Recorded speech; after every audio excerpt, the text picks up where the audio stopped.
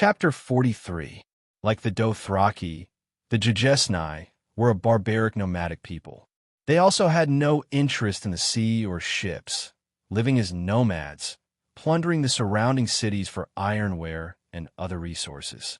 They formed tribes similar to the Khalasar, led by leaders similar to Khal, and lived in tents similar to yurts. Their skin was also similar, with the Jajesni having waxy yellow skin and the centaurs having bronze skin. However, the Jajesni could not compare to the Dothraki in terms of appearance and physique. Their men and women were accustomed to binding their faces at the age of 2. Did Fat Martin imply binding their feet? Their heads were all pointed, and their faces were small, making them very ugly. They were also short and fat, not as tall and strong as the centaurs, and had long limbs. However, the Jajesni's mounts were stronger than the Dothrakis. The centaurs rode horses, while the Jajesni rode ferocious zebras. One was a centaur, the other a zebra. However, compared to the Dothraki, the Jajesni had several customs that Dany admired. Honor guests, please tell my people how the great Jajesni maintain the integrity of their people. Dany asked the guests warmly, pointing to Aggo and a dozen other centaur warriors who were eating together in the living room. The Jajesni were very pleased with Dany's subtle compliment, and were secretly delighted by her sincere attitude of asking for advice. I understand what Khaleesi means. Your Khalasar often splits, which eliminates most of the cowardly calls, but the bravery of one person is no match for the strength of an entire tribe. Of the two Jajesni, one was middle-aged, the other had white hair and beard. The middle-aged man was silent, while the older man spoke frankly. At the end of the day, the Dothraki have not established a perfect marriage system. Ordinary centaurs have no wives, no children, and no blood ties to their Khalasar. You know, blood is the strongest bond in the world. Most of our tribes are held together by blood and can last hundreds or even thousands of years without collapsing. Jaha, the leader in charge of war, is not a coward and is often chosen from the sons of the previous Jaha. As long as Jaha has enough wives, he will have enough sons. With so many sons of good blood, it is enough to choose a powerful warrior. Dany nodded approvingly. This system is very good. We can learn from it. This was the purpose of this banquet. There were some things that she could say herself, but how could it be more impactful than a living example in front of her? Hearing the mother of dragons praise, the old man became more and more excited. He proudly said, Jaha is only the leader of the tribe. Above Jaha, there is Jahada. All the Jahas and Jajesni accept Jahada's command. Therefore, when facing a strong enemy, we Jajesni people always work together. As if she had caught a glimpse of the centaur's disapproving expression, Dany immediately chimed in. This is also a very good system. I'm sure there must have been many epic hero-level Jahada. In Jajesni, every nation had its own epic heroes, and Dany didn't expect the old man to name a truly earth-shattering hero. She was well aware of one thing, and that was that people who inherited their bloodline would all use magnificent poems to boast about their ancestors. Even the barbarians of the Stone Age who ate raw meat and drank blood would become immortals in the myths and legends of their descendants.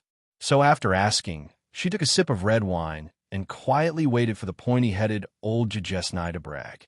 Old Jajesni seemed to have never been so excited before.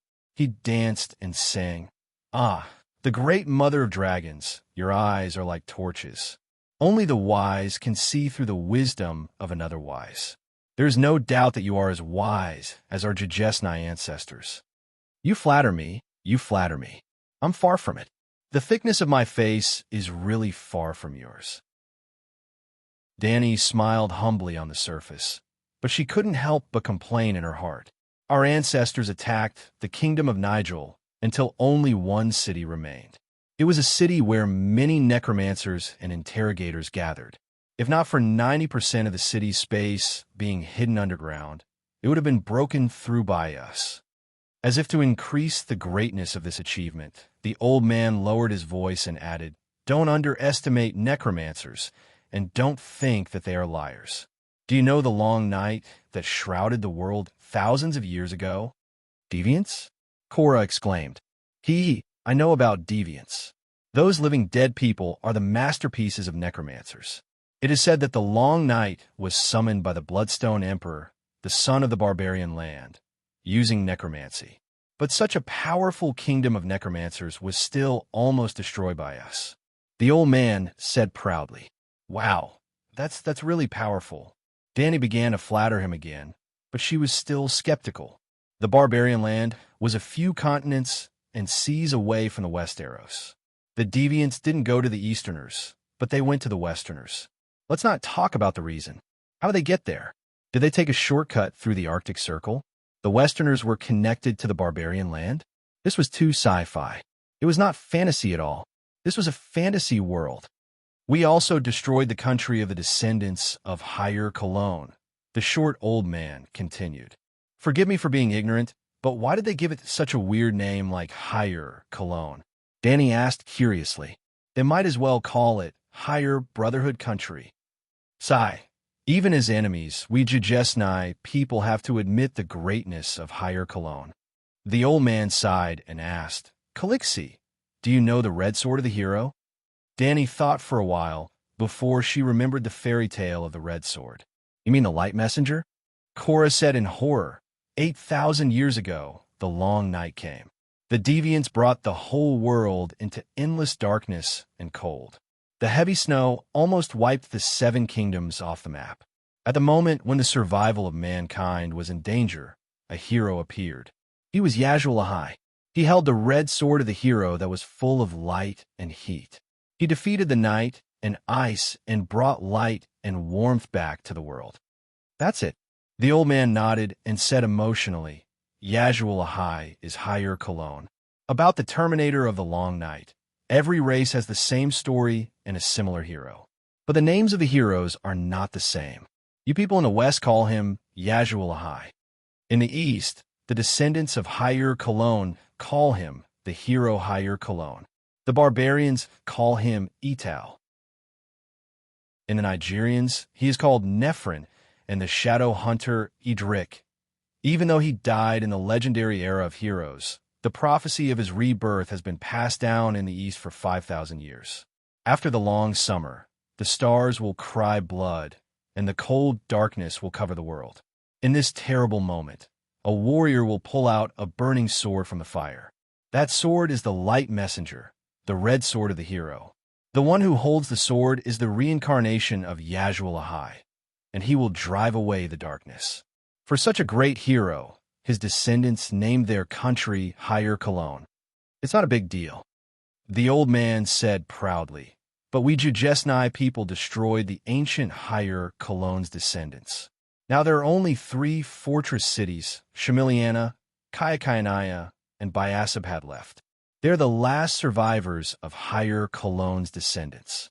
When I was young, I followed Jahada on the path of steel and waged a 3-year-long crusade against Kayakainaya. I attacked the walls of Kayakainaya twice. Now, Danny had a whole new level of respect for the centaurs next door. Compared to them, the Dothraki, who only knew how to steal the statues of other heroes, had nothing to boast about. 9 free trade cities, and not a single one was destroyed. That was too low, but this was just an appetizer. The glorious history of the Jujesni people continued. The Nigerians and Higher Cologne's descendants are just small countries in the East. The real overlord is the golden heaven of the barbarians. Golden heaven. Danny felt her teeth ache. That was a good name. Sigh. That's not an exaggeration. The old man waved his hand. He thought that Danny doubted the quality of the barbarians and thought that they were not worthy of the 4 words Golden Heaven. He explained with a serious expression, the Golden Heaven is the land of thousands of gods and kings, and its ruler is the only Son of Heaven. At that time, the Valeglia people were still herding sheep in the wild. The Son of Heaven was definitely the strongest overlord in the known world at that time. The scale of his army was unimaginable, and his wealth was comparable to the ancient Valeglia Empire at its peak.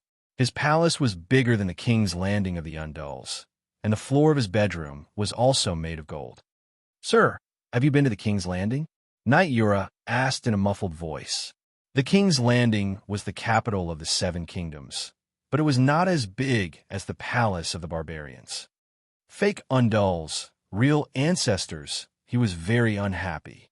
The old zebra man glanced at him and said calmly, "I still can't forget the stench of feces and rotten fish in the King's Landing Fisherman's Square." Not simple. This old zebra man had actually been to the King's Landing that was tens of thousands of miles away. Danny immediately pulled the topic back. Could it be that the brave Jujesnai people had even destroyed the Golden Celestial Dynasty? That's not true. The old man shook his head and said helplessly and proudly, "For thousands of years, we've repeatedly plundered the northern border of the barbarians, but all we did was force the Son of Heaven to keep moving the capital to the south. There was once a young and brave lord in the barbarians, son of Heaven Luo Bao. He worked hard to govern the country, reformed the court, and almost restored the barbarians to the glory of the Golden Celestial Dynasty. During his time, even the rebellious Jujesnai people had no choice but to pay tribute and submit to him. Unfortunately, Emperor of Heaven Luo Bao thought that the Jujesnai people were afraid of power and not virtue. If we submit today, we'll definitely rebel in the future." Danny nodded. It seemed that Emperor of Heaven Luo Bao was a sensible person. The old man also admitted, he's right. The Golden Celestial Dynasty was powerful. We couldn't defeat it, so of course we had to submit. But when the Celestial Dynasty declined, we'd be stupid not to plunder it.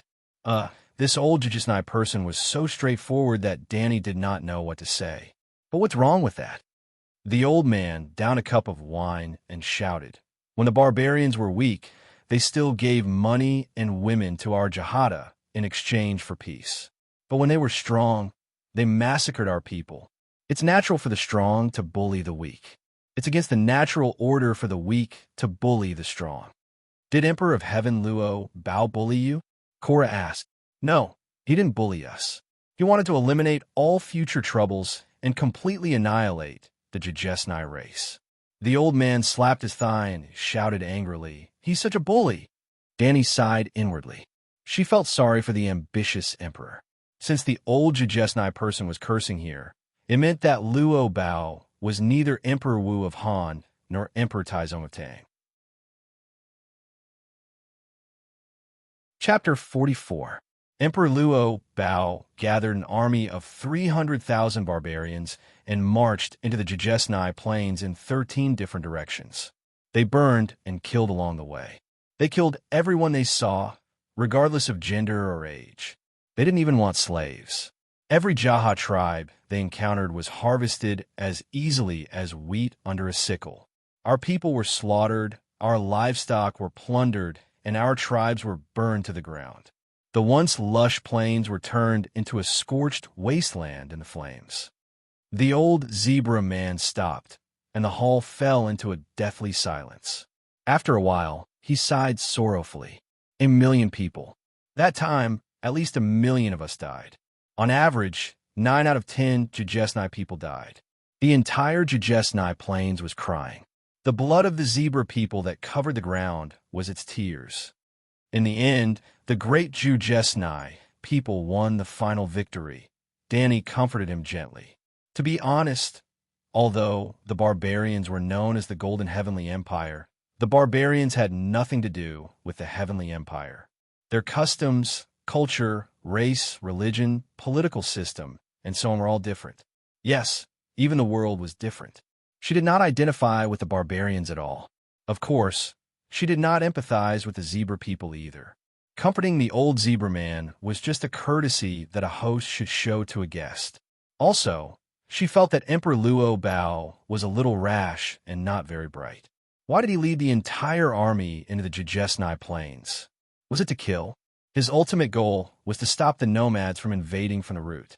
He could have pulled in batches and split the zebra people's perfect Jahada political structure. He could have cultivated a group of naturalized zebra people to be his horse spies. As long as the Jujesnai people could not be united, the nomads, whose productivity was worse than the barbarians, would not be a threat. Killing people was useless. The plains were there. Grass grew on the ground. The grass fed the horses, and the horses fed the people. The more people there were, the more tribes there were. After the Xiongnu people died, there were still the Khitans. After the Khitans died, the Nuzanren filled the gap left by them. After that, there were still the Mongols. It was an endless cycle. That time, we truly felt the threat of extinction. So the Jajesnai people united like never before. All the tribes obeyed the great Zanya Jahada. The old man's voice became excited. The turning point of the story was about to come. Danny asked curiously, why did they only unite under Jahada when they were in such a desperate situation? More than 1 million clansmen have already died. Your reaction arc is really long, she complained in her heart. Cully, it's my fault for messing up the story. The old man waved his hand nonchalantly and lamented, we didn't have the Jahada system back then. Like the Dothraki of today, the Jahas of each tribe did their own thing and fought with each other. Emperor Luo Bao also helped us. His merciless slaughter forced us to change our lax ethnic structure, and the first generation of Jahada came into being. Danny glanced at the horse people in the hall who were listening attentively. She wanted to shout at them. Remember, this is the key point. Sigh, I'm afraid none of you would have guessed that the first Jahada, Zanya, was a female warrior. She was born to be a warrior and had the temperament of a leader. She unified more than 1,000 hostile tribes in the shortest time possible. Danny was pleasantly surprised. She did not expect the first Jahada to be a woman. Idiots, not only do you have to underline the key points, but you also have to circle them with a red pen. When you go back, you have to write me a review of at least 800 words. Danny roared in her heart at her mom Min underling. Amazing woman. She's really a role model for all the women in the world to learn from. Danny couldn't help but reveal part of her thoughts. Old Jajesnai didn't hear the wild ambition in her words. He only thought that she was sincerely praising his ancestor. His yellow, wrinkled old face smiled like a ball of chrysanthemum under the light of the fire. Emperor Luo Bao is already the hegemon of the barren land that is hard to come by since the beginning of time, but Yajahada is more valiant and more resourceful than him. Faced with the situation of being surrounded by multiple enemies, she came up with a strategy of one scatter, one gather. Once they were scattered, the tribesmen would scatter and hide, cutting off the possibility of the barren land raiding them. At the same time, the tribesmen scattered all over the place would take on guerrilla missions. They would burn the pastures, kill the scouts and search for food, cut off the water source, and starve the barren land. Calixi, you have to understand that the situation was too dangerous. Even if all the tribes united as one, we wouldn't be able to defeat one of Emperor Luo Bao's 13 armies. Maybe we could win 1, 2, or 3, but even if our tribesmen were exhausted, we would never be able to wipe out all 13 armies. Danny nodded and said, so you want the Barrenland's forces to scatter again? Yes, the guerrilla forces from all over the place forced them to scatter their forces. This way, Yajahada's one gather plan could be put to good use. She gathered all the elite zebra warriors in one place. No matter how many armies the enemy came from, she would only focus on one army. She would defeat the enemy with an absolute advantage, and she would suffer almost no losses. After using this method to wipe out 3 armies, Emperor Luo Bao finally started to change his strategy. Not long after, the news of the 4th army being harassed by the tribesmen reached the emperor's tent. It was exactly the same as the previous 3 times. Emperor Luo Bao deduced that the Jajesnai's main force was near the 4th army. Hence, he led his royal guards and approached the 4th army's encampment at top speed. They were practically rushing through the night. Emperor Luo Bao, had no idea that this was Yaja's true objective. The barren land wanted to wipe out the Jajesnai, and Yajahada wanted to taste the sweetness of the wine of vengeance. She wanted to bury Luo Bao's empire. There were many natural traps in the Jajesnai wilderness. On the way to the 4th Army's encampment, there was a perfect place to set up an ambush. In that battle, Emperor Luo Bao's entire army was wiped out. Even he himself died at the hands of the valiant Yajahada. After that, the tides of the battle turned. Without their emperor, the Barren Lands army was like a headless dragon. Every time the zebra cavalry carried Emperor Luo Bao's crowned head to the Barren Lands formation with their spears, they would lose their courage. Half of the army would collapse and flee before our cavalry could even charge. The other half of the army's formation was like an old grandmother's milk paper, slack and weak. After a single charge from the zebra cavalry, they would either run away in tears or throw down their weapons and beg to surrender. Danny sighed to herself. Those Barren Land were really... The old zebra cavalryman threw his head back and laughed maniacally. It was as if he had become one of the zebra warriors under Yaja's command after a few drinks. None of them were spared. Those who knelt and surrendered or those who ran away were all hunted down by the zebra cavalry. The great wilderness was huge, and they weren't locals. Where could they run to? At first, they went deep into the Jujesnai plains and swore to kill every single herdsman. Now, the great wilderness thousands of miles away from the Barren Land became a graveyard for the 300,000-strong army. Killing the invading Barren Land was not the end. It was a new beginning. Yajahata led a few thousand zebra cavalrymen to and fro the Barren Land. Nobody could stop them from breaking through the city. The Barren Land had no soldiers left. After a few years, the Barren Land repaid the blood debt of Luo Bao's massacre of 1 million Jujesnai people by tenfold. The Rashi family's Crimson Dynasty also came to an end. Yajahata, who was gradually exhausted from the killing and plundering, brought countless slaves and treasures back to the Great Plains. From then on, only the Jujesnai people robbed others. No other race dared to invade the Great Plains. Sir Yura pursed his lips. The entire Barren Land had less than 10 million people. How are they going to kill 10 times that number? Danny said directly to the centaurs. You must remember the glorious deeds of Jujesnai and Yajahata. This was no longer a matter of highlighting the main points and circling them in red. It had to be singled out as a title and written in a magnificent chapter. It would be best if all the centaurs had the misconception that Danny Khaleesi equals Yajahata. Unfortunately, she had thought of this too early. The old Jujesnai man continued, Our Jahata has a treasure that has been passed down from generation to generation. That is a wine cup that Yajahata had people remove the muscles on Luo Bao's head and decorate it with gold. If Khaleesi can visit the Jujesnai plains one day, I believe Yajahata will definitely use it to entertain you. Thank you very much. Thank you for telling me this in advance. I will definitely not visit your place in the future. Oh, I remember now. Yura suddenly had a look of realization. He looked at the old zebra man with a questioning gaze. A few days ago, I met an Asian mother and son at the dock. Their ship was about to leave the harbor, but the little boy was lying on the side of the ship, clamoring to go down and watch the Fire Warlock's acrobatic performance. The mother used a low voice to threaten him and said, If you don't listen to me, I will send you to the zebra face after dark tonight.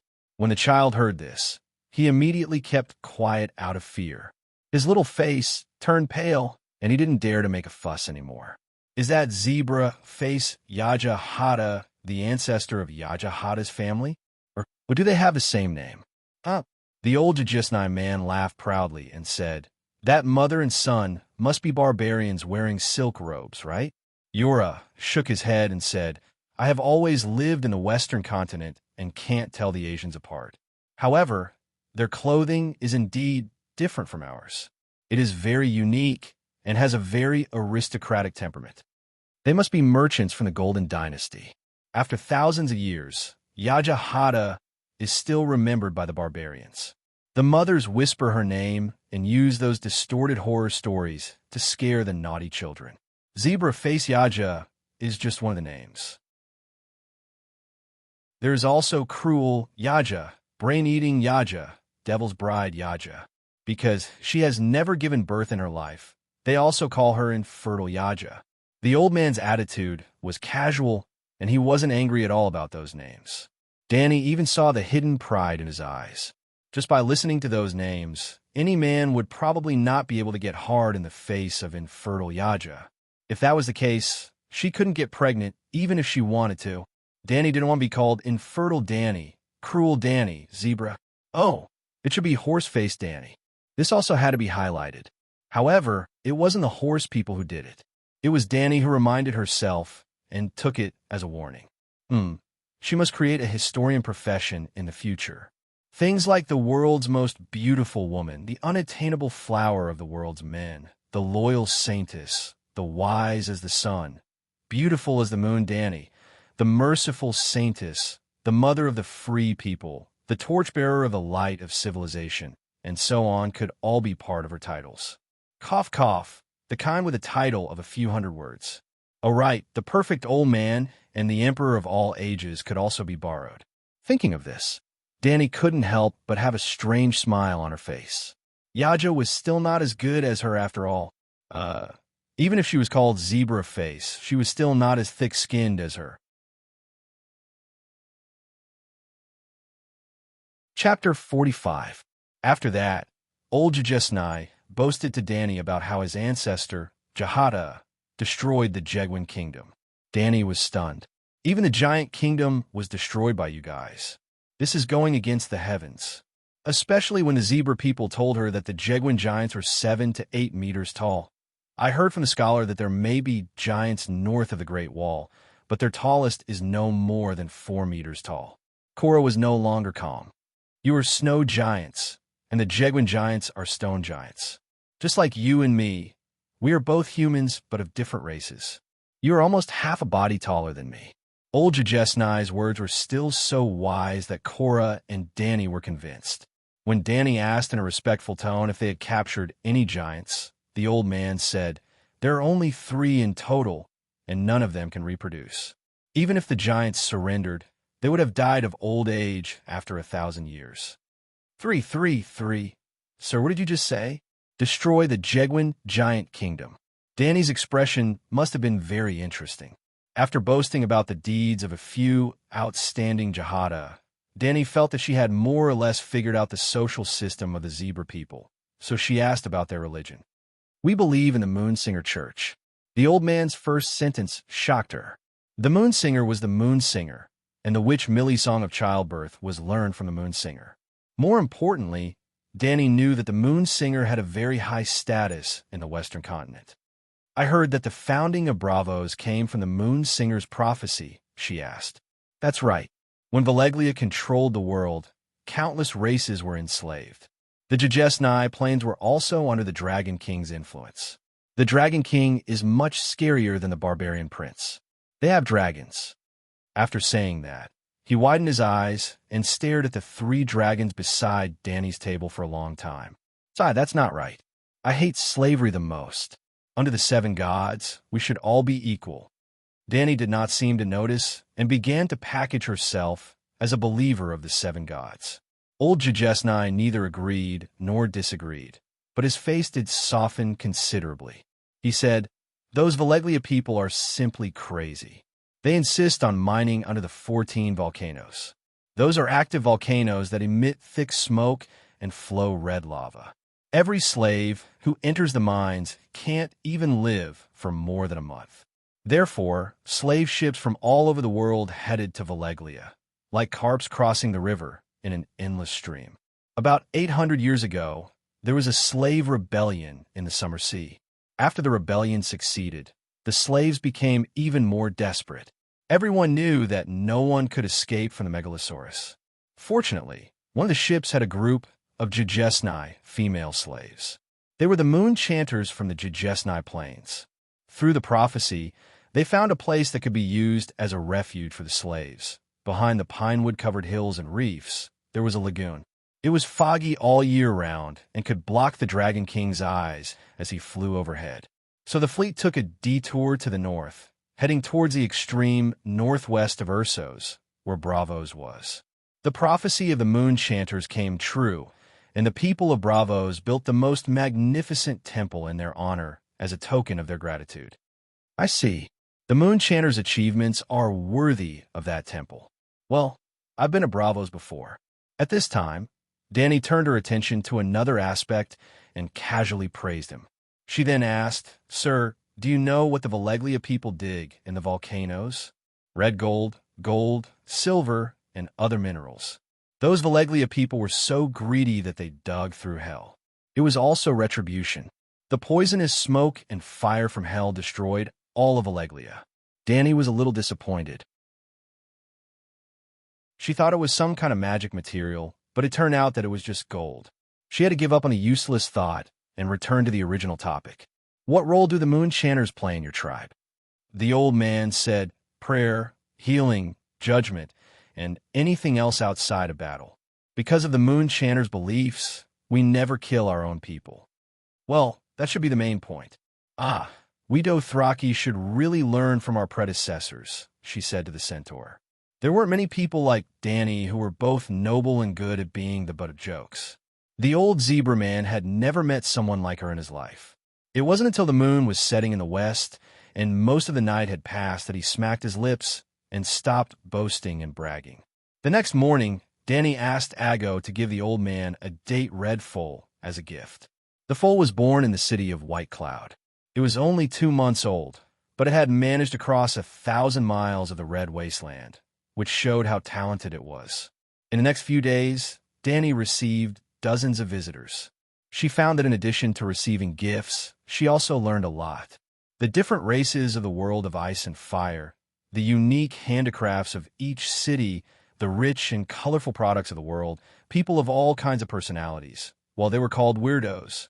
For example, there was a widow Queers who cried as she offered her husband's dried corpse. It was covered with a layer of silver leaves. It was said that such a corpse was extremely powerful, especially because the deceased was a wizard, so it was even more effective. Rejecting someone's gift was far more rude than complaining in one's heart, so Danny could only keep a stiff face and put the specially treated corpse into her treasure trove. After that, the great merchant Zero pulled her to a secluded place and discussed the purchase of the corpse with her. When Danny asked him about it out of curiosity, he told her without hesitation that the dead body of a wizard was far more magical than the lifeblood of a dwarf. Through special blood witchcraft, a wizard could transfer the magical power of the dead body to other places. For example, his own lifeblood. The fat merchant told her sadly that he had started from scratch. He had paid a great price to become the 13th magnate from a penniless waiter. He had a healthy body, strong physique, young and handsome face. When he had no money, he drooled at the sight of good food, but he could not afford it. Now that he had money, his teeth were not good, and he could not eat the delicacies in front of him. Cough, cough. Merchant Queer's kidneys were not working. His slug-like lifeblood needed the support of magical power. "This is actually good for you two." Seeing Danny's hesitation, he winked at her and said, "You know that I've always been madly in love with you. Marrying me is also the best choice for you. I have a healthy body, so the best choice will only become the best choice." All right, now Danny understood. He was not winking at her. He was flirting with her. She was instantly disgusted. "I'm not interested in that wizard's corpse, but that poor widow." Danny hesitated. That's her husband after all. If she regrets it or suddenly misses her husband and comes back to me to ask for him, the corpse, what should I do? That won't happen. A gift given is like spilled water. You can't take it back. His fat head that was like a boiled egg shook left and right. "Besides, you're the great mother of dragons, the queen of the 7 kingdoms, Queer's most distinguished guest, and the lover that I've been chasing. Why should I be afraid of an ordinary woman? I don't like to use my power to oppress others," Danny said calmly. This guy was treating her like a child. "Then just tell her that I love you and I want to marry you. My thing is not working, and I need the support of her husband's magical power. This way, you can make the best use of it. She should feel honored that she helped you. After all, this was the reason why she gave you the mummy in the first place." Zero was shameless. Treating that thing of his was considered helping her. Danny wanted to slap him. No, 1 slap was not enough. She had to kick him 10 more times and let Blackie, Little White, and the others burn him to ashes with their dragon flames. "How much can you pay?" she asked. Zero looked like they were on the same side. He said, "According to the market price, about 200 radiance coins. I'll give you 100. How about that? We're all friends. Talking about money will hurt our relationship." Danny paused. When his fat face lit up, she said, "Let our housekeeper talk about it." Only Yura had the ability to take care of this. She secretly told him that he had to make a fortune out of that guy. Ever since she rejected Zero's proposal many times, she had never eaten stir-fried peacock tongue again. After a few times, she went from reluctantly swallowing it to slightly appreciating it, and then from appreciation to love it. She had finally developed a luxurious hobby, but he had suddenly cut it off. Well, Danny could not afford that kind of thing with her own financial resources. Other than the food, there were also fewer servants than before. For example, the number of beautiful maids who danced and sang for her during meals was decreasing day by day. At first, there were 24, but now there were only 4 left. It was actually very easy to conquer a woman who had never experienced prosperity. As long as you had money, you could use money to let her live like a princess for a while, and then make her understand that this kind of life could only continue if she was with him. That was why bossy CEOs were so popular. It didn't matter if they were bossy or not. The important thing was that they were CEOs. Without a doubt, Zero was also a CEO. He also wanted to use this method to conquer Danny. He definitely did not love her, but if he married her, he could have her dragon. Yura told her that the people of Keylez had a strange wedding custom. On the day of the wedding, the wife could ask her husband for a token of love. No matter what she asked for in the world, as long as he had it and could do it, he had to agree. He also had the right to make the same request. Although he could only ask for one thing, he could not refuse it no matter what it was. Zero will definitely ask for your dragon. A megalosaurus is enough for his power to reach a higher level and become the only master of this city, Yura said to her with a cold smile. A few days later, Zero excitedly came to find her. He was holding a pair of blue leather slippers. "Look at what this is. Slippers." Danny could not think of what else it could be. "Your persimmon has been accepted by the door opener. The last checkpoint to the Hall of 1,000 Seats has been opened." He waved the blue slippers and proudly said, "This is the invitation from the royal family. Giving blue slippers is their tradition. Tomorrow, you can wear them to meet the royal family." The Temple of Memory represented the clergy of Keylez. The keeper of the register was the administrative official. The door opener was the minister of the inner palace. She had indeed given him a big yellow persimmon, but at the same time, she also had to carry 5,000 gold coins to the butler's backyard.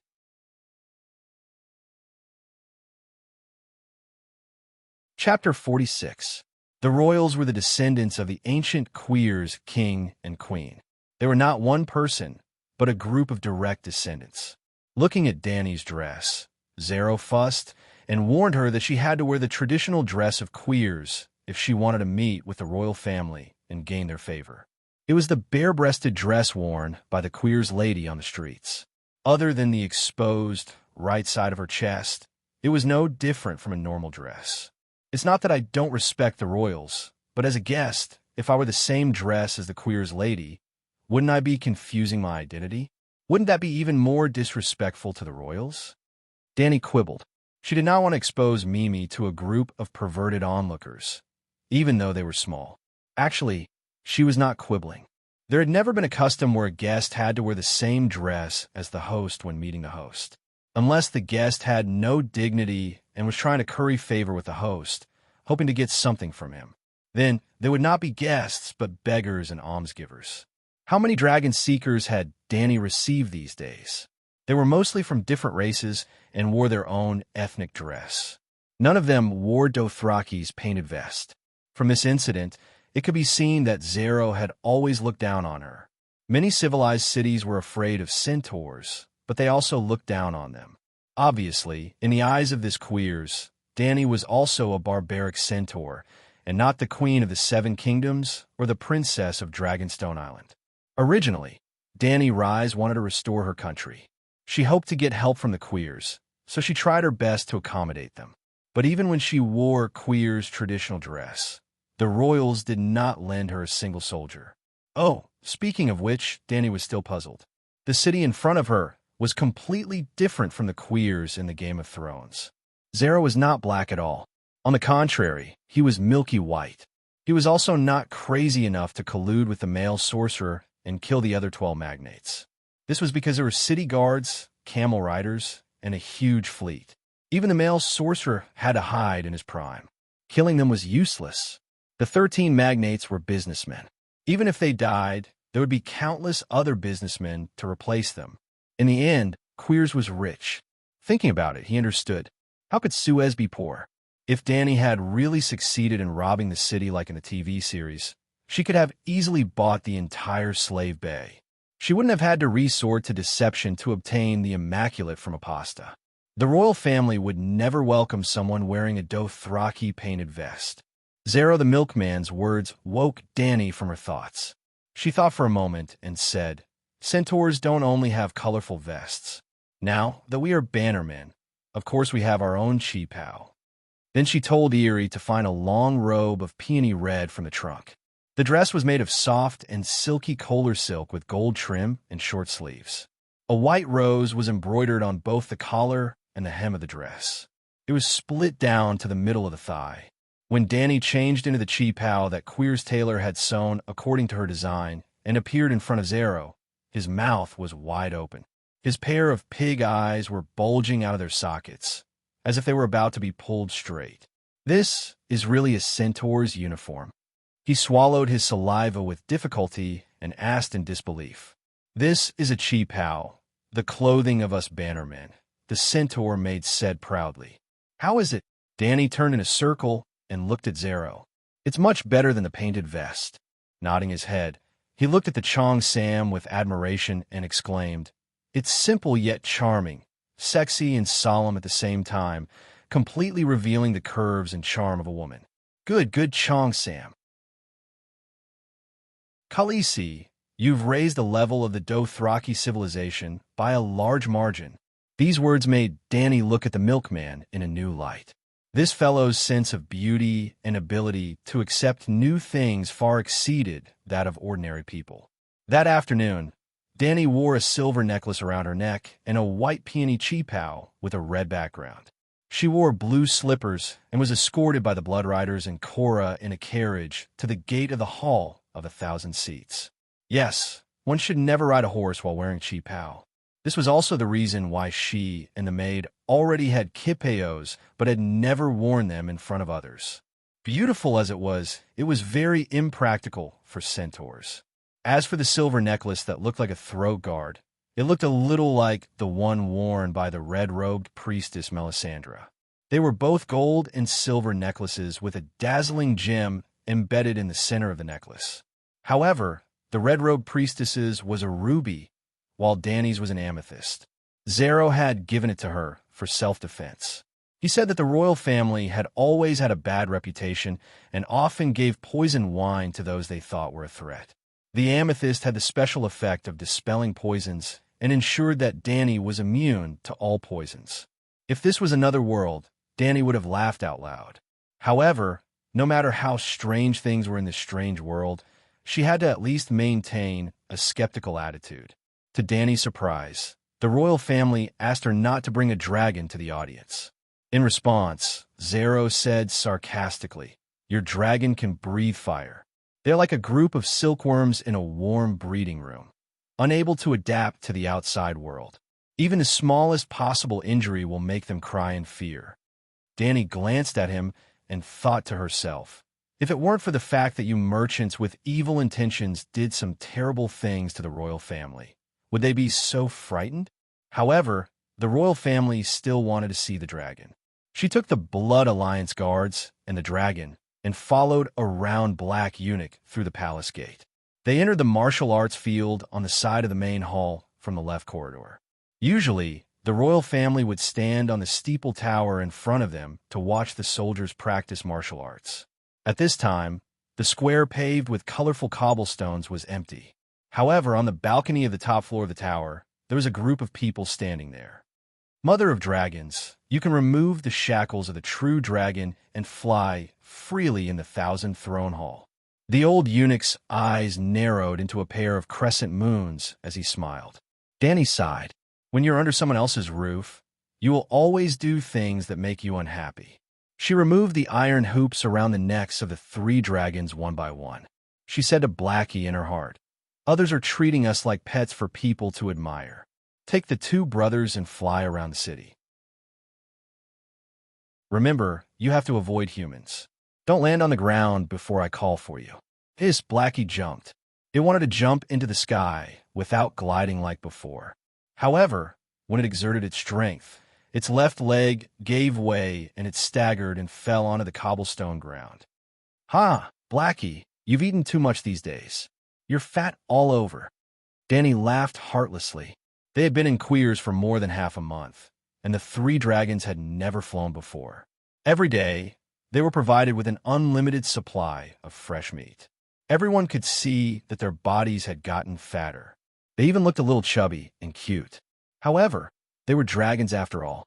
Dragons were born to the vast sky. Soon, the 3 dragons ran a dozen steps on the ground, jumped, and glided into the air. They then flew around the square a few times and gradually climbed to a height of more than 1,000 meters. The old eunuch put his right hand in front of his forehead. He watched the 3 dragons turn into a black dot and disappear. Only then did he smack his lips. His expression was gluttonous, but he still wanted more. He said, "True dragons, that's true dragons. Calixie, can't you let them fly a few more rounds? They can't hear me even if I open my mouth and shout." Danny shrugged helplessly. "All right." Then he brought Danny and the others back to the main hall on the high platform. They climbed up the 99 stone steps and stood in front of the door for a full half an hour. The hardwood door with gold nails, wider than the city gate, creaked open with a heavy historical aura. A white fatty wearing a loose silk shirt with colorful stripes walked out slowly. He glanced at Danny and the others indifferently. He spoke to Danny in the ancient Valeglia language with a Queers dialect. "The royal family is already waiting for you.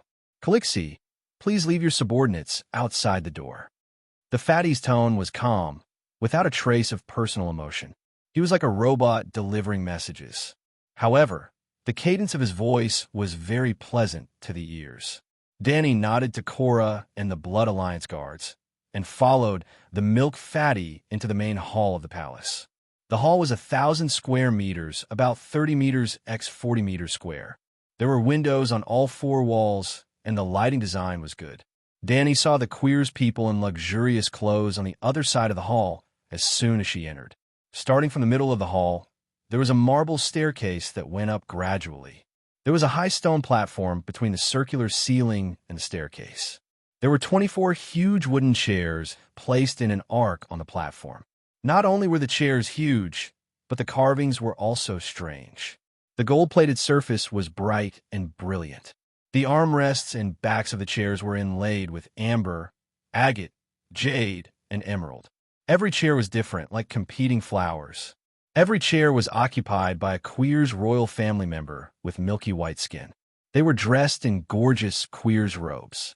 There were old and young, strong and muscular men, weak and sick men, and some were staring at Danny with bright eyes. There were even more people whose eyes were drifting, completely absent-minded, as if they had achieved their goal today by seeing the dragon. "I am Targaryen, born of the storm, the legal heir of the 7 kingdoms, Danny Rise." Danny introduced herself to them naturally and gracefully, and bowed with her hands on her chest and knees. "I am honored to be summoned by the glorious and ancient Queers royal family." After a moment of silence, a middle-aged man on the left said, "Mother of Dragons, your Cheongsam is very eye-catching." His name was Windrow. He was one of the people Zero had recommended for her to bribe. Other than him, there were 2 other royals who accepted her radiant coins. Zero advised her that she needed a few people to speak up for her. She did not think much of it before, but now Danny felt that the money was not worth it, but it was not a waste. Well, the others looked at her silently, as if they were watching a puppet show. Would the audience talk to the puppet on the stage? The royals did not take the initiative to greet her. After waiting for a long time, Only Windrow praised her Cheongsam. However, Dany quickly remembered her goal today, to eliminate the Queer's royal family's worries about the possible appearance of a new Dragon King. So, according to the script she had prepared, she began to state her request. I'm the only descendant of the Targaryens, and have the right to inherit the throne of the Seven Kings. The people of the Seven Kingdoms are secretly sewing the true dragon flag at home, waiting for me to return. The governor of trade in Pentos, the Sea King of Bravos, they all support me in restoring the kingdom. She was like a naive young girl who loved to fantasize, blabbering about her yearning for her hometown in the Westeros, her optimism about regaining the throne, and her expectations for the nobles and kind people of the Seven Kingdoms.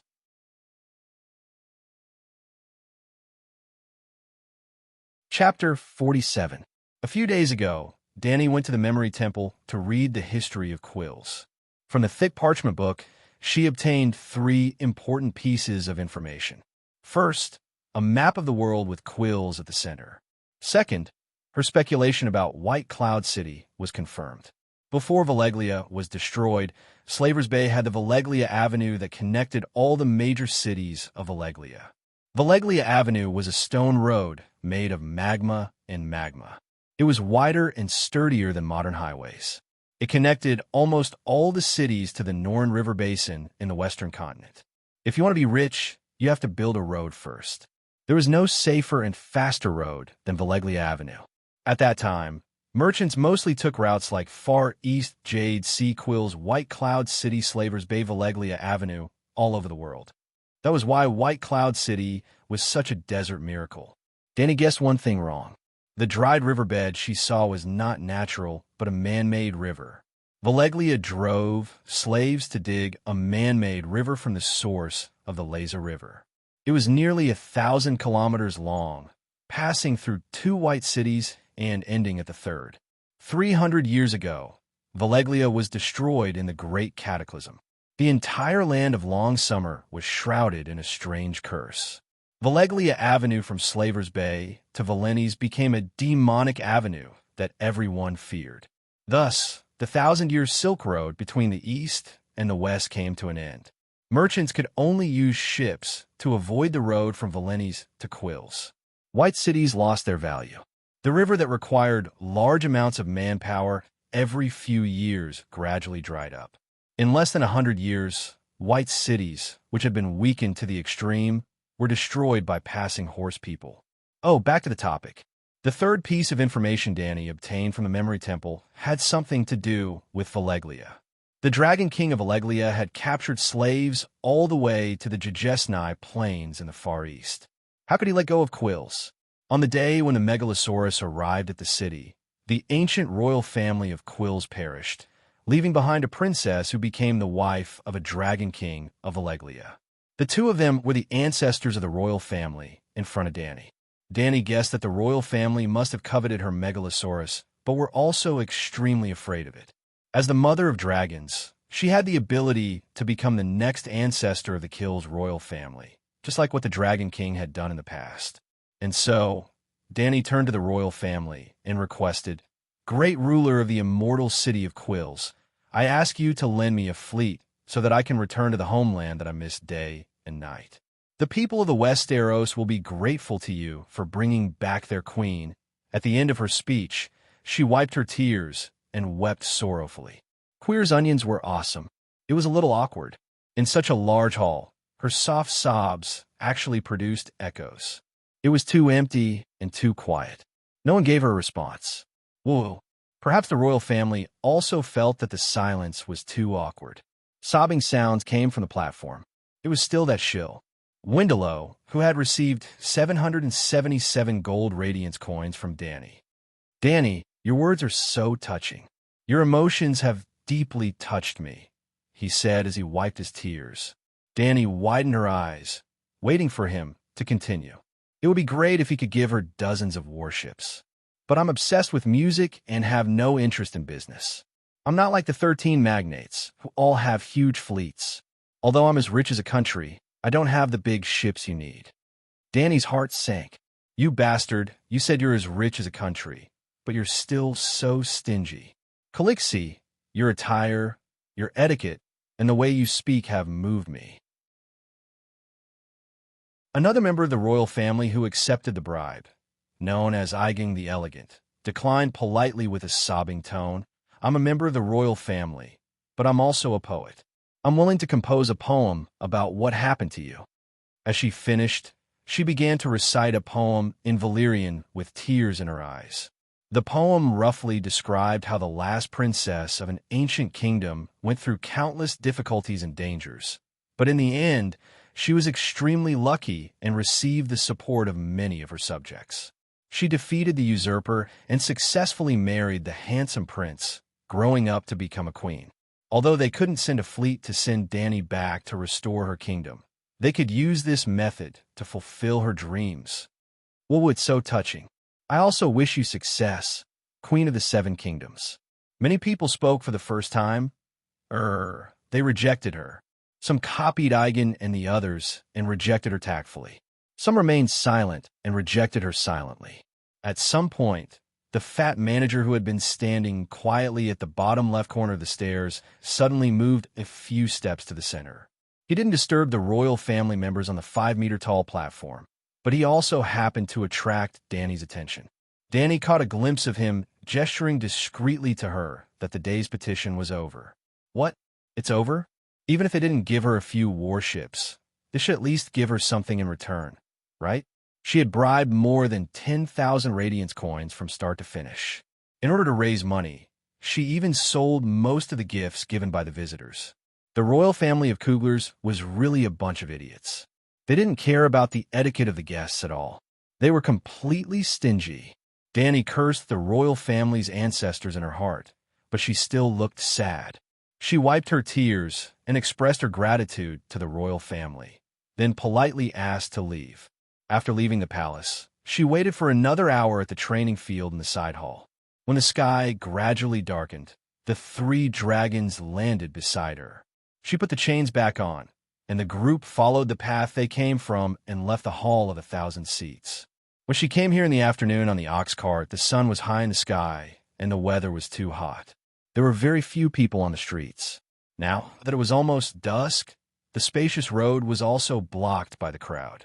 Xiao Ge had no choice but to crack his whip in the air and shout from the horseback, "Get out of the way, you milkmen! Get out of the way! Make way for the mother of dragons!" But his shaky Valeglia language only attracted the curious gazes of countless people. It didn't have any effect on the traffic at all. The ox cart could only move forward step by step. The great merchant Zero seemed to be used to this.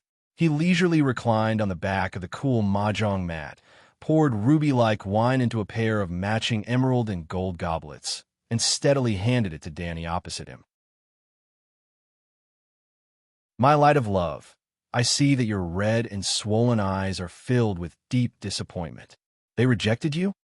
Dany took the goblet and drank more than half of it. "Your eyes are like torches, seeing the truth of the matter. Yes, the royal family rejected me mercilessly. Or rather, they didn't even want to help me. They call me purely because of their curiosity about dragons and their boredom." Zero didn't look surprised at all. While pouring wine for himself, he asked casually, "What did they say?"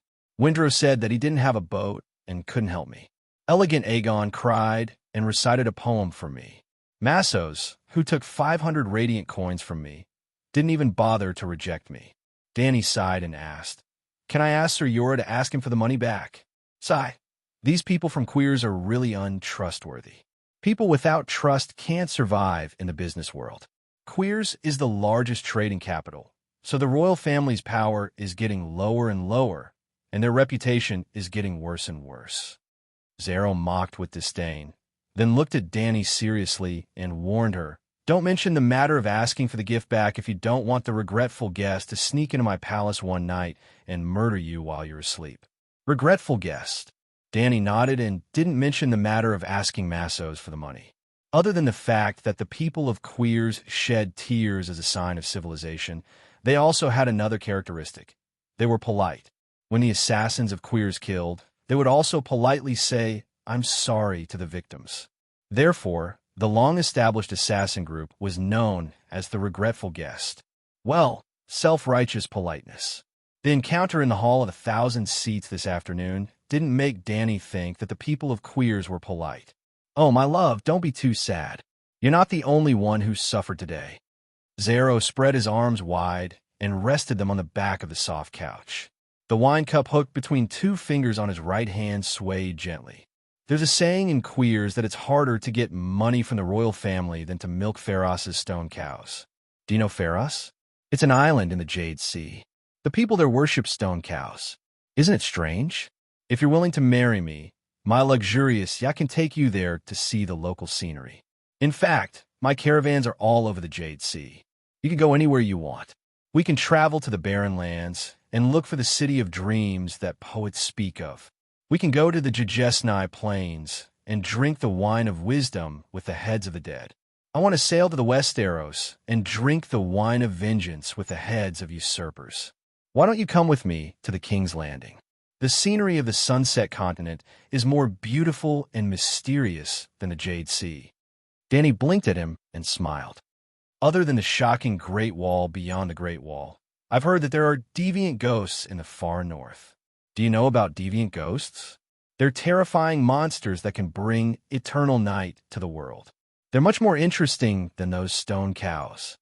Let the deviant ghosts come. Eternal night isn't as disappointing as being rejected by you again. The fatty wiped his face and squeezed out a few more tears. As expected, every person of Queers could cry under any circumstances. I've told you many times, I'm a merchant. All merchants are pacifists. War is the killer of stable trade. We may expect others to fight, but we never participate in it ourselves. Also, I don't understand what's so good about that iron chair in the King's Landing. I've heard that it was forged by your ancestors using thousands of swords. It's cold, hard, and sharp. It's a metal monster. Aren't you afraid of those jagged spikes cutting into your toned buttocks? The merchant rejected Danny once again. Boom! On the street outside the carriage, countless citizens suddenly shouted together. The loud sound waves seemed to be about to overturn the carriage that Danny was sitting on. Creak! The carriage came to a sudden stop. What happened? Danny asked loudly through the curtain.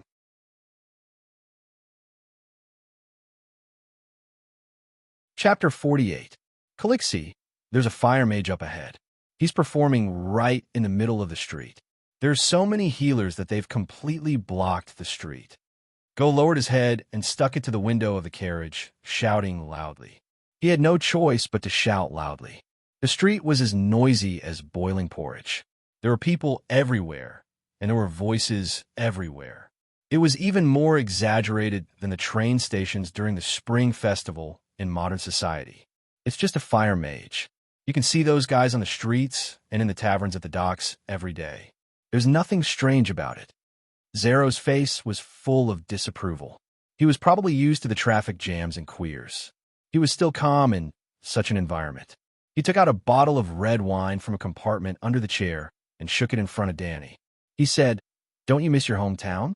This is the best golden wine from Chinting Island. Let's have another drink." "No, fire mages aren't that common in the Western continent. I'll go out and take a look."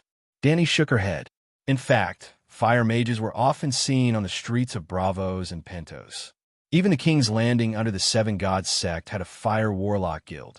The fire mages that Danny and Rise had met before were more like handymen or magicians than mages. However, Danny did not want to continue this nonsense with Zero. She was mentally tired. "Give me a horse." She stuck her head out of the curtain and shouted to the Blood Brotherhood guards.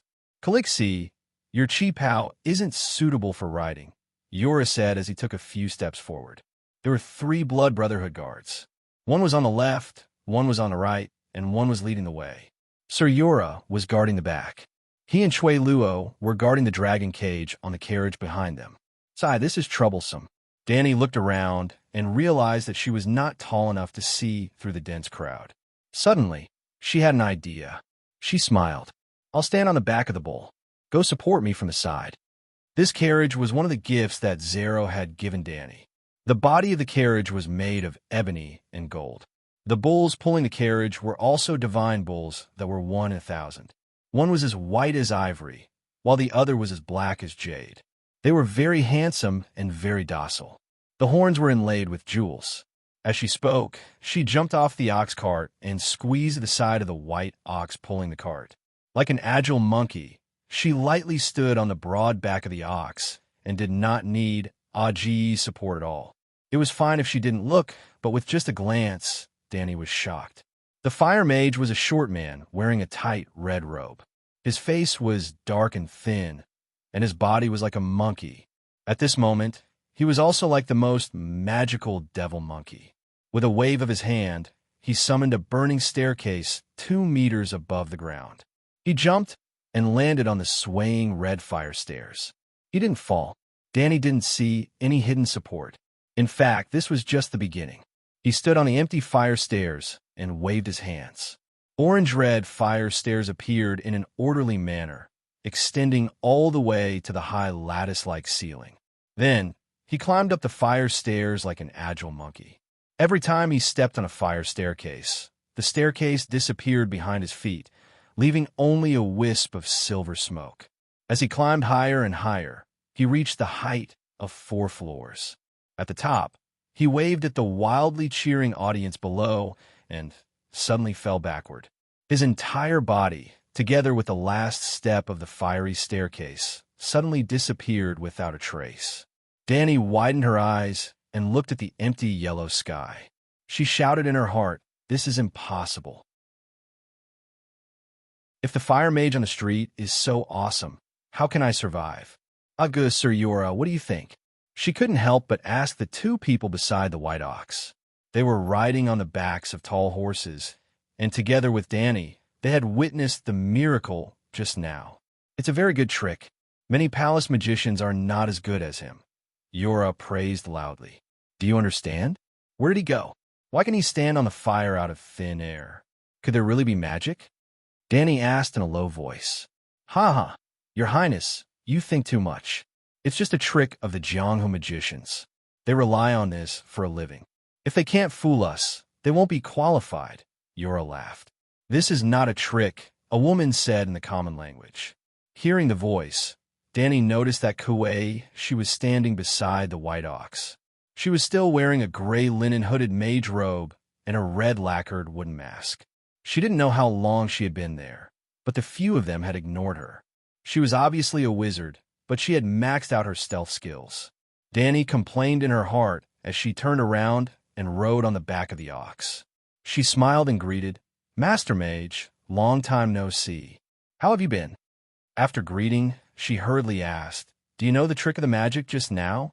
Or is that really magic? But how is that possible? If it was half a year ago, I would agree with you even without seeing it with my own eyes. But it's different now, Danny Rise. You have brought back the power of magic to this world." Kuei-shi's eyes reflected a watery luster behind the mask.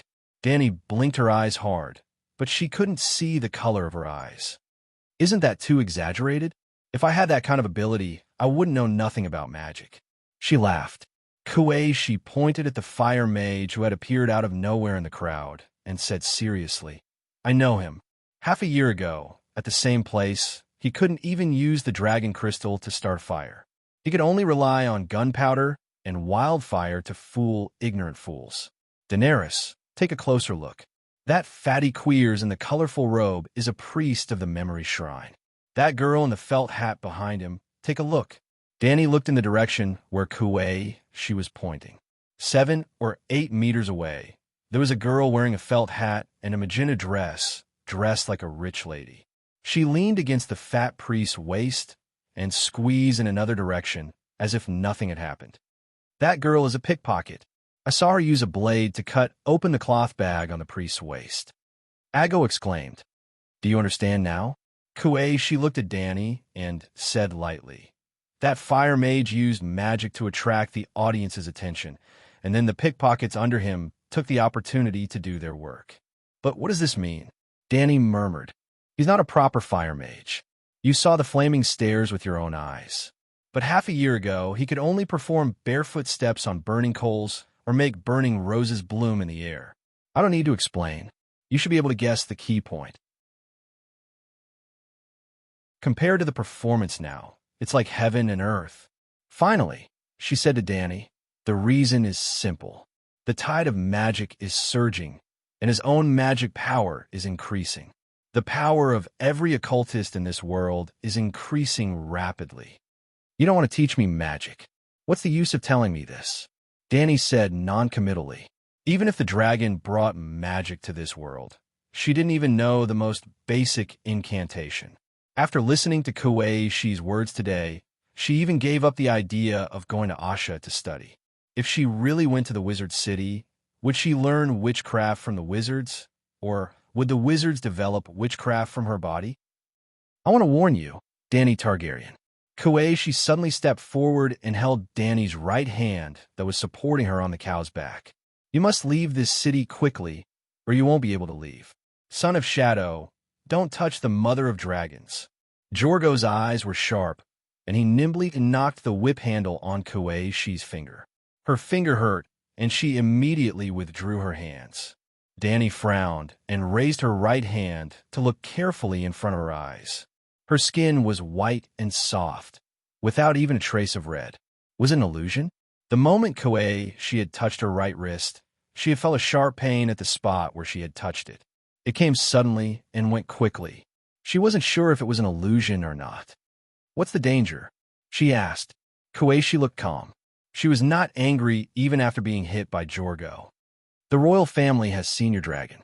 You rejected Zero many times, and you will continue to reject him in the future. The wizard has always coveted your dragon. You should know this yourself. None of the major forces in Queers are your friends. Isn't it dangerous enough? Danny glanced at the ox cart behind her and said noncommittally, Where do you think I should go? Well, I won't go to Asha. Kuei-shi said indifferently. To go north, you must go south.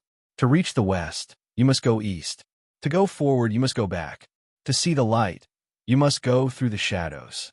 This is your destiny. Alas, why do you want me to go to Asha? Even a lousy which could easily ruin my life. But there are countless wizards who study mysterious powers there. Danny said helplessly. There is the truth of the world that you must know. Kuei-shi said. She did not wait for Danny to ask again. She bowed and disappeared into the crowd. Ago looked at Kuei-shi's back and snorted. No one in their right mind would believe in the children of Shadow. Your barbarians have wisdom that they don't know. Zero was in the carriage and heard the whole conversation. He opened the curtain and invited Danny back to the carriage. Even if you keep rejecting me, I will still be your most loyal friend and your most passionate admirer. You can treat my palace as your home and stay as long as you want. Thank you. You are my most trusted friend, Gentleman Zero, Danny said with a smile. I don't believe you. It's time to leave. When the sun set, they returned to Zero's mansion. After dealing with Zero, Danny immediately called Jorgo to the study and asked him about Kuei-shi's words. Although I don't trust her, Kuei-shi is right about one thing. The longer we stay here, the more dangerous it is. Even from the perspective of a guest's rights, a short visit counts as a guest, but if we stay here for too long, we will become a sojourn and can no longer be considered a guest. Cora talked about the tradition of the northern region again. Where do you think we should go next? She asked. The east. The far east is not just Asha. There are many trading cities in the Jade Sea, Jorgo said. Going east means giving up the chance to return to the Westeros, Danny said calmly. Illyrio is not trustworthy. Illyrio is not trustworthy. He is fat, which means that he is gluttonous. As the saying goes, a glutton is greedy. At the same time, he is a powerful person. There is another saying, a person in power is cunning. How can you trust someone who is both greedy and cunning? Cora said solemnly.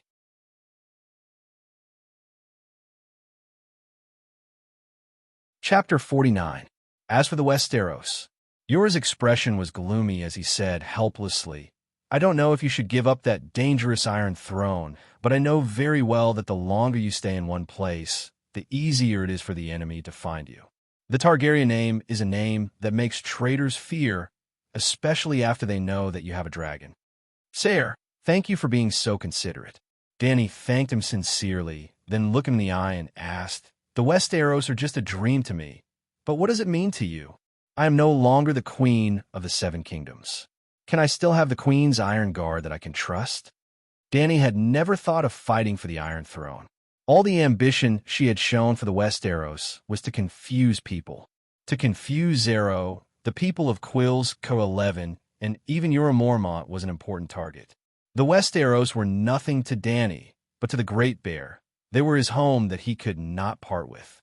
Mormont himself could not deny that his loyalty to Dany was partly because she had great hopes of restoring the Targaryen dynasty. If Dany became the queen, as the queen's Iron Guard, he could wash away all the stains on his body and return home with great glory. Dany Rise, you can trust the loyalty of an admirer. He called her by her name. That's the problem. Dany sighed. If I can never return your love, and I can't let you return home with glory, what is the point of your loyalty? Your Highness, why are you so cruel? Yora smiled bitterly. Keeping you as a spare tire is the real cruelty, Dany thought. You're a reliable brother, a trustworthy friend. I don't want to lie to you, so please don't lie to me, she said. Yora's face was red at first, and he was very emotional.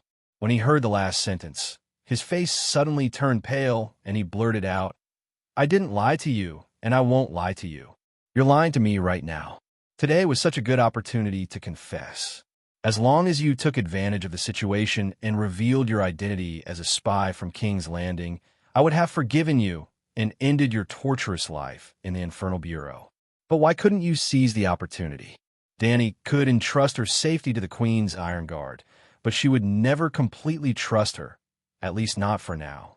Sir, take Aggo to the Blacksmith Guild tomorrow and order a batch of leather armor. Dany originally wanted to say iron armor, but when she thought of Mom Min's situation, she immediately changed it to leather armor. Firstly, the traditional view had not changed.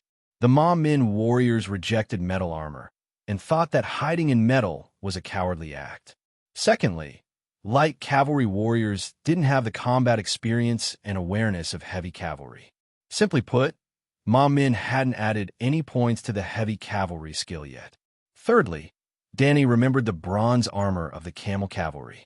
The fact that the city guards did not have any iron armor made her doubt the Coalition's iron armor technology. She told Ashiong the 3 reasons above. With your knighthood, choose a light leather armor that can block arrows. You can add a breastplate to your chest and back. Cora hesitated for a moment and said, Your Highness, you haven't participated in a battle, so I'm afraid you don't understand. None of the leather armor can meet your requirements. Dany was immediately displeased when he called her a war newbie. It was true that she hadn't been on the battlefield, but she had read a lot of anti-Japanese dramas and historical novels. Who didn't know that iron pots could block bullets and leather and cotton armor could block arrows? My requirements are very low, Dany said with a straight face. I just want it to be able to block arrows. A large number of archers? Deshiong shook his head, his face bitter. Iron arrowheads can pierce through iron armor, let alone leather armor. That should be very rare, right? Li Guang could shoot through boulders, but how many men could do that? Sai, let's put it this way. Other than the double-string dragonbone bow, the Midsummer Island's goldenwood bow is the most famous. An elite red archer uses a goldenwood bow and can shoot through thin leather armor 400 meters away, P.S. But I understand your requirements. You want the horse people to charge in the rain of arrows. That distance really can't block arrows. Dany asked with a straight face. Are you sure it's 400 meters? Not just one person, but a group of people can do it? Cora nodded and said, If you don't believe me, you can go to the dock area and take a look. There are many merchant ships from the Midsummer Islands docked there. Every ship has at least one elite archer. By the way, Kuhulu of Laurel Wind is from the Midsummer Islands. Unfortunately, he should have left the port for many days. The sea is full of pirates. Even if you can win the boarding battle, the destroyed goods are not few, so a strong archer is necessary. Sigh, I see. Dany sighed dejectedly and waved her hand. It's better to get a set of leather armor. Put an iron plate on the chest. It's better to have a layer of protection than nothing. Early the next morning, Cora and Ago went to the blacksmith guild. It was an alliance formed by weapon merchants and a large number of blacksmiths. They had swords, spears, halberds, kitchen knives, hoes, and sickles. They also had leather armor, saddles, and horseshoes. Little Kalesa only had a little more than 100 soldiers who could fight. For the blacksmith guild, it was just a small business. They could complete Danny's order in a few days. During this period, there was a small episode. Cora and Ago quarreled over the helmet. The Westeros knight understood Danny's intention to protect her warriors, so he chose an extra, full-body iron helmet. Yes, it was a helmet with a face guard, throat guard, and a skirt guard. Wearing that kind of helmet, the thick braid at the back of the head would be a huge burden, and the centaurs didn't like it. The two quarreled in the blacksmith shop and finally reached Danny. She thought about it and asked the blacksmith to open a hole at the back of the helmet to let the braid out. It's too ugly, and an extra hole is another hidden danger. Cora muttered, "Sigh, that leather armor is full of flaws. This one won't make a difference." Danny sighed. In addition to the leather armor, Danny also ordered a large number of crossbows. Single-handed crossbows with hand strings and heavy two-handed crossbows with foot strings. Almost every centaur had a bow and arrow, but crossbows were rare. Other than Drogo, who had a blackwood, single-handed crossbow inlaid with gold, none of the other centaurs had one. Danny equipped every warrior with 2 crossbows and hung them on both sides of the saddle. The women, children, and the elderly also had one each, increasing the team's attack power by more than double. In addition to the weapons, Danny also ordered a batch of camels. Her actions immediately attracted Zero's attention. Buying weapons could be said to strengthen the guards, but buying camels, that meant she wanted to leave. "Starlight, what did I not do well enough? You're leaving so soon." The merchant wiped his tears and said sadly, "You're a hospitable host." Danny's eyes reddened when she heard this, and she said helplessly, "But I want to go back to the Westeros. My people are waiting for me. The usurper is dead, and this is the best chance for me. But I can't get any help here." "Sigh, this is so sad." Zero cried for a while, then asked casually, "My Star of Heaven, do you plan to ride the camels back to White Cloud City and then return to the Dothraki Sea of Grass?" "Perhaps. If you're willing to give me 2 large ships, I'll take the sea route. If there aren't any ships, I'll have to ride the camels." Zero thought for a while, then wiped the tears off his face with a handkerchief that smelled strongly of perfume. "My Star of Heaven, you don't have to be so anxious. Perhaps things will take a turn for the better." "What turn for the better?" "The royal family has clearly rejected me, and the 13 magnates, represented by you, have always disappointed me. Did the Tourmaline Brotherhood or the Spice Guild change their minds?" Danny asked curiously. No. Zero shook his head and said with disdain, "They won't give you anything other than flattery and lies. The Spice Guild is a group of hypocrites and braggart. Another name for them in the Brotherhood is pirates. Other than these few forces, who else can help me in queers? Do you still remember the wizard's corpse I bought from you?" Zero asked instead of answering. Danny's pretty face was a little twisted. She had been paying attention to Zero's magical bird, so she told Cora and the Blood Riders about it and asked them to keep an eye out for Zero's condition.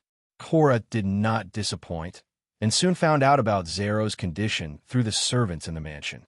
Cora said to her, "The one who helped Zero cast the spell was a rather famous wizard in Queers, Urizen, nicknamed Nightwalker.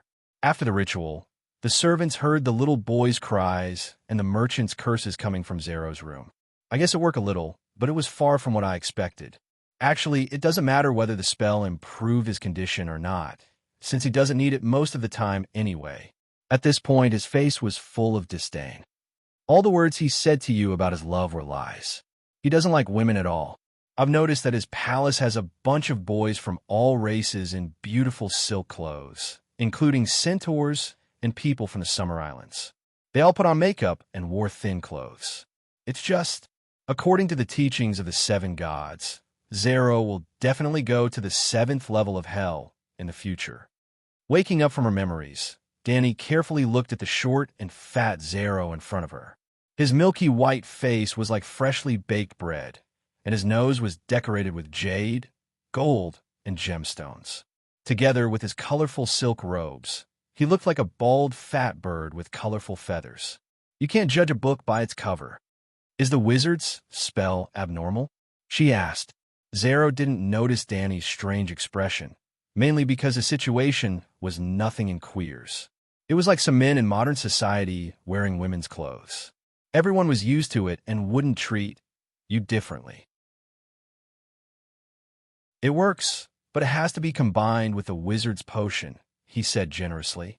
Danny's teeth ached. Was this the effect of the potion, or was the spell really working? So, she asked, the wizard's power is recovering. They are likely to regain their former power, Zero said with a serious expression. Danny understood what he meant. As time passed, the wizard's power would grow stronger and stronger. They would naturally become one of the most powerful people in Queers. If the wizard was willing to help her, then maybe the wizard lied to you. Even if it's true, why would they help me? Danny said, let's give it a try if we have a chance. The situation can't get any worse, Zero suggested.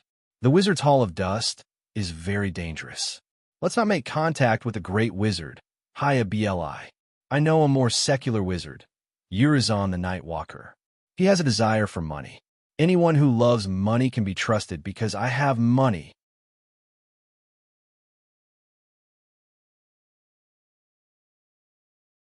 Chapter 50. Danny did not immediately agree to meet Urizen. When she asked Yura for his advice that night, the knight advised her not to deal with the mysterious people. Sir, this is not the magic desert of Westeros. I also want to stay away from wizards, but you often go out on the street. There are fire mages, wizards, and priests everywhere. You can't avoid them. She sighed. Even in the far west, Westeros, under the doctrine of the seven gods, were experiencing waves of unprecedented magic events. Earl Barry, who had been killed many times, was resurrected again and again. The red-robed woman killed people with the Shadow Child. The leech curse revived Catelyn, who was almost rotten in the water. There was also prophecy. The skill of prophecy was terrifyingly easy to learn. It seemed that in this world, every sorcerer could prophesy. Almost all the major events that were about to happen in the future had been successfully predicted. In such a fantasy world, it was impossible to avoid the ghosts and gods. It was impossible to avoid them. So Danny asked him directly about Urizen's personality and whether he could trust him. Zero didn't lie. Urizen would rather enjoy a comfortable life than explore the truth of the world. He's much less threatening than you. If he allows us to go with you, it shouldn't be too dangerous. Of course, the best choice is not to go. Don't talk to any wizards. Without contact, blood, and hair, the wizards can't hurt anyone. In the end, Sir Yura tried to persuade her again. Danny did not accept his advice. The reason was simple. There was no way to avoid it. Did Renly take the initiative to talk to the wizards? His throat was cut by the ghost child. The Westeros tried their best to suppress the mysterious people. People of the Seven Kingdoms had never seen fire mages and red-robed priests, who were almost normal in the continent of Essos. However, the crisis of the deviant ghosts broke out in the north. Old Mormont led a group of night watchers out of the Great Wall to investigate the deviant ghosts. Sam was the only one who knew that the dragon crystal could be used to deal with deviant ghosts. Even Sam had only just found the information in the library of the Night Watchers. Danny, who had the Megalosaurus as her ultimate weapon, did not need to force herself to master the power of magic and witchcraft, but she at least had a certain understanding of those mysterious powers. According to the agreed time, around 8 o'clock at night, Danny and Zero sat in the bullock cart. Under the escort of Cora and the others, they passed through 4 streets and 2 brightly lit night markets before arriving at the small merchant gathering area in the west of the city. Although Urizen is much more normal than the male wizards, he's still a strange guy to us. Zero moved his fat body and stepped down from the carriage. As he walked, he chuckled and said, almost no one has seen him during the day, but after midnight, people often see him wrapped in a gray sorcerer's robe on the streets, squares, fountains, and docks. That's why they call me Nightwalker. Danny rubbed her eyes. The purple wood door inlaid with red copper that was originally tightly shut was now wide open. A middle-aged man with long black hair stood at the door. Typical of queers, he had milky white skin, a long horse-like face, blue lips, and a black pearl pierced through the left side of his nose, which was very conspicuous against his pale face. "You? What did you come out?" Danny opened her mouth wide in shock. She was the first one to jump off the carriage. Her eyes never left the door a few steps away. The wooden door was tightly shut a moment ago, and in the blink of an eye, the owner had come out to greet the guests. "Ha ha ha! Mother of dragons, you are the source of miracles. You shouldn't be surprised by these little tricks." Urizen laughed. "Little tricks of wizards, no big deal." Zero shook his head and looked indifferent. Compared to Kashi, the son of Shadow, he is not even an apprentice. The merchant was not polite, but Night Walker was not angry. In the whole queers, except for the immortals who may exist in the Holy Palace, who can say that they are stronger than Kashi? "Welcome, Mother of Dragons. It is the greatest honor of my life that you have graced my humble house with your presence." Urizen bowed like a gentleman and said loudly, "To express my gratitude, I will do my best to show you the power of magic tonight." After that, he clapped his hands 3 times in a row. Danny and the others were puzzled. He extended his right hand and made an inviting gesture. "Please follow me." With doubts, Danny stepped on the stairs and crossed the threshold. "Oh my God, it's so beautiful!" She could not help but exclaim. Behind the door was a red stone path. On both sides of the 2-meter-wide stone path, there was a flower bed. It was full of plants that looked like sorghum. They were thin and long, more than 2 meters tall. Their stems were like white, opaque glass, and the brown leaves at the top were glowing with a faint blue light. Walking in the middle of the path, Danny felt like she had come to a magical world. She was intoxicated by the strange beauty and could not help but slow down her steps. "Ghost grass." Sir Yora's expression suddenly changed, and he exclaimed, "Clang, clang, clang." The blood guards were stunned at first, but they immediately pulled out their scimitars and stepped forward to protect Danny. "Don't get too excited. This is the house of the sorcerer. The ghost grass is just a kind of landscape plant." Night Walker smiled faintly. "Calixi, this is a cursed land. We have to leave quickly. Only cursed souls can make the ghost grass glow." "Everyone knows that," Ago said loudly. "Everyone knows," Ricaro replied. "The ghost grass is an inauspicious thing. The moment it covers the world, all other lives will end completely." "Everyone knows that," Jogo shouted. "Calm down. If the ghost grass is so scary, would the people of Quills allow it to exist?" Danny pushed Ago and Ricaro away and continued walking forward. "Mother of Dragons, you have wisdom that is beyond the reach of ordinary people." After a compliment, Urizen explained, "The reason the centaurs are afraid of the ghost grass is because this plant is very invasive. No other plants can survive where it exists, and cows and horses can't eat the ghost grass as food." "Haha, your barbarians call seawater poisonous. Any water that horses can't drink is poisonous water, and any grass that horses can't eat is cursed grass." Although Urizen's words made sense, Danny didn't like the way he belittled the centaurs. If the ghost grass is just a normal plant, why did the sorcerer plant it in his own garden? Urizen looked at her deeply and nodded. "That's right. The ghost grass is not normal at all. It's a natural magic tide, water level indicator. When a magic tide comes, the ghost grass starts to grow. When a magic tide of the world recedes, the ghost grass withers and can't germinate anymore. The growth of the ghost grass is determined by the magic tide of the world.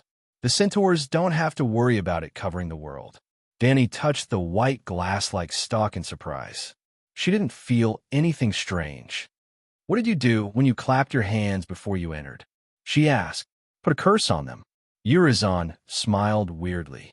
The souls of the newly dead made it glow. Urizen didn't waste any time on pleasantries. He led Danny and the others directly to his laboratory. Cora and the centaurs were in awe of the bottles and jars, but Danny had a strange look on her face. She felt like she was in a chemistry laboratory. Glass beakers, measuring cylinders, measuring bottles, brown reagent bottles, iron distillation racks, and strange heating lamps. What kind of lamp is this? She pointed at the heating device that looked like a small liquefied gas tank and asked curiously, "Secondary wildfire reagent." Wildfire? Cora yelled and quickly pulled Danny back a few steps. He yelled, "7 layers of hell. Are you crazy? You put wildfire on the table so casually?" "Look at the hot temperature in Queers," Urizon interrupted him. "With the heat of Queers, it should have exploded a long time ago. But as you can see, my magic potion lab is still intact." "Have you found a more stable formula for wildfire?" Cora was horrified. What the hell was a wildfire?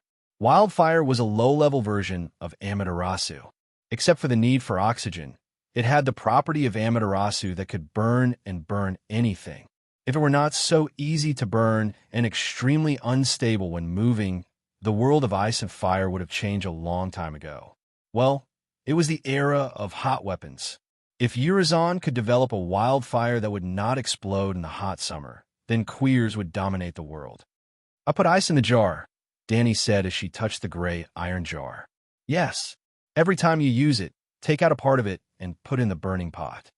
Urizon said casually. He pointed at the milky white glass rod on the marble base and said, "The production of wildfire is related to the magic tide, but it's just a trick. The glass candle is the embodiment of the mage's supernatural power." Glass candle? It was a twisted glass rod more than 1 meter long. It was milky white and opaque. It was inserted on the square stone base, half a meter high. There was nothing special about it. Danny was confused. "What's it for?" "Watch carefully." Urizon walked to the glass rod with a solemn expression and began to murmur in a high-pitched voice in a language that Danny could not understand. It was the language of the male wizards. Whoa! The dim lab was like a 200-watt light switch being turned on. The glass candle splashed light as bright as snow into the sky. The light was in the form of strands, like falling catkins or goose feathers dancing under the hot sun at noon. It was like a dream. It was as if time had shifted and they had arrived in a strange world of light. "Try to enter the void state." Urizon's voice came faintly. Danny's absent-minded mind was awakened by him. "If you didn't tell me, I would have entered the void state," she complained in her mind. Suddenly, Danny felt something. Her soul ignored the distance of several streets and found the black dragon in the mansion. Swoosh! She entered the dragon's spirit mode. The black dragon's soul merged with her, but she once again turned her eyes to the shining glass candle. Her brain shook violently. The white light in front of her blurred and then became clear again. A clear picture was shown. She was falling rapidly from the boundless starry sky. When she reached a height of 10 meters from the ground, she suddenly stopped. She had arrived. Below her was a vast grassland. Yurts were densely packed on the grassland like mushrooms after a rain. Most of the campfires had dimmed, and only a few of them were lit with orange light. "Dick, my baby son, you can really eat." The voice sounded in her ears. The scene in her field of vision changed again. She suddenly entered a spacious palace with grass curtains. The familiar palace, the familiar voice, the familiar silver-haired woman, the familiar white, fat baby. Squeak. The silver-haired baby boy suddenly opened his eyes and met Danny's eyes. Ouch! Someone pushed her shoulder. Danny was startled. She turned around and saw Cora looking at her worriedly.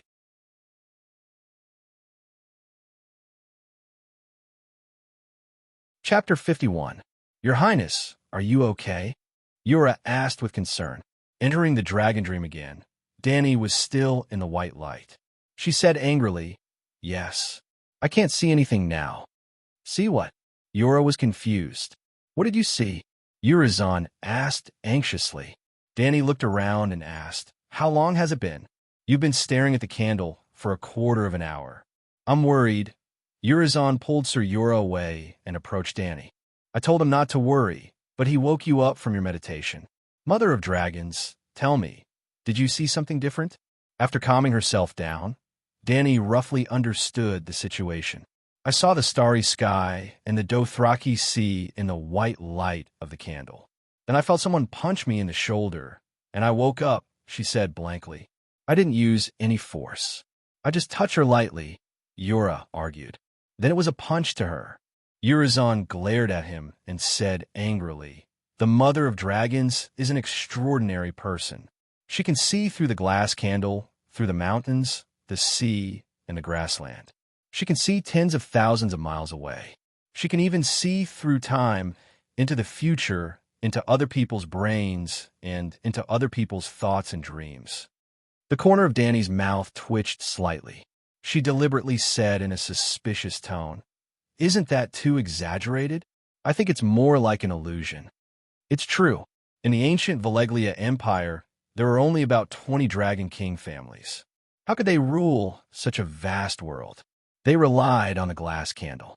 Through it, their wizards could communicate across half the world. Urizen said seriously. If they could see the future, why did the Valeglia Dragon King all die out in the cataclysm? Yura sneered. Who is she? Urizen pointed at Danny and asked, why did the Targaryens sell all their properties and leave with all their people on the eve of the Great Calamity? Danny carefully recalled the fairy tale that Viserys had told his ex and said, it said that the Virgin Danny was a dreamwalker. She received enlightenment in her dreams and didn't see the future through glass candles. The principle is similar. Urizen waved his hand and sighed. The glass candle is just a tool. You can eat with a spoon, and without a spoon, you can still stuff food into your mouth with your hands. What is the fuel for the glass candle? The light it emits is very strange. Danny asked. It's a solid object made of obsidian. Look carefully, there are no pipes connected to the fuel. Urizen pulled the twisted glass rod out of the stone table and shook it from side to side. No oil dripped from it. Shit, perpetual motion machine. The laws of thermodynamics were broken. A series of question marks flashed through Danny's head. It should be drawing magic power from the world's origin, right? The dragon is back. Zero, who had been silent all this time, smacked his lips and said indifferently, I'm not ignorant. The glass candle hasn't been lit for more than 100 years. That time was right after the Targaryen wastrels created the dance of the blood dragon. A bunch of lunatics, they broke the cornerstone of their rule. The dance of the blood dragon was the bloodiest and cruelest civil war in the middle of the Targaryen dynasty. The Targaryen siblings fought each other for the right to inherit the Iron Throne. Both sides rode dragons and fought each other for more than 10 years. Almost all the Targaryens and their dragons died in the Civil War. Within a few years, the Megalosaurus was completely extinct. Danny did not comment on the dance of the blood dragon. She asked the wizard, can you see the future through the glass candle? No, I'm not talented enough. I can't do anything but let it burn. Urizen said sadly.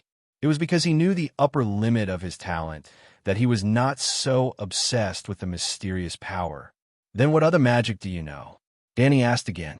Curse. Urizen's voice was cold. The temperature in the air seemed to drop a few degrees when he said the word. Do you know Katie of the Marraven family? He asked. No, Danny said, shaking her head. Katie? The wife of Magistrate Massos of the western part of the city?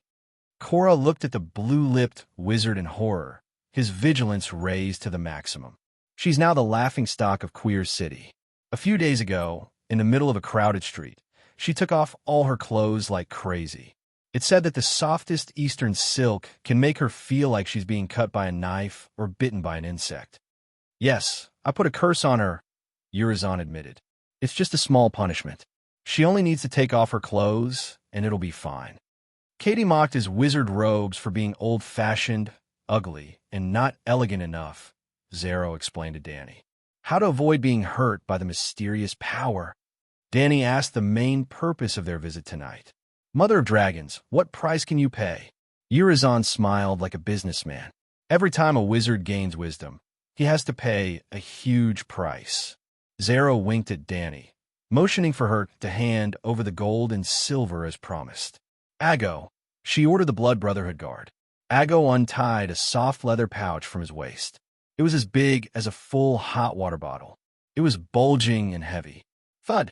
He put it on the stone table where the glass candles had been placed. Urizen glanced at the pouch and estimated the amount. He smiled with satisfaction. Blood is the most important medium for casting spells. Demons in the shadows are the most powerful means of attack. Blood and shadows. If you pay attention to these two things, you can avoid more than 80% of the spells. I'm not sure about the most powerful wizards, but under normal circumstances, the spells of the mysterious people are not as effective as swords and knives. Warrior swords and knives are more direct and effective. A wizard can hide in the shadows for a long time and may not hurt a hair of an ordinary person. At the end of the day, witchcraft, magic, and sacrifice are all about the use of wisdom. It's no different from the forging skills of a blacksmith or the weaving skills of a weaver. Hurting people is just an unorthodox method. That's it. Danny was a little dissatisfied. She had paid 200 gold radiance as a consultant. This expert was too stupid, wasn't he? I've heard that Lalo's sacrifice can give birth to children of shadows and kill people with shadows, she said. Well, Urizen hesitated. I've heard of similar blood witchcraft, but it's only in ancient legends. It's said that people without hundreds of years of magic skills can't perform such witchcraft at all. But how can humans live for hundreds of years? Unless what? Danny asked quickly. It's just a rumor, Urizen said reluctantly. He was doubtful and frightened. It said that the ancient wizards could freeze time. They hid in the Immortal Hall and could live forever. The legend of the Immortals? Zero shook his head and sneered. Even the Immortal Hall has been reduced to the Hall of Dust. How can it be immortals? The so-called immortal legend is just a trick used by the wizards to make people think that they have the power of immortality and fear them. Are you doubting the power of the wizards? Urizen said coldly. No, don't misunderstand. Zero waved his hand quickly and said respectfully, I'm here now, and I've brought the most distinguished guest here. This has proved my respect for the wizards. But the immortals, Urizen, as a wizard, have you ever seen them? Urizen lowered his eyes and murmured, Only the great wizard Haya.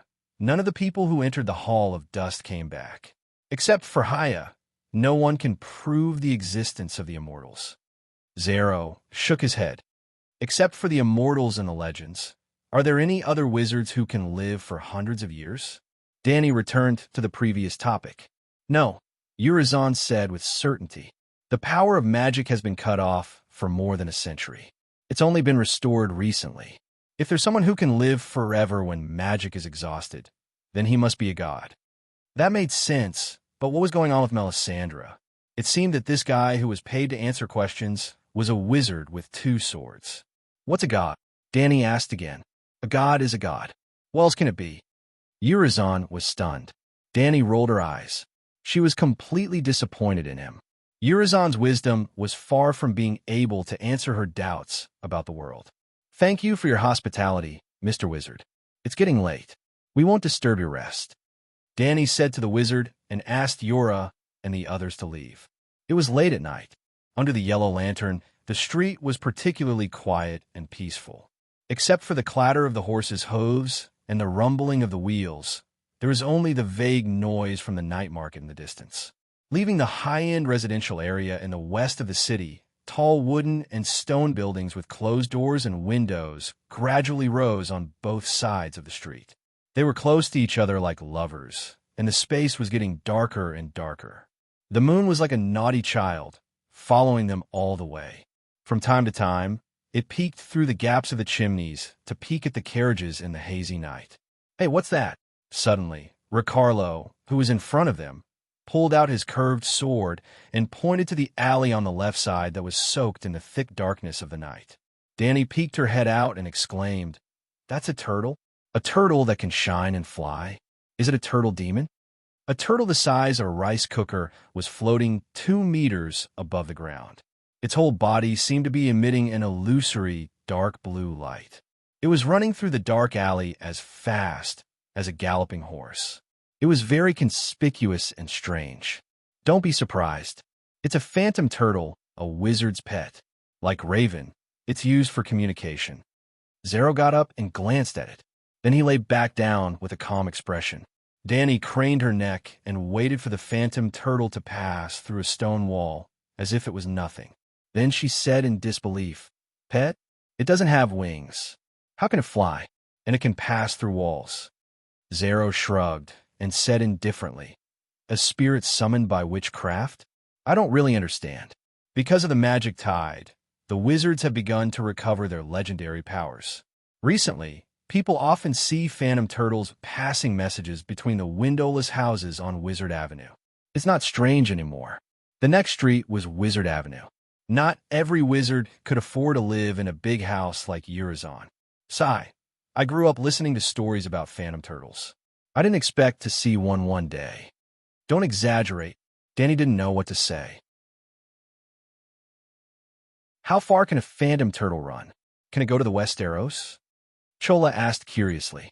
As a native of a fantasy world, although he had been taught by scholars who had no gods and no magic, he easily accepted these magic things after seeing it with his own eyes. It can only send messages over short distances. Otherwise, why would the wizards keep Raven?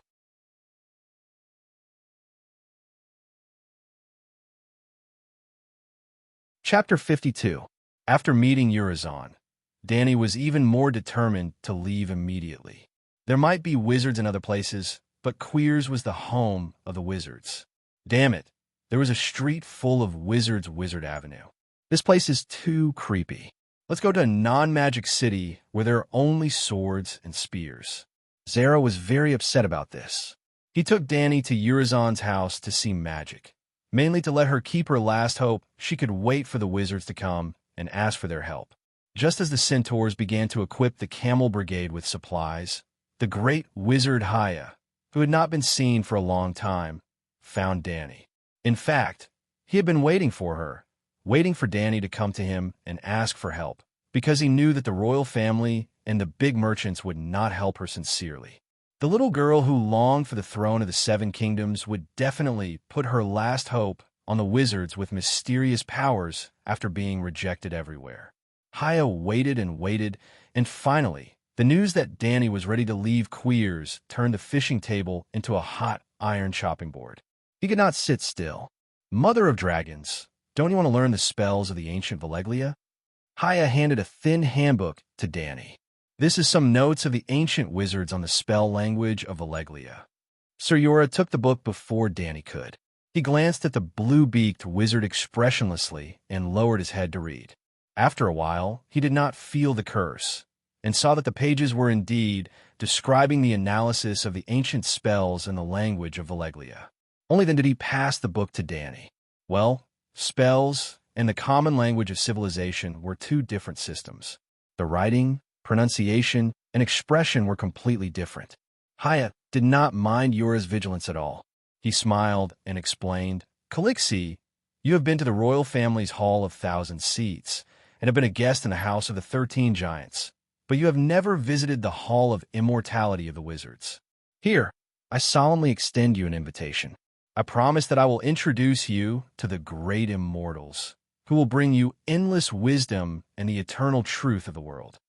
But I've heard that many male wizards have never seen an immortal before," Danny said doubtfully. "Haha, many officials will never have the chance to meet the king in their entire lives. Can they deny the existence of a king?" Haya laughed proudly.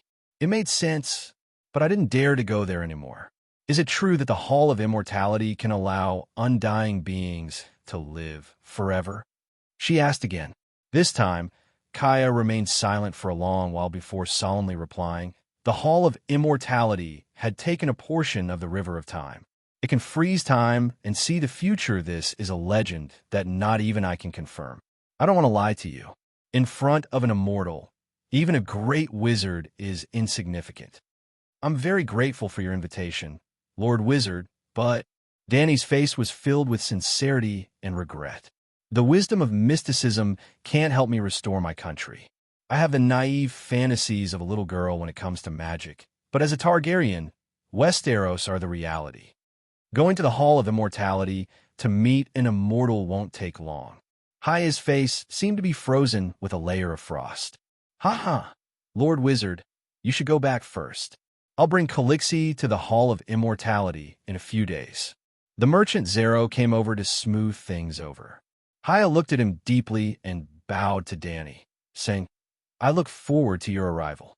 She turned and left after saying that. You want me to go to the Hall of Immortality? Danny glanced at the merchant and said calmly, You said before, the house of a wizard, bones and lies. Ah, you misunderstood me. The white fatty waved his hand and said with a smile, What I meant was, we'll leave Queers tomorrow and go to the Jade Sea. We'll sail around the Jade Sea and forget about the wizard and his broken house. You're not afraid of the wizard's sorcery? Danny asked suspiciously. If sorcery is so invincible, the wizards will be the ones to rule the world. Zero's eyes flashed as he said in a deep voice, I'll leave, but not to the Jade Sea with you. Danny refused. Think about it again. Maybe you'll change your mind. Zero looked at her deeply and left with his servant. Ah, sir, sell all the gifts the visitors gave me. We really should leave. Danny sighed and said to Yura, Yes, your highness. Yura also left. The maids were playing in the fountain outside the house.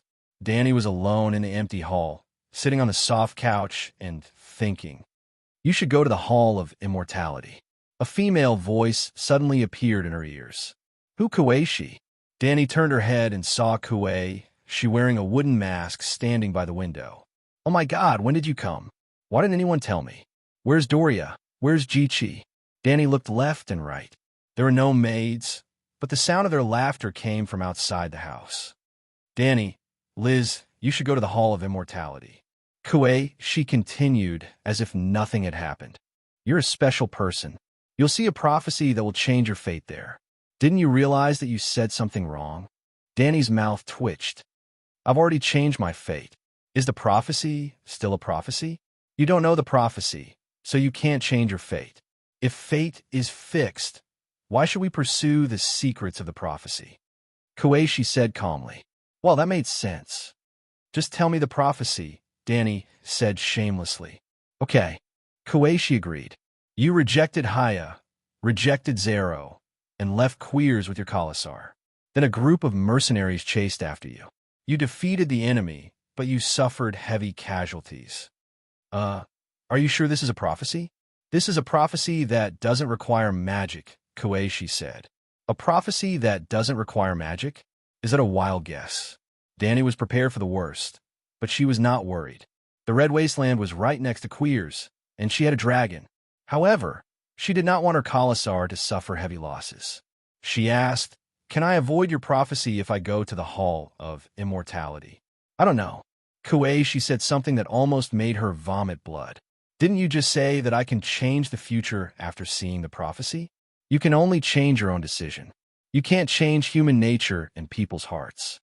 Danny nodded thoughtfully.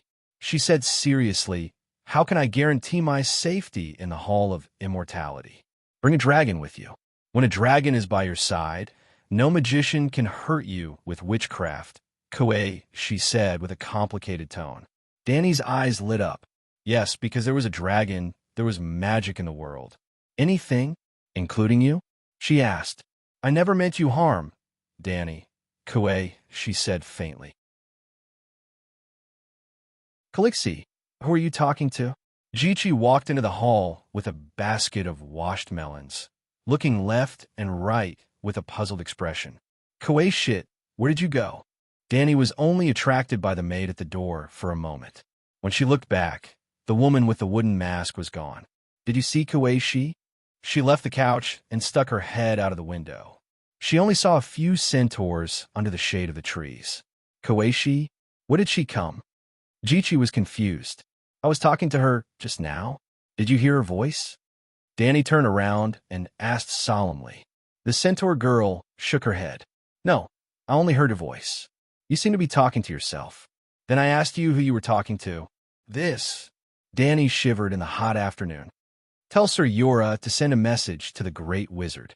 Tomorrow morning, we will go to the Hall of Immortality. The Hall of Immortality was a building with black roof and gray walls. The main hall was long and low. There were no towers or windows. It looked like a huge stone snake coiled in the dark forest. Looking closer, many of the roofs had collapsed. The tiles were broken, and the stone walls were covered with mottled gray paint. No wonder Zero always called it the Hall of Dust. This was indeed a hall that was about to turn into dust. This is the Forest of Shadows. Haya pointed to the surrounding black-skinned and blue-leafed woods and introduced, the magic drink that we wizards often drink, the night shadow water, is made from these leaves. I'll send you a few barrels later. I promise you'll love it. Danny glanced at his blue lips and complained in her heart. If it was red, then the water of shadows could replace lipstick and become the lady's favorite. Blue lips were too ugly. She did not want to become one. The Forest of Shadows was located between a few streets. The streets were bustling with noise while the Black Forest was dark and silent. The streets were sunny, but the heat was unbearable. The light in the forest was dim and the cold wind was blowing. Blood of my blood. Jogo glanced at Haya and advised in Dothraki, this is an evil place. Ghosts and witches appear here. It has sucked away the bright morning sun. Leave before it sucks away our souls. Yura also frowned and advised, this is clearly a ruin. There is nothing to see. I think they said very wise words. Zero was a little worried about Haya and spoke carefully. Since I am already here, I will not back down, Danny said firmly. The great wizard Haya smiled faintly. You're a brave child. Come, take my hand and let me lead the way for you. Danny held his hand and shook her head. I want to be a simple and happy child, but I am not. Ago took her other hand and said solemnly, we are blood of your blood. We swear to live and die with you. We will fight side by side and protect you from danger. Since you want to go in, please let us accompany you into this dark place. I will go too, Sir Yura said quickly. The queen must go in alone, Haya said sternly. What do you think this is? How can the immortal hall be open for mortals? What you said before wasn't wrong. Many people entered the immortal palace, but only a few came out.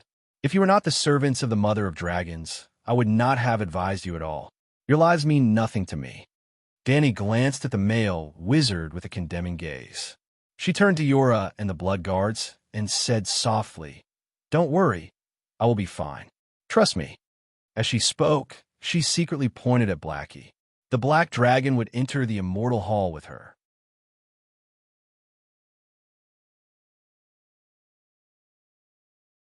Chapter 53. Blackie was now bigger than a police dog. It weighed 40 pounds and had to eat 2 big fat lambs every day. Danny could only make a big basket for it. It was a bit like the round-framed bamboo baskets used to cut pigweed in the countryside, but it was not so deep. Otherwise, it would not be easy to get out after it was stuffed in, and it would make Blackie very uncomfortable. The black dragon's 2 legs and half of its body squatted in the basket. Its wide wings hung outside and covered the bamboo basket. Its long neck rubbed against Danny's left and right shoulders. Its body squatted in the basket and could move freely. Your Majesty, I can only send you here. After walking through a fork, Haya stopped. They came to an oval-shaped wooden door. The wooden door was embedded in a wall in the shape of a human face. It was a big mouth of a human face statue. Danny felt like she was the prey sacrificed to this monster with a big mouth. Sorcerers seemed to be particularly fond of raising dwarfs. There was a dwarf standing in front of the round-beaked door. The dwarf was dressed in luxurious purple and blue clothing, and its pink little hand held a silver tray. On the tray was a slender crystal cup filled with thick blue liquid. Danny never thought that there would be such a delicate person. He was more than 20 centimeters tall. Even if he was wearing flat leather sandals, he was not as tall as her knees. It was difficult for anyone with a deformed body to be handsome. His palm-sized face was wrinkled and squeezed into a ball like a bun with wrinkles. Compared to his small face, his nose was surprisingly high. It seemed that his inferiority in height was compensated by his tall nose. Give the Mother of Dragons the spring of wisdom, Haya ordered. The dwarf walked a few steps quickly and came to Danny. He held the tray high above his head. Danny bent down and picked up the crystal cup with 2 fingers. She looked at the sky and said, "This is the night shadow water. Drink." The wizard nodded and extended his hand to invite her. Will my lips turn blue? She hesitated. This cup is only to help you gain the perspective of a wizard. You will hear the truth of the world and see the ancient wisdom. Haya said softly and slowly. There was an indescribable pride in her expression.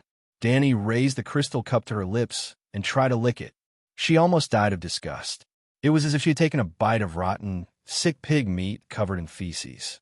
All the unpleasant and disgusting tastes in her life exploded in her taste buds. Danny almost couldn't bear it and fainted. But in the next moment, the blue liquid seemed to have suddenly become alive. It drilled from her throat to all parts of her chest. Her heart fell as if it was wrapped in a ball of fire. It was so hot that it made her moan in comfort. How great would it be if I could feel this comfortable every time I roasted myself over the fire? She thought to herself. Then, all the disgusting taste from before disappeared. The tip of his tongue exploded with the wonderful feeling of eating cotton candy, sugar-coated Haws, KFC, and other foods for the first time. At that moment, all of Danny's wonderful tastes from the first half of her life appeared in her mouth one after another. She lost herself in them, trying to hold on to them, and then the cup was empty. Danny smacked her lips. She was very hesitant in her heart. She wanted the dwarf to pour her another cup, but she was also afraid that she had ingested some magical drugs from the other world, and her ugly blue lips. Haya nimbly took the empty cup from her hand and quickly said, "Pay attention. What I'm saying now is related to whether you can safely come out of the Immortal Palace." Okay. Danny immediately threw away all distracting thoughts and listened attentively. This door can only be entered but not exited. Unless you see an immortal, you won't be able to return even if you retreat. I'll remember it. After you enter, you'll find that there are 4 doors in the room. Other than the entrance, there are 3 other doors. Please go to the right. Always choose the first door on the right. If you see a staircase, climb up. Never go down. Also, never take any other door other than the first one on the right. There are stairs. This room is very short. Danny was confused. Haya said seriously, "You'll understand after you enter. Remember my words. The Immortal Palace goes in the same direction. The way forward is the way back. Always go up. Always take the first door on the right. The other doors may open automatically. You will see many strange scenes, but don't let your thoughts be disturbed. Some of those scenes are beautiful. Some are what you look forward to the most. Some are what you fear the most. As long as it's not the first door, don't go in." "Can I watch?" Danny asked. "As long as you don't enter the room, you can do whatever you want." Haya sighed and said with a complicated expression, "The images you see, the sounds you hear, they either exist in the past, or have yet to come, or will never happen. At that moment, the river of time you are in will be disturbed." "Understand. Keep going up. The first door on the right." Danny nodded seriously. "Is there anything else? When you finally enter the Immortal's room, please be patient. Don't be impatient. We have a different concept of time from the Immortal. All you need to do is listen carefully and remember every word." Haya finally warned. "I'll remember. I'll definitely maintain the highest respect for the great Immortal," Danny promised. "Then you can go in." Danny nodded and stepped out. She came to a gray stone hall. It was square, about 40 square meters. There was a door on each of the 4 walls. She remembered Haya's teachings. She should enter the door on the right.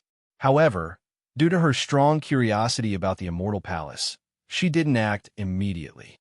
Instead, she stood in the center of the hall and looked at the other 3 doors for a while. She was disappointed. It was dark.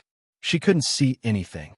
So, she pushed open the door on the right with the dragon on her back and came to another stone room.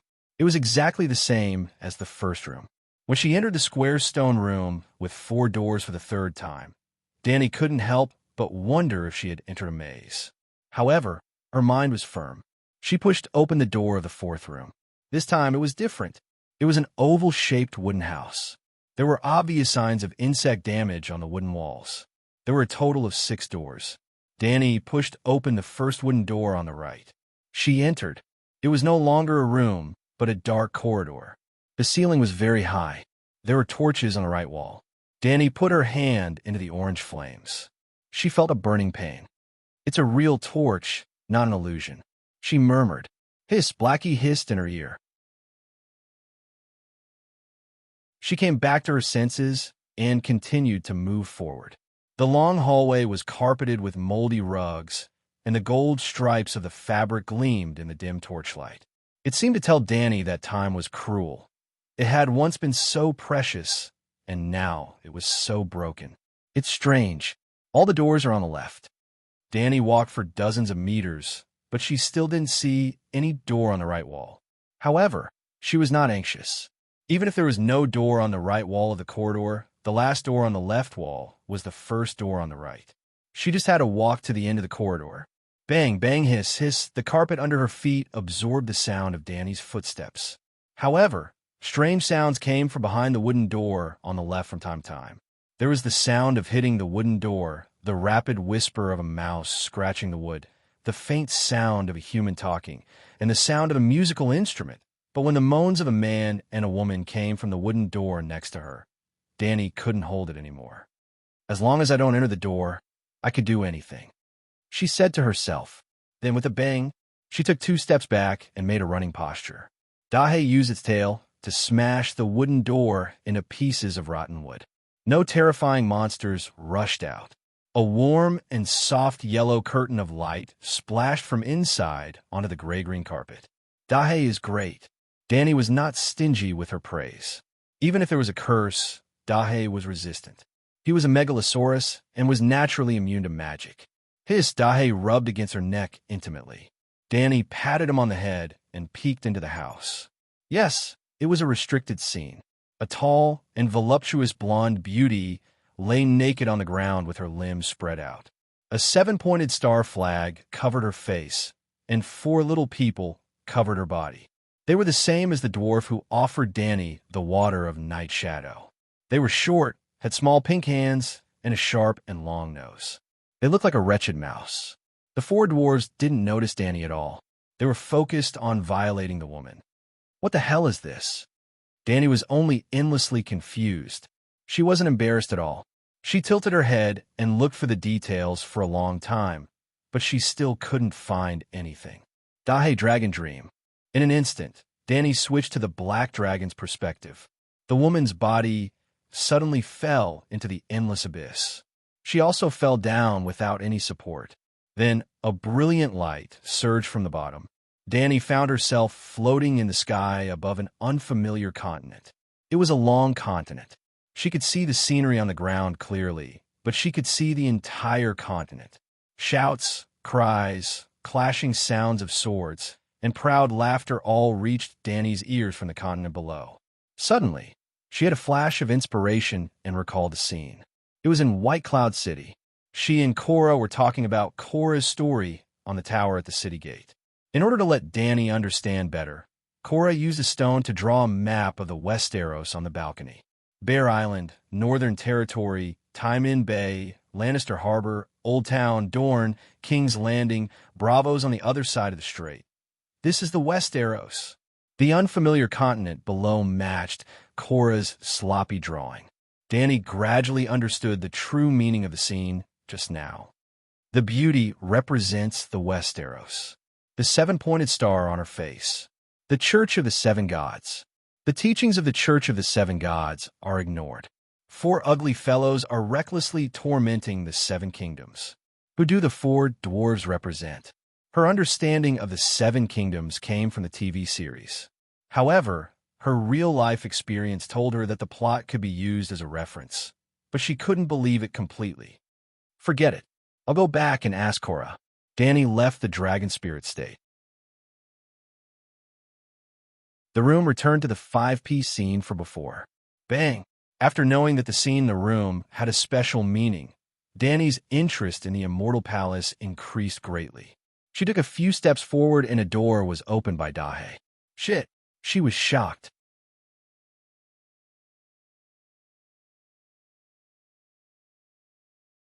Chapter 54.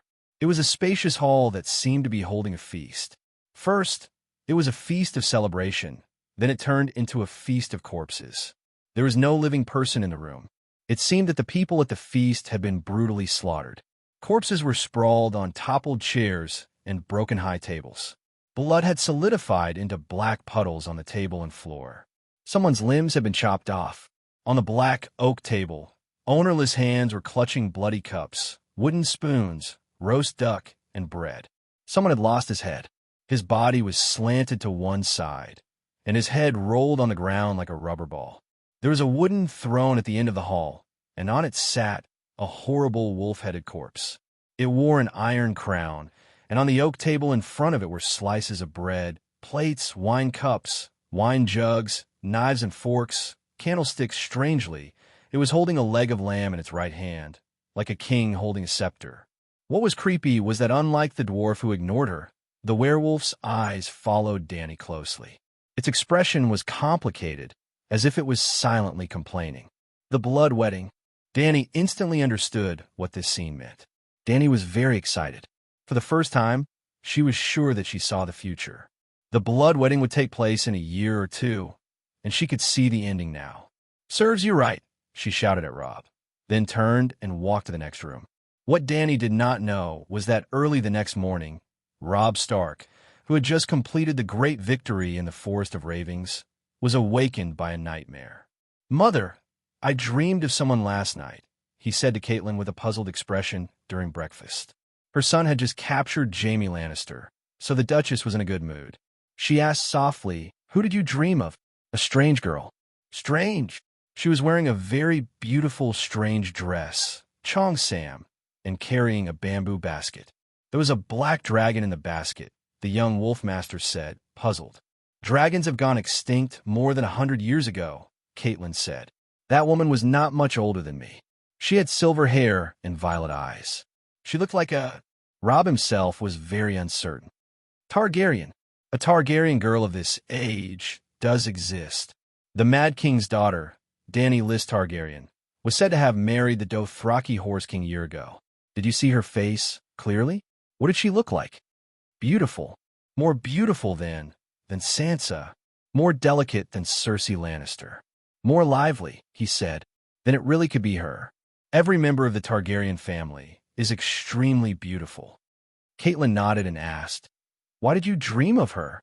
Could it be—" "That's not right. Even if you're old and start to have feelings for girls, you've never seen her before. I don't know, but the dream last night made me feel like I was in the 7th level of hell." Rob's eyes flashed, and he said thoughtfully, "If I defeat Lannister, and Theon Baela does not allow the North and Hudgeon lands to become independent after all, the two combined make up more than half of the Westeros. I might fight Theon Baela again, and if I win again, if Aunt Lisa of the Arryn Vale sends troops to help me. She fears Lannister the most, but not Theon Baela, so it's very likely. With the help of the vassals of the North, Hudgeon lands, and the Arryn Vale, you defeat Theon Baela. Then you take the Iron Throne and eventually replace the dead Robert. You will become Dany Lys Targaryen's greatest enemy." Caitlin followed her son's train of thought. If she really has a dragon or something similar to a dragon, such as 100,000 roaring Dothraki warriors, you are probably no match for her. And she is the Mad King's daughter, so it's not surprising that she inherited his mad genes. To be defeated by such a mad and vengeful Targaryen, you are finished, and so is the North. Such an ending is worse than going to the 7th level of hell. "Did she say anything to you?" Caitlin became nervous. "You deserve it," she said to me coldly. "You deserve it." Rob's face turned pale. "Ah, that must be it," Caitlin exclaimed. "It must be your recently deceased father who gave you a hint through the dream, warning you to be careful of the last Targaryen princess. Rob, do you want the Iron Throne?" She looked into her son's eyes and asked nervously, "I only want to avenge my father and then make the North independent," Rob said immediately. "But your dream, your future," Caitlin said worriedly. "Sigh, I really don't want to rule the world, and I have no desire for the Iron Throne of the King's Landing." "Why? Why do you have to force me? I don't want to be the king of the 7 kingdoms." Rob cried sadly. Time returned to the present, and Dany returned. When Blackie used his tail to open the 3rd door, Dany saw a scene that was both familiar and unfamiliar. It was a house with a red door, and lifelike animal faces were carved on the huge wooden beams. There was a lemon tree outside the window. That was Dany's home in Bravos before she was 5 years old. The night before Dany Alice was born, the dynasty had changed from Targaryen to Theonbyra. Only Dragonstone Island, which was located overseas, was still occupied by the Targaryen fleet. But on the night Dany Alice was born, not only did her mother, Queen Rhaera, die in childbirth, but a terrible storm appeared in the waters near Dragonstone Island. The warships anchored in the bay were not defeated by the enemy, but were destroyed in the storm. That was why Dany was called the Stormborn. The queen's death caused the Targaryen regime to collapse, and Viserys was only a child left. The storm destroyed all the warships that supported the Targaryen dynasty and made Dragonstone Island unsafe. Fortunately, not only did the storm destroy their own fleet, but Theonbyra's warships that were besieging Dragonstone Island were also destroyed, giving them a chance to escape. While the acting castellan of Dragonstone Island was hesitating whether to sacrifice the 2 children of the Targaryen family to the rebels, Sir William Darry and his 4 men brought Viserys and Dany Alice safely to Bravos. Sir William was the royal instructor, an old man with white hair and half-blind eyes. Under his care, little Dany had the happiest 5 years of her childhood. Then the old knight died, and Dany and Viserys were tricked by the servants into leaving the house, and began a life of wandering for hundreds of thousands of miles. In Dany Alice memories, the house with the red door became the most beautiful place, and she could not forget it for a long time. At this moment, the scene in the depths of her memory reappeared before her eyes, and even the old Sir William walked out with heavy steps, leaning on his crutch. "Little princess, you're back." His voice was hoarse and affectionate. Come to me, my lady. You're home, and you're safe." His wrinkled hand reached out to her, soft as old leather. This illusion is too real. Dany clicked her tongue as she looked around. "Come here, my little princess." "What are you talking about? What illusion?" The old man was still beckoning her. They can even talk to each other? This seems to have entered the uncanny stage. Dany was frightened and turned to run. The corridor stretched on, endless doors on the left and torches on the right. Dany ran past countless doors. Some were closed, some were open, some were wooden, some were iron, some were intricately carved, some were plain, some had handles, some had locks. At least they were still doors, until she caught a glimpse of a door that could barely be considered a door. Dany came to an abrupt halt. It was a simple cowhide curtain.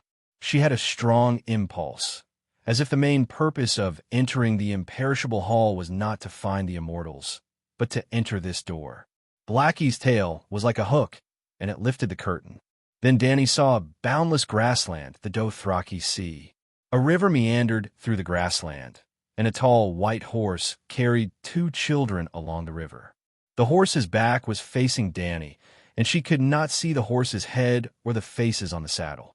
She could only vaguely see the child in front lying on the horse's neck, and the little girl in the back, with silver hair and a painted vest, was crying nonstop, her cries weak and full of pain. It was not until the horse had gone further and completely disappeared from Dany's sight that she came back to her senses. Is this in the past? Dany, Liz, and Viserys? They did it when they were young. That girl was wearing a painted Dothraki vest. She was puzzled. Subconsciously, she felt that this was important, but she could not guess what it meant. Screech! Blackie put down the cowhide curtain and screeched, reminding Dany to continue moving forward. So she memorized what she had just seen and walked to the next room. A pair of huge bronze doors opened automatically as Dany walked over. Behind the doors was a magnificent stone hall, and on the high walls on both sides hung the heads of many dead dragons, looking down coldly. Right in front, an old man in fine clothes sat on a tall and thorny throne. His eyes were dim, and his hair was silver. "Let me be the charred bones and roasted flesh of the King's Landing," he said to a man below. "Let me be the King of Ashes, the King's Landing, the Red Keep, the Iron Throne, the Mad King Aerys?" Dany suddenly understood, so she stopped and continued to watch. "Your Majesty, have you really made your decision?" The man below the throne in a fire warlock's robe looked fervent. "I am a true dragon. I will be reborn in the fire. The Mad King on the Iron Throne waved his arms excitedly.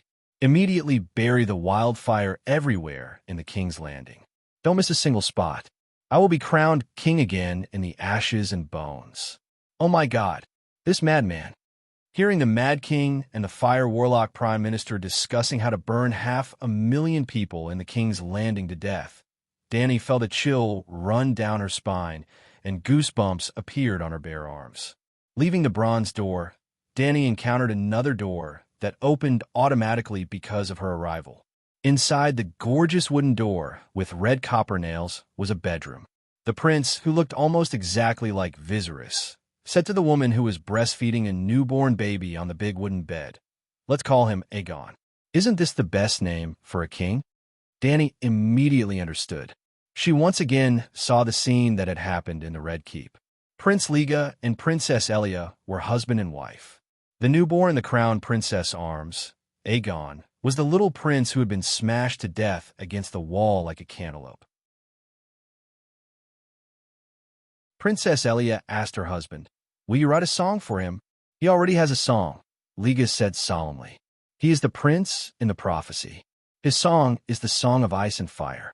He looked up as he spoke, and his gaze met Dany's. It was as if time and space had shifted, and the two of them had arrived at the same time. "There's one more," he said. Dany felt her blood run cold. She felt that this cheap brother was talking to her. Dragons have 3 heads. There's one more. Motherfuck. Dany's little face was pale. She cursed and turned to run. She was completely sure that Liga, who had been dead for 15 years, was talking to her. He told her that 3 dragons needed 3 riders. Other than herself and Aegon, there was another, Targaryen, but Aegon had died a long time ago, and she was the only one left to the Targaryen family. Oh, and the male lead, Jon Snow, was also a Targaryen.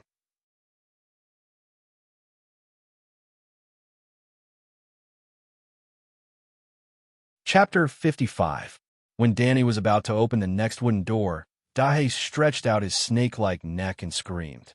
Smoke rose from between his teeth. She understood that he was urging her not to enter the dragon spirit state. "What's wrong?" She turned her head and asked him. But as soon as she turned her head, Dany was shocked to find that the torches behind her were extinguished one by one. The long corridor was like a noodle being sucked into the mouth of a monster in the dark. Shit! After cursing, Dany broke into a run. After running for more than an hour, she finally came to the end of the corridor. In front of her was not a wall, but a dark, bottomless abyss. There was no door on the right wall, so Dany could only enter the last door on the left wall. Just as she was about to step out, she suddenly froze. Is my physical strength so good that I can run at high speed for hours while carrying a dragon? Impossible. Even a marathon runner couldn't run at full speed for half an hour, let alone dozens of kilograms. Was it the power of magic? Or was she trapped in an illusion all the time? But Dahe behind her was real, and the dragon spirit didn't see anything unusual. Dany was confused. Dong, dong, dong. Suddenly, heavy footsteps came from the depths of the dark corridor where the torches were extinguished. It seemed that something was dragging along the faded carpet slowly. Hiss! Dahe urged her to move quickly again. With a sigh, she entered the last door. After that, there was a series of square stone rooms with 4 doors. She went to the right. This time, Dany finally felt tired. She was physically and mentally exhausted, and she felt dizzy. 4 square stone room, 4 square stone room, 4 square stone room. Right. No matter who it was, if they kept repeating the same scene and the same action, they would be dazzled and exhausted. Just as Dany decided to sit down in the next stone room to recover her strength, she came to damp stone room. There was an oval door on the opposite side, shaped like an open mouth. The great wizard Haya was standing on the grass under the shade of a tree outside the door. Finished talking with the immortal so soon? He saw her and asked in disbelief. Nonsense, I didn't even see him. Dany gasped. You must have gone the wrong way. Forget it. I'll lead the way for you. As he spoke, he stepped into the stone room and extended his right hand towards Dany. Dany took a step back and asked strangely, What are you? Almost exactly the same. I'm Kaya Pooley. Are you confused? His blue lips parted, a look of confusion on his face. It's probably getting dark outside. I'm not in the mood to talk nonsense with a demon like you.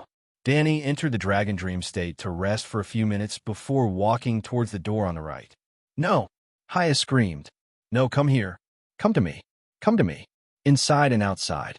His face had caved in, and his cracked skin was crawling with fat, pale maggots. This time, the room changed again.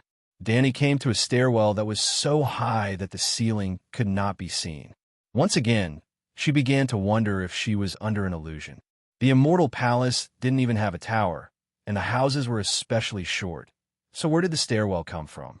But now that she had entered the immortal palace, she could only move forward. She couldn't ask Kaya, and she couldn't retreat either. So she climbed, and when her back and legs were sore, she entered the dragon spirit to rest for a while. After some time, Danny finally came to a corridor. On the right, there was a row of wide wooden doors that were half open. The wooden doors were made of ebony and weirwood. The black and white veins twisted and spiraled, forming a strange vortex pattern. It had a strange sense of beauty, but after looking at it for a long time, one would feel that it had a cruel and evil aura. Danny suddenly woke up from her daze. A few scenes from American dramas flashed in her mind. Wasn't this reverse spiral pattern a magic symbol made by the deviant ghosts? Could it be the runes used by the mystics? She gently touched the engravings of the veins and thought. Behind the door was a hall, and there was a group of sorcerers in luxurious clothes.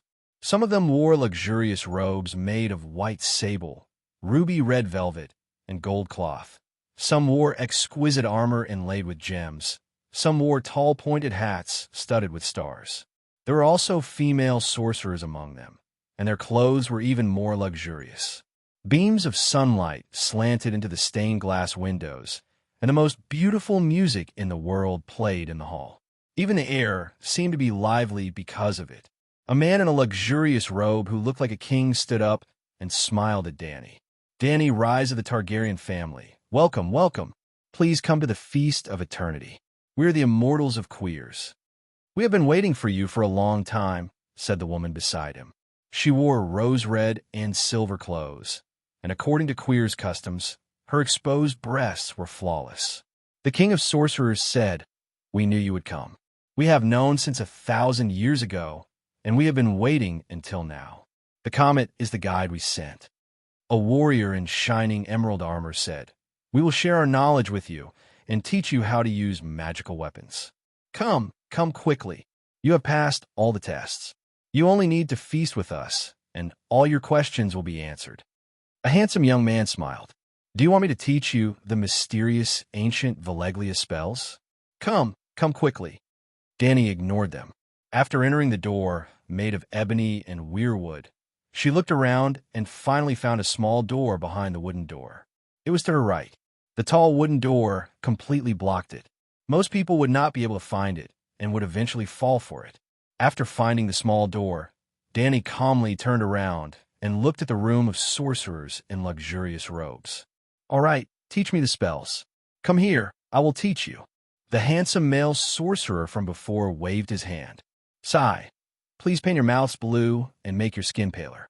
Then you can pretend to be an immortal," Danny said as she pushed the small door open and walked in without looking back. It was a narrow room with dim light and cramped space, but there was no door in the four walls. Although she was surprised, Danny guessed that she had probably arrived at her final destination. She cast her gaze at the long stone table in the room. It almost took up the entire space, and there were illusory blue figures surrounding the table. In the middle of the table, a human heart floated in the air. It was rotten and swollen, bruised, but it was still beating. With every beat, it made a deep trill and scattered a wave of dark blue light. "I am Danny Liz of the Targaryen family. Are you immortals?" Danny asked the figure.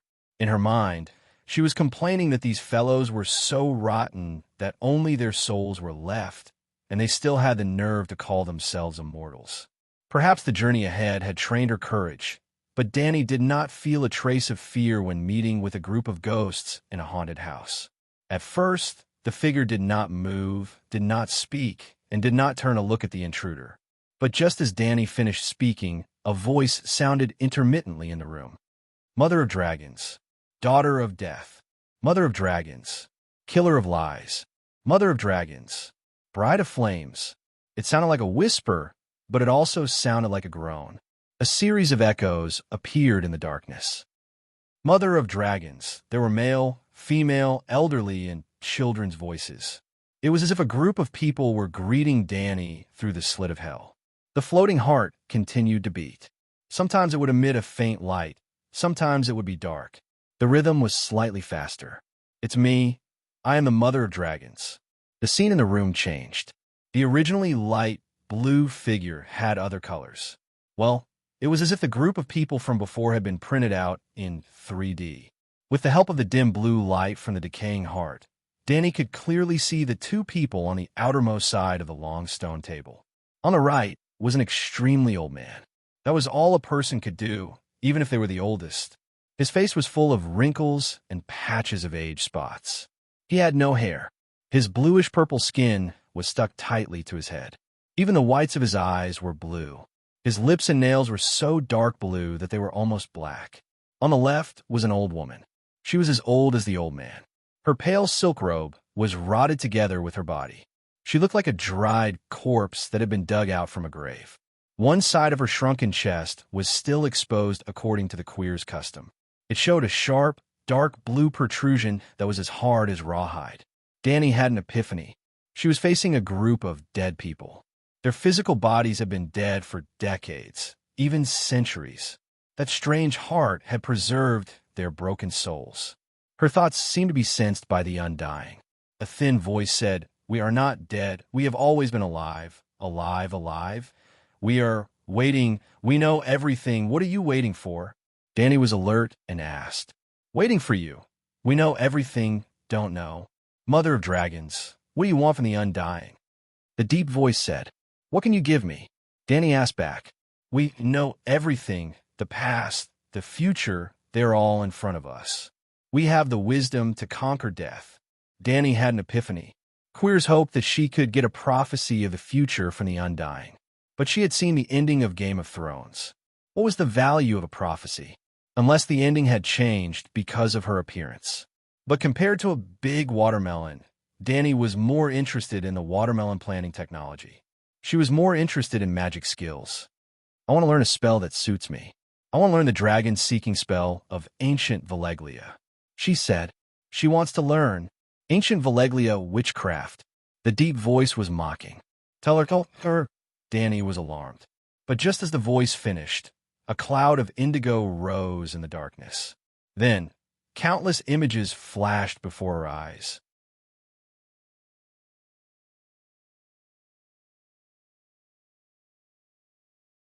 Chapter 56. 14 pillars of smoke billowed out from the crater of the volcano. The blue sky was also covered by the black smoke, as if there were 14 black clouds that would never dissipate. Surrounded by the 14 volcanic peaks, there was a huge city. There were no walls, and tall buildings were wantonly spread out in all directions. This was a city that only heavenly deities were worthy of owning. Roar, the tall black towers were like the fingers of the gods, piercing straight into the sky. There were 70 to 80 megalosaurus leisurely circling the towering towers. Red dragon, white dragon, gold dragon, green dragon, black dragon, purple dragon. The colorful megalosaurus could fill up all the colors in the world. They were as beautiful as the elves under the command of the gods. Below the clouds, one could see that the city was filled with a layer of scorching dark red light, even on a sunny day. That was the lava river that meandered down from the mountainside of the 14 volcanic peaks. Looking carefully, this city was somewhat like the water city of Venice. However, it was not seawater that flowed between the streets and the buildings, but the lava river that glowed and emitted black smoke. The windows of the black stone towers that were integrated into one also had a red light that was the same color as the lava. They seemed to be absorbing the light, heat, and magic power in the lava river. There were no pedestrians on the streets above ground, and there were no residents in the low buildings above ground. In fact, the low altitude was filled with grayish-black smoke, and it was difficult for life to survive in it. Only at the highest level of the Tower of Babel, in the sky garden that was decorated with mythical stone sculptures such as griffins, megalosaurus, gargoyles, and so on, there were silver-haired handsome men and women sitting quietly in the garden, reading books on their knees, participating in lively banquets, reminiscing about the scene, stroking the head of the megalosaurus by the fence, whispering to their companions. They were the Dragon King of ancient Valeglia who lived in the city in the sky. They used dragons to conquer the world, used magic to control the volcanoes, and extracted magic power from the lava. They enjoyed power and wealth that even the gods were jealous of. The Tower of Babel had different uses. There were houses covered with domes, gardens with open ceilings, and wizard towers that flashed with huge blue magic powerballs. They were all extremely tall and indestructible. In the center of the Tower of Babel stood a 300-meter-tall Magus Tower. On the plaza on the top floor, a tall old man in luxurious clothes with a dignified face covered the surface of the magic ball with his hands. Countless images flashed through his eyes. On this high tower, he read real-time information from all the major cities in the world. Every day at 5 o'clock in the afternoon, the wizards stationed all over the world would report to the capital of Valeglia via glass candles about the major events of the day. GAC. At this moment, a golden dragon flew over from the other side of the city. A young knight in a silver silk robe nimbly jumped down from the dragon's back and quickly walked to the side of the dignified old man. He bowed respectfully and said, "Your Excellency, great wizard, Inar Targaryen is selling his family property." The old man didn't even turn his head. He continued to extract useful information from the magic balls and replied to some of the requests. "All of my belongings?" "Everything, including the Tower of Babel." It is said that his daughter Dany Targaryen dreamed that Valeglia would be destroyed in the near future, the dragon rider whispered. "The Targaryen family has fallen." The great wizard wasn't angry. He said with a mocking tone, "The city court has declared Inar guilty. His several appeals have ended in failure, and the deadline for the appeal is about to pass. As a loser in the game of power, if he doesn't choose to exile himself, he can only pay the price of blood and life to wash away his folly. I've always thought that he was a brave man. I didn't expect him to be so cowardly and shamelessly use his daughter's sleep talk as a shield. Do you know where he's going?" "Westeros." "Westeros?" The old man frowned for the first time. As the saying goes, the world is infinitely big, but it is still under the shadow of the megalosaurus. But that land in the far west is our Dragon King's. Sigh, it's not considered a forbidden area, but it's not worth it to make an enemy of those ancient gods for such a broken place. We've even sealed Lalo. Are we still afraid of the ancient gods who are about to die?" The young man was puzzled. The old man pondered for a moment and said, "You're the heir of the fifth peak, and you've subdued your own megalosaurus at a young age. You're qualified to know the secrets that only the 14th peak master knows." The old man retracted his thin hands that had been placed on the magic ball and walked slowly to the balcony. Looking at the magnificent city below, he sighed. The people of Valeglia wantonly absorbed the magic power of the ley lines and built the city in the sky. To other races, they're as honorable as gods. But we're not gods after all. For thousands of years, the Wizard Alliance has been working tirelessly, hoping to cultivate our own gods. Not that trashy qualls, but a true god like the ancient gods and Lalo. Unfortunately, Balerion, Vargal, Miracis, even if they're stronger than Blue Lips, they're still not true gods. All things in the world, including the megalosaurus and the demigods, have life and death. Only the gods are eternal. The old gods that you look down on are indeed decaying, but as long as there are people who remember them, they'll never truly die. But even true gods can't interfere with the mortal world. A group of ancient gods isn't as useful as a dragon. The Fifth Peak's young Dragon King argued, unconvinced. Although he was young, he had been groomed as the next peak master in his family. He was also an apprentice of the Great Wizard, so he knew far more secrets than the marginal nobles like Targaryen. The old man nodded and said, "Yes, the gods can't directly interfere with a mortal world. Lalo is known as the god of fire, but he can't make a withered leaf burn out of thin air. But the gods don't have to do it directly. They can change the entire world through their believers. Just like me, the Great Wizard of Valeglia's Freedom Fortress. I haven't left the Wizard Tower for 30 years, but the world has always been under my rule. The heavens and earth change color because of my anger. Normal people can't imagine my methods, but we can't look down on the gods' power. Great Wizard, I'm enlightened." The young man was sincere and respectful. In the end, he said, Targaryen didn't directly enter the Westeros. He plans to settle down in Dragonstone Island. That's the fortress on the western border of Valeglia. They can be considered to be guarding the border for the Empire. The old man nodded indifferently. The Great Wizard, who inadvertently glanced at the sky, suddenly changed his expression. He hurried a few steps and came to the front of the blue magic sphere the size of a celestial instrument. His hands covered it again. "Who is it? Who dares to peep at Valeglia? Whose child are you?" The old man scolded sternly at first, but his expression softened after a while. But he was still a little surprised and doubtful. "What happened?" The young man asked hurriedly. "Someone has been eavesdropping on our conversation." The old man's voice was faint, and his face was full of doubt. "Who has the guts?" The young man was shocked and angry. "It's not an outsider.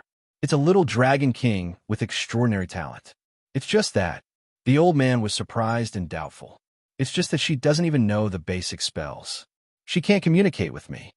Even the great nobles of Valeglia can't peep at the Wizard Tower. Didn't her parents and teachers tell her?" The young man said angrily. "I sense the breath of the Bellerus family." The old man said uncertainly. "The first peak, Bellerus?" The young man's expression changed, and his voice was full of surprise.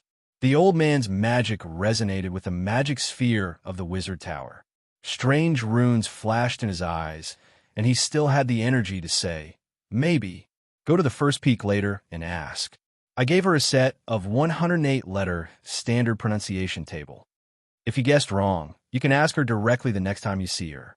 "Huh. Little girl, your life force is greatly decreasing. What happened?" "Forget it. You can hear me, right? You're most likely being haunted by evil spirits. Where's your dragon? If your dragon isn't with you, immediately enter the dragon spirit state." The old man shouted to the sky. His voice was anxious, full of worry and anger. "Which blood magician is so bold to have designs on the true dragon bloodline of Valeglia? Great Wizard, you said she can achieve the legendary dragon spirit? Compared to someone daring to attack the true dragon bloodline, the dragon spirit shocked him more. Noticing that the consciousness had retreated and there was still the breath of her dragon, the old man sighed in relief. He then turned to the young man and said, "I just said that this little girl is quite talented." But Balerion, Vargal, Dany couldn't hear the rest of the words. Her consciousness had been pulled away from the river of time. When she asked the immortal for knowledge suitable for her, a blue light screen rose in the darkness, and then countless images appeared in front of her. Under the guidance of a mysterious force, Dany saw Valeglia before the end of the world. Just like watching a TV change the channel, she easily adjusted the view to the Wizard Tower, which might not be the tallest, but was definitely the most mysterious. Dany was amazed by the huge magic ball. Later, she saw the Blackstone Tower extracting power from the lava river, saw the old wizard use the magic ball to manage the entire world, and heard about the secrets of the gods for the first time. She truly felt the power and advancement of Valeglia civilization. But what shocked Dany even more was that the people in the TV image could see the audience on the sofa in front of the TV and could even communicate with the audience. They could even sense the danger that Dany herself didn't notice. Did I see the past, or did my consciousness travel to that point in time? With this thought in mind, Dany entered the dragon spirit state. The soul of the true dragon was with her. She felt the essence of life, essence, and divine aura flowing out like a flood breaking through a dam. She opened her eyes.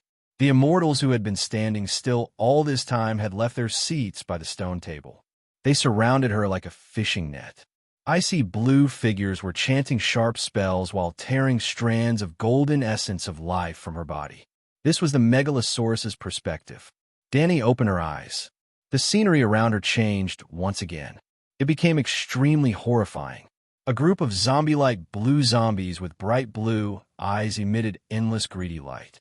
They crowded around Danny, using their cold and shriveled hands to pull, caress, and drag her clothes, touch her body, and entangle their fingers in her hair.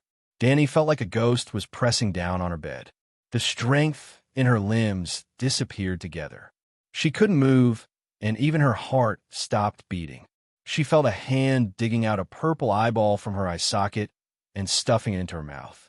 She saw sharp teeth pressing against her soft throat. Ah, Danny roared angrily. "You're asking for death."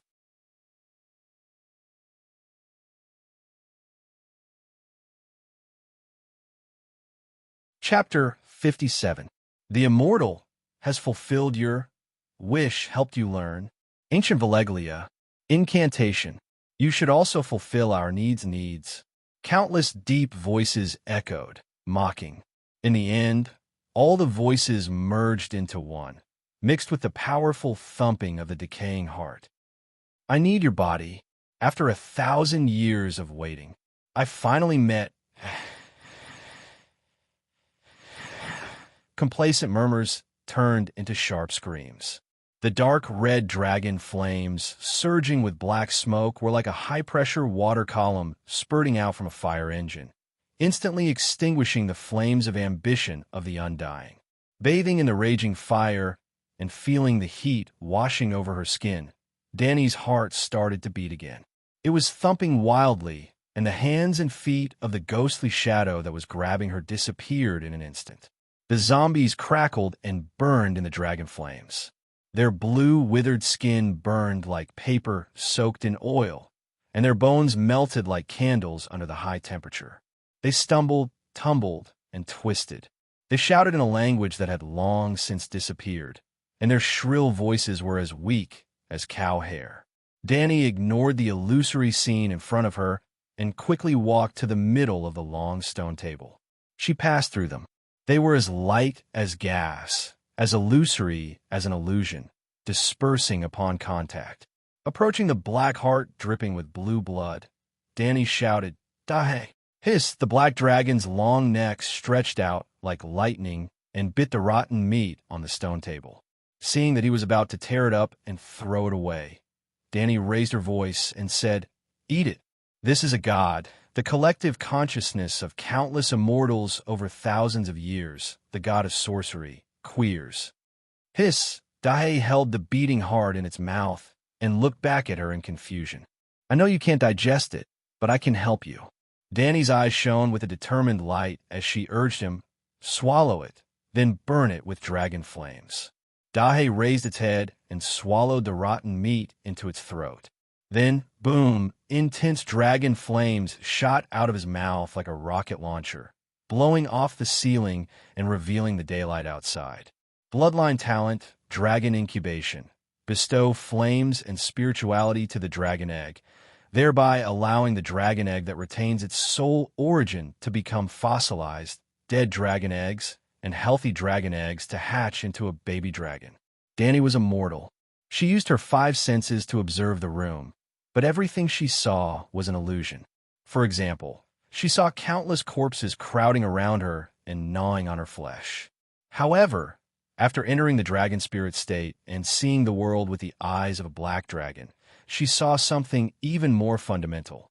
Blue tentacles extended from the black heart, and each tentacle was an undying whose body was infinitely elongated.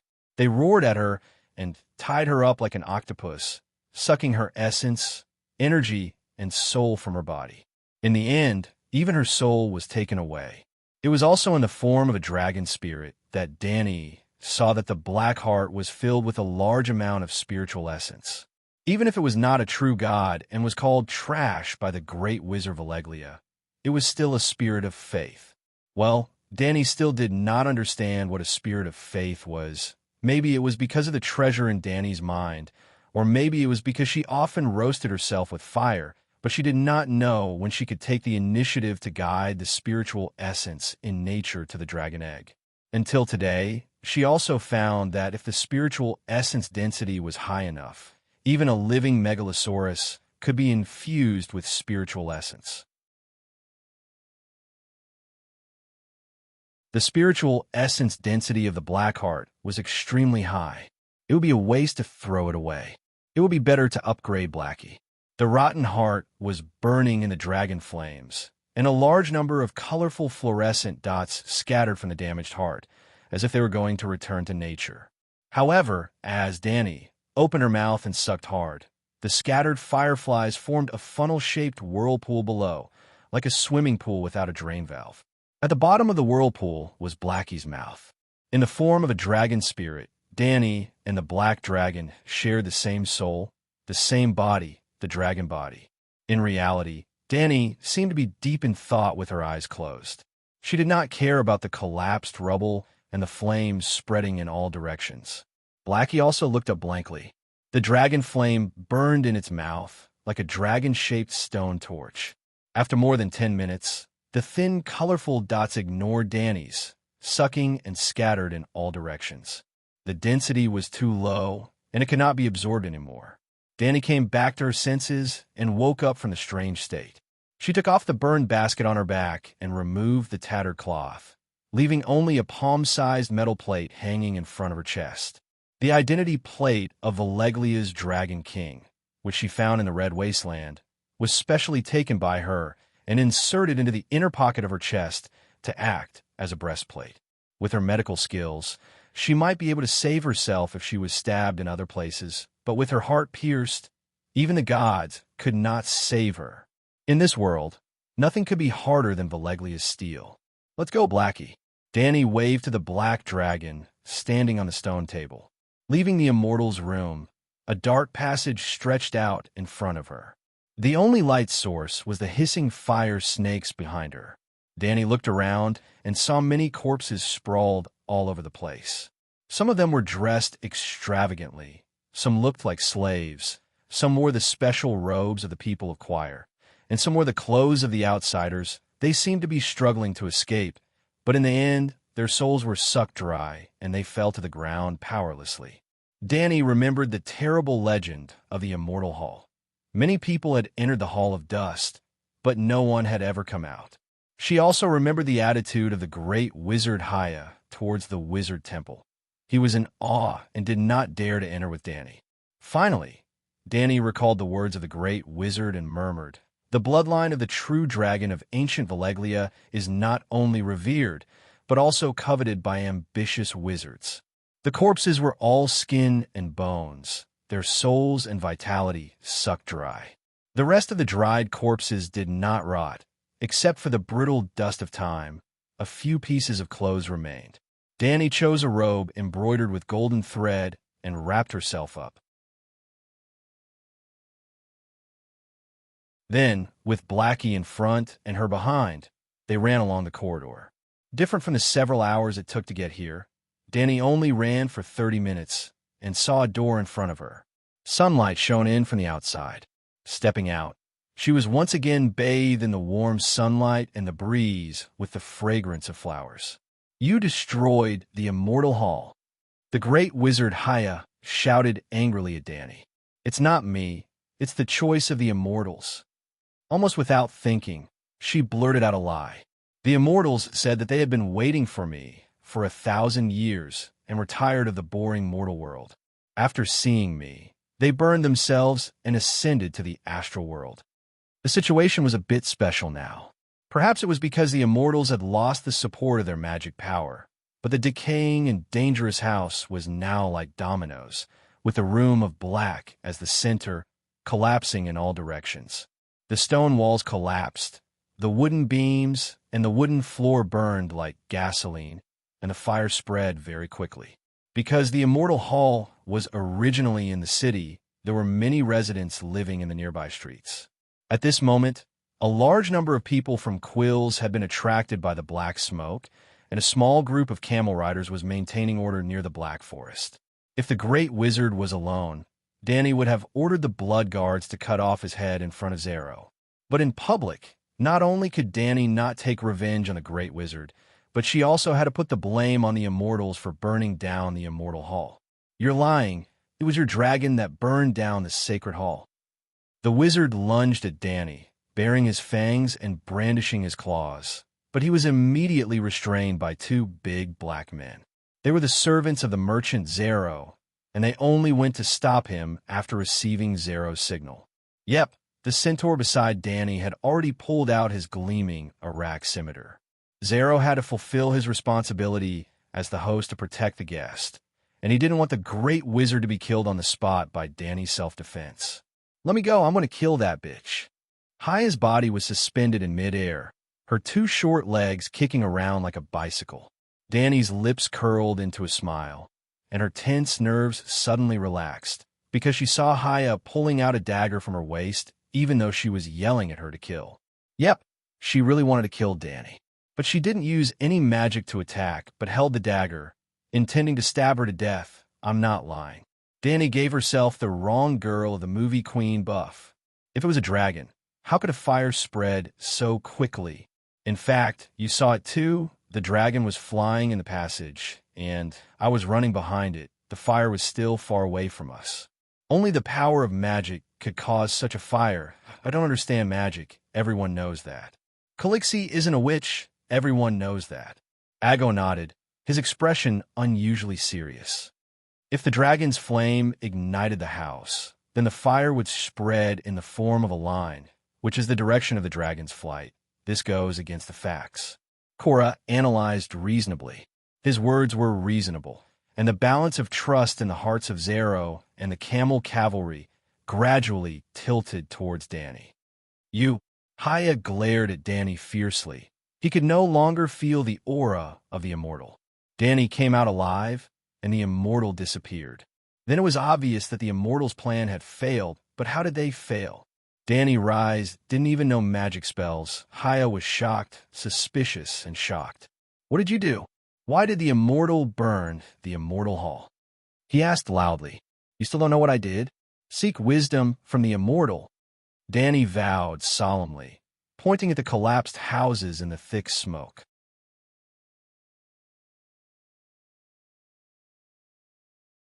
"Isn't it obvious?" The people of Queers called it the Hall of Dust. Now that the Immortal has ascended to the astral world, of course this place will be demolished. Even if we don't build a new true Immortal Hall, we can still use it for real estate development. It's such a waste to leave such a large piece of land unused. Real estate development? His Excellency Wizard was about to die from her disgust. Holding back his anger, he asked again, "What is the astral world?" A look of disdain flashed across Danny's face, and she said proudly, "Remember, this is the great wisdom from the Immortal. Gods and humans live in different spaces. We're in the mortal world. The gods are in the higher dimension of the spirit space, which is the astral world. Mortals can only look up at the astral world, but to communicate with the gods in the astral world, they can only do so through devout faith. Great Wizard Haya, the time to test your faith has come. If you worship the Immortal as gods, you will probably be able to communicate with them soon. If you can't communicate with them, it means that you are not devout. Since you have no faith in the Immortal, don't bother me in the name of avenging them." What made Danny both surprised and proud was that after hearing her words, most of the people around her had an I-see expression. Even the cunning Zero and Cora, who didn't believe in evil gods, looked hesitant. Everyone knew that Danny was a noob in occultism. For her to be able to say such logical secrets of the gods, someone must have taught her. Who taught her? The Immortal. "Let's go." Danny waved to her followers. Of course they had to run after showing off.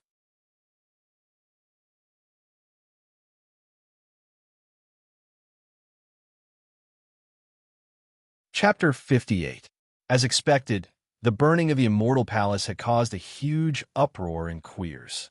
Even though Danny had used a lie that no one could refute to temporarily cover up the matter. But after the incident, unfavorable comments about the dragon and herself were still quickly spreading in the city.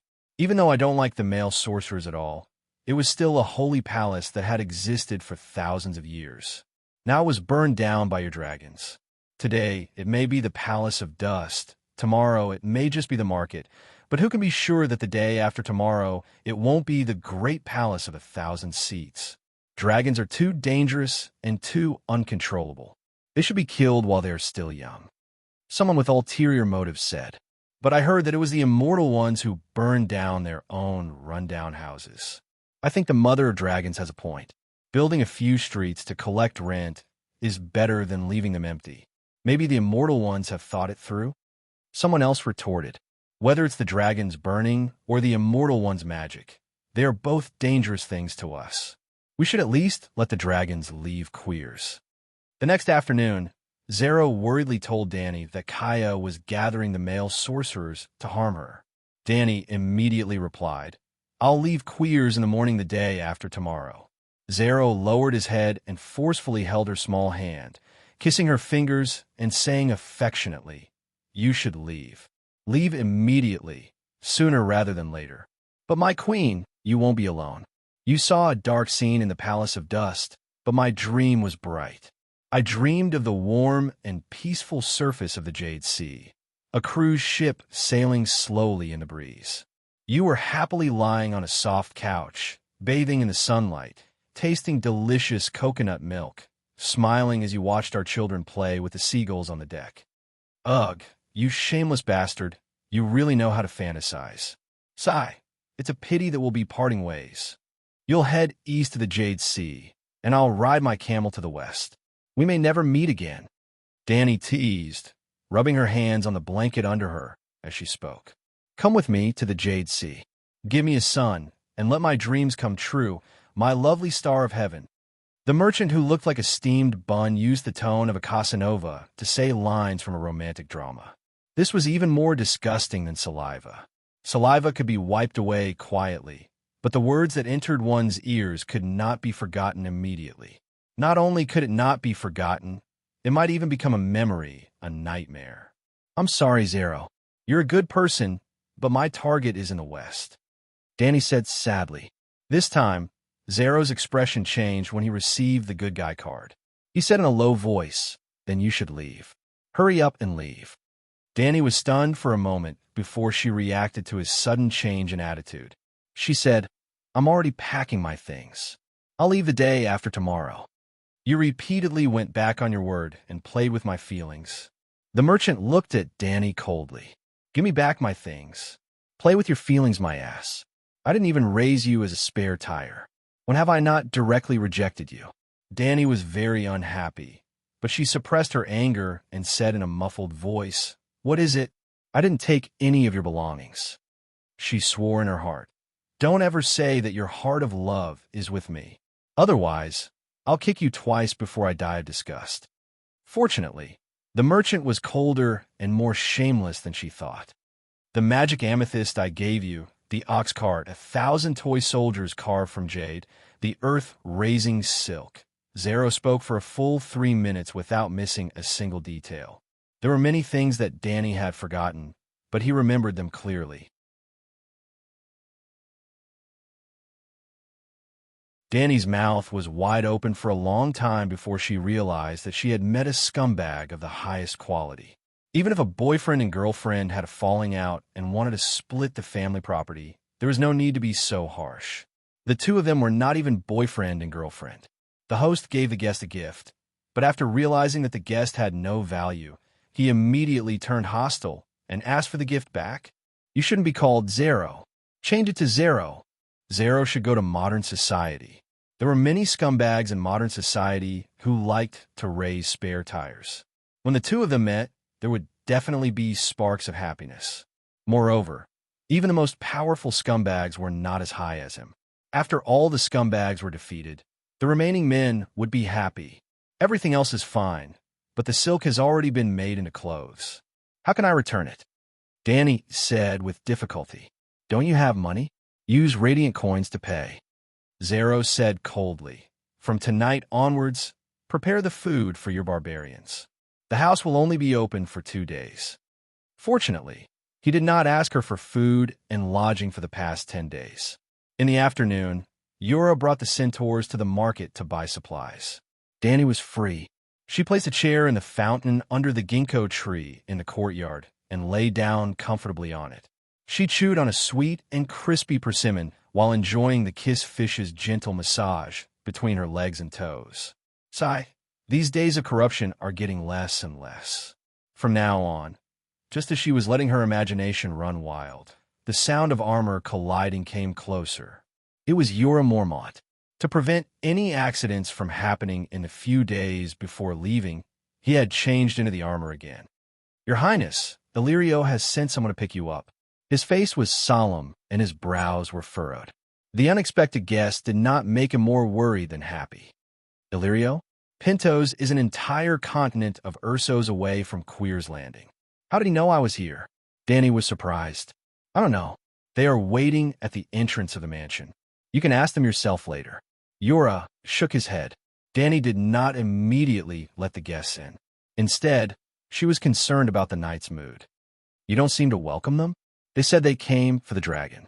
If even Illyrio of Pintos knows you have a dragon, then, after a moment's hesitation, Yura said worriedly, Pintos and King's Landing are separated by the sea. The narrow sea is not as vast as other seas. It is only about 500 kilometers wide. If the people of Pintos can reach Queers, then so can the assassins of King's Landing. That makes sense. Dani nodded, but her expression was not as heavy as Yura thought. She slowly said, Our original plan was to take the land route, heading west to Astapor to buy a batch of immaculate ones, and then head north. When everyone thought that we would turn around Slave Bay and continue west, we did the opposite, heading east and returning to the ancient trade path. In a battle to defend the city, 1,000 immaculate are enough to stop 10,000 troops, and the environment around White Cloud City cannot support 10,000 troops. We're the only ones in White Cloud City. As long as we seal the city gates, 100 faceless can't hurt me. They can't enter at all. At this time, Dani did not directly feel the miserable situation of the slaves. She did not intend to take the risk of making a big news. She also did not think of deceiving the slave owner of Apasta like Dani Rise did in the original plot. Attacking the city of Slave Bay and killing the benevolent lord was not a problem, but deceit could not be used. Otherwise, no matter how noble the purpose was, the name Dani Rise Targaryen would be completely ruined in this world. Jera, that bastard, was so eager to get the dragons that he did not think of going back on his words and using coercion on Dani. He was obviously gay, but he had wronged himself to flatter Dani. Thinking about it from another perspective, a straight man trying to curry favor with another strong man. Who could stand it? The royal family of Queers was the same. They only asked for gold and silver according to tradition, but they did not send camel knights to kill Dani and her party and take the dragons. The royal family of Queers was so greedy for gold and silver. How could 3 young dragons not be worth a few thousand radiance coins? Obviously not. The great sorcerer Haya hated Dani to death, but he was also fervently hoping to get the dragons. But his little tricks were still within the rules. When the 3 dragon seekers, Haya, Jal, and Kuei Shi, extended their invitations to Dani, they had automatically established a universal relationship of trust. In Westerosi terms, they had established a relationship of guests, and each of them enjoyed the rights of a guest. Even people like that could keep their promises. How could Dani be worse than them? So, Dani's current plan was very conservative. She only wanted to stall for time and wait for the 3 dragons to grow up. Korra was definitely not the first confidant. He was not as loyal as the Blood Brotherhood, but he was definitely the first think tank. Dani told him the outline of the plan, and he was in charge of the details of the plan. He was far more experienced than Dani in war. It was quite pitiful. Korra Mormont was at most a Zhang Fei, but in the end, she used him as Zhuge Liang. Your Highness, Illyrio sent 3 large ocean-going ships. Korra's voice floated into her ears. He did find out all the details on our side, Danny said with a hint of sarcasm. He can easily fit my little Commissar. Cora said faintly, not just your Commissar. He is a merchant, and merchants never do business at loss. When the 3 ships came, they were filled with the specialties of the Western continent, and when they returned, they were filled with enough goods to cover the cost. This time, Danny understood that there was a hidden meaning in his words. So, in theory, you will be the temporary master of the 3 ships. Cora's eyes flashed. We still have to go to Apasta, take a ship, and buy about 3,000 unsullied. No one can easily hurt you. The persimmon in her hand had not been eaten for a long time, and the part that had broken through the skin slowly turned brown in the air. Danny threw it far away at the foot of the wall and muttered, "Let's make a decision after we meet the person in charge." She did not return to the stuffy hall. Instead, she had Doria put 2 lounge chairs in the fountain and also equipped them with wine and fruits. After the 2 guests followed Agu into the courtyard, they saw a young girl with her hair tied up at the back of her head. She wore a painted vest and loose silk shorts, similar to beach shorts. Her bare feet were white as she stood by the water and smiled as she extended her hand in invitation. Most of the heat in the air seemed to have dissipated because of her. The leader was a burly fat man, 9 meters tall, close to 2 meters tall, with dark brown skin. Sweat made his bald head shine with a greasy sheen. He was only wearing a tight-fitting leather vest, and his sweaty yellow trousers were stained with obvious stains. An extremely long Iraq scimitar was sheathed at his waist. Although he was fat, he was not fat. His arms were like thick oak trunks, and his belly was bulging but full of thickness.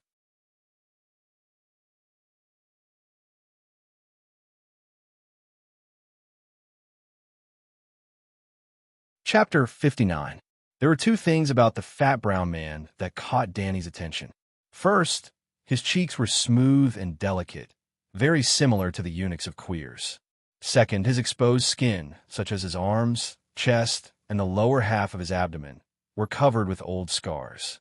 Compared to his tan skin, the pale scars were as conspicuous as a business card. The other old man was wearing an undyed woolen traveling cloak. The hood was lifted, and his long white hair fell to his shoulders. A silky silver beard covered the lower half of his face. He leaned his body weight on a hardwood walking stick that was as tall as him. He was half a step behind the fat man and seemed to be his servant. However, the old man's temperament was far better than the bald fatty's. He was tall and burly, like an experienced old warrior. "Welcome, I am Danny Liz Targaryen." Danny introduced herself with a smile. The fat man bowed casually and said with a smile, "Greetings, your majesty. I am Beworth, known as Beworth the Brawny." Hearing his sharp voice and thinking about his title, Brawny, only people who don't have that kind of thing would care more about this kind of evaluation. The old man performed a standard etiquette that seemed to have been done thousands of times. He knelt on one knee and said, "Your majesty, my real name is Aston. Beworth has given me a nickname, Whitebeard." Whitebeard. This name was far more intimidating than Brawny. At least, it amused Danny. "My 2 guests, please sit here." Danny gestured for them to take off their shoes and enter the fountain to cool off. Fatty Beworth did not stand on ceremony. He took a few steps forward, kicked off his leather sandals, and stepped into the fountain with his feet full of mud. With a creak, the rattan chair sank half an inch, and he picked up the wine jug and poured it directly into his mouth.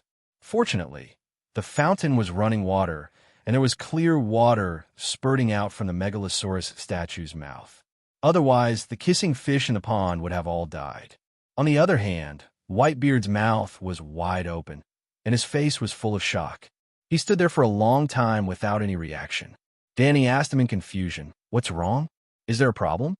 "I'm sorry, sitting with the queen and soaking my feet in the same pool as 2. The old man looked embarrassed.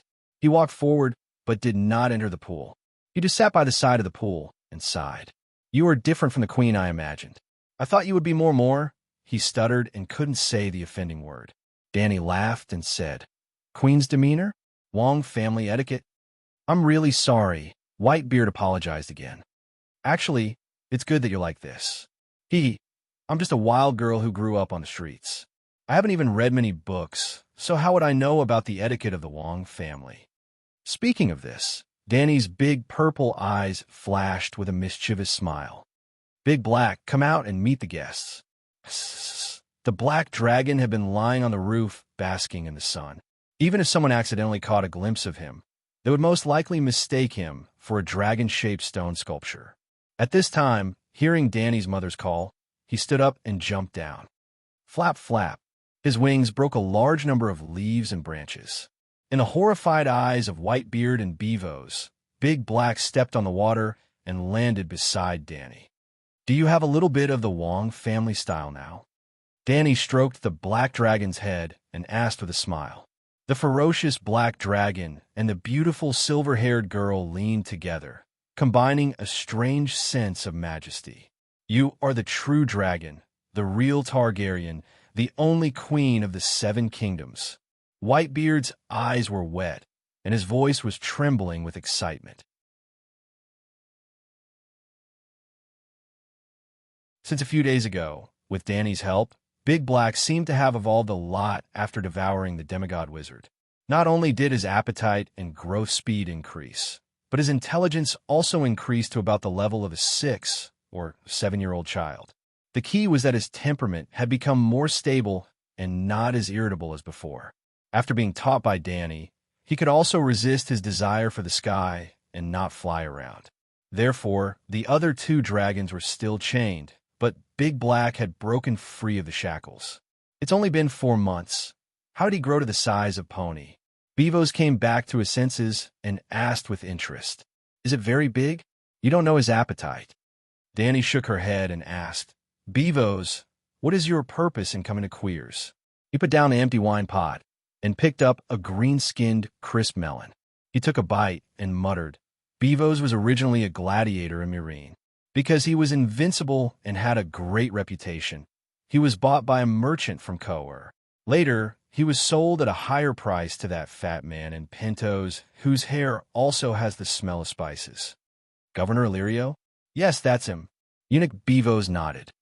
That fat man sent brawny Beavos across the sea to be the little queen's bodyguard. As for Whitebeard, he is the bodyguard that the fat man arranged for Beavos. I'm his attendant. Whitebeard raised his cane high, as if he was holding up a long spear with a fluttering flag. Your Majesty, I was born in the Dorne borderlands. When I was young, I was the attendant of a knight in the Sven family. Sir, you're 60 years old, right? You're still a bodyguard and an attendant? She complained in her heart, but asked, Sir, you're also a Westeros. No wonder you speak the common language so fluently. Then, she pointed to the armored knight standing at the side. My Queen's Iron Guard is also a Westeros knight. Do you know him? Hearing the words Queen's Iron Guard, Whitebeard's expression changed. He looked at Cora with a scrutinizing gaze for a while and said lightly, Lord Mormont is considered famous in the 7 kingdoms. What kind of famous reputation could the Great Bear have? Violating the ban and selling slaves? Giving up honor and avoiding the trial of the Lord? His head was green. His wife ran away with someone else? Cora heard the unfriendliness in Whitebeard's words. He frowned and said, You didn't say you knew me at the dock. When did we meet? Earl Mormont, on Pike Island. You fought bravely and were made a knight. On Lannisport, you almost knocked the Kingslayer off his horse. For this, you won the heart of a beauty. I didn't say it before because it was unnecessary. Now that your Majesty asks, I'll tell you the truth, Whitebeard said calmly. You look familiar. Cora pulled up his mask and stared at Whitebeard in confusion for a while. He shook his head and said, Hundreds of people participated in the tournament at Lannisport, and thousands of knights were deployed to attack Pike Island. I can't remember who you are. But let me remind you, I'm no longer an earl. The Earl of Bear Island is Mage Mormont. I'm just a wandering knight. You're my Queen's Iron Guard, Danny reminded him. Yes, your Majesty. The bitterness on Cora's face dissipated, and a happy smile bloomed. Knight Cora has rich combat experience and has saved my life many times. He's my most loyal friend and outstanding think tank. Danny said such words against her will in an incomparably solemn and natural manner. The smile on Cora's face became brighter. She also didn't forget to help the horse guards gain face in front of the guests. She pointed at Ago and introduced him. This is Ago, my Blood Alliance guard. He's also a bandit. His martial arts are excellent, and he's brave and fearless. Calixi, it's enough to have us protect her. Ago glanced at the fat eunuch Beworth and said, A horse boy. Beavis threw away half of the melon and grinned. Beavis, the strong man, can't even remember how many horse boys I've killed in the fighting arena. All of them have longer braids than you and more bells than you. Without waiting for Ago to reply, he patted his thick belly full of scars with his right hand, which was sticky with green melon juice.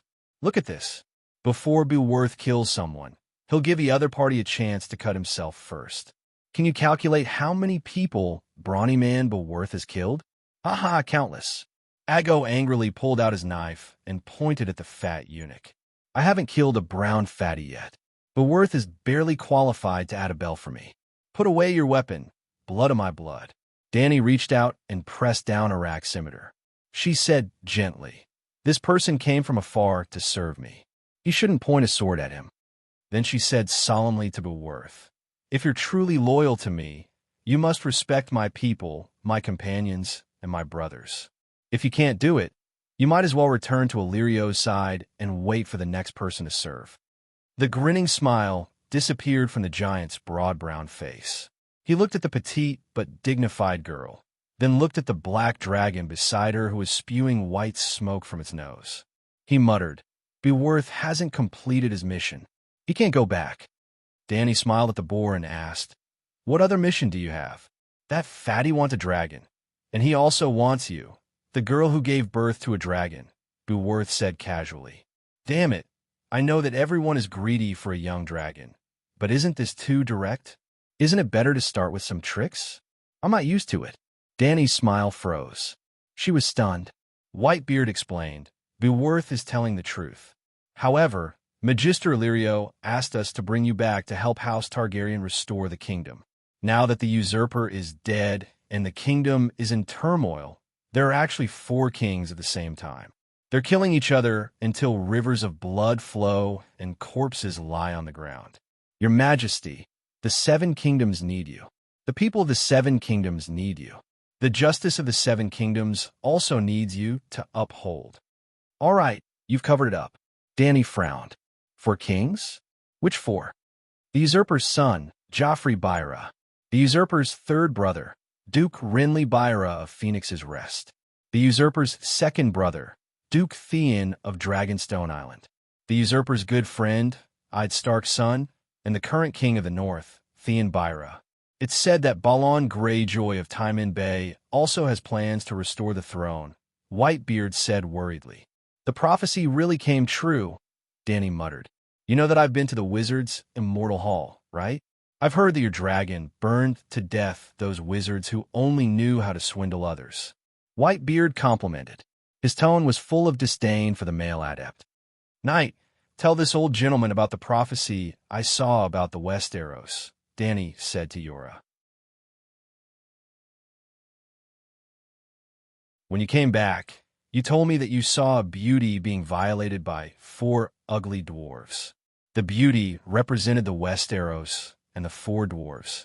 You asked me who they represented, and I guessed that it was Queen Cersei, Grand Preceptor Pycelle, Eunuch Varys, and King Joffrey. This, Whitebeard was in disbelief. Could it be that those blue lips could really prophesy? Not everyone could see the prophecy when they entered the immortal hall. Most of them were directly immersed in the environment, and only those with certain characteristics could peek into the river of time to a limited extent. I don't understand magic at all. I don't know if it was an illusion or some other method. Danny shook her head and said seriously, but that day I did see a lot of things. For example, my brother Liga, my sister-in-law Princess Elia, and my nephew Aegon. Liga has blue eyes and not purple eyes, right? I've never seen him before. Right, he was holding his son and told me that dragons have 3 heads and are still missing one.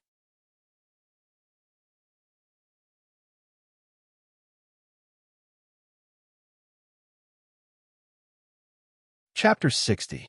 It's true that I have 3 dragons, but I'm the only Targaryen left. Little Aegon is long dead.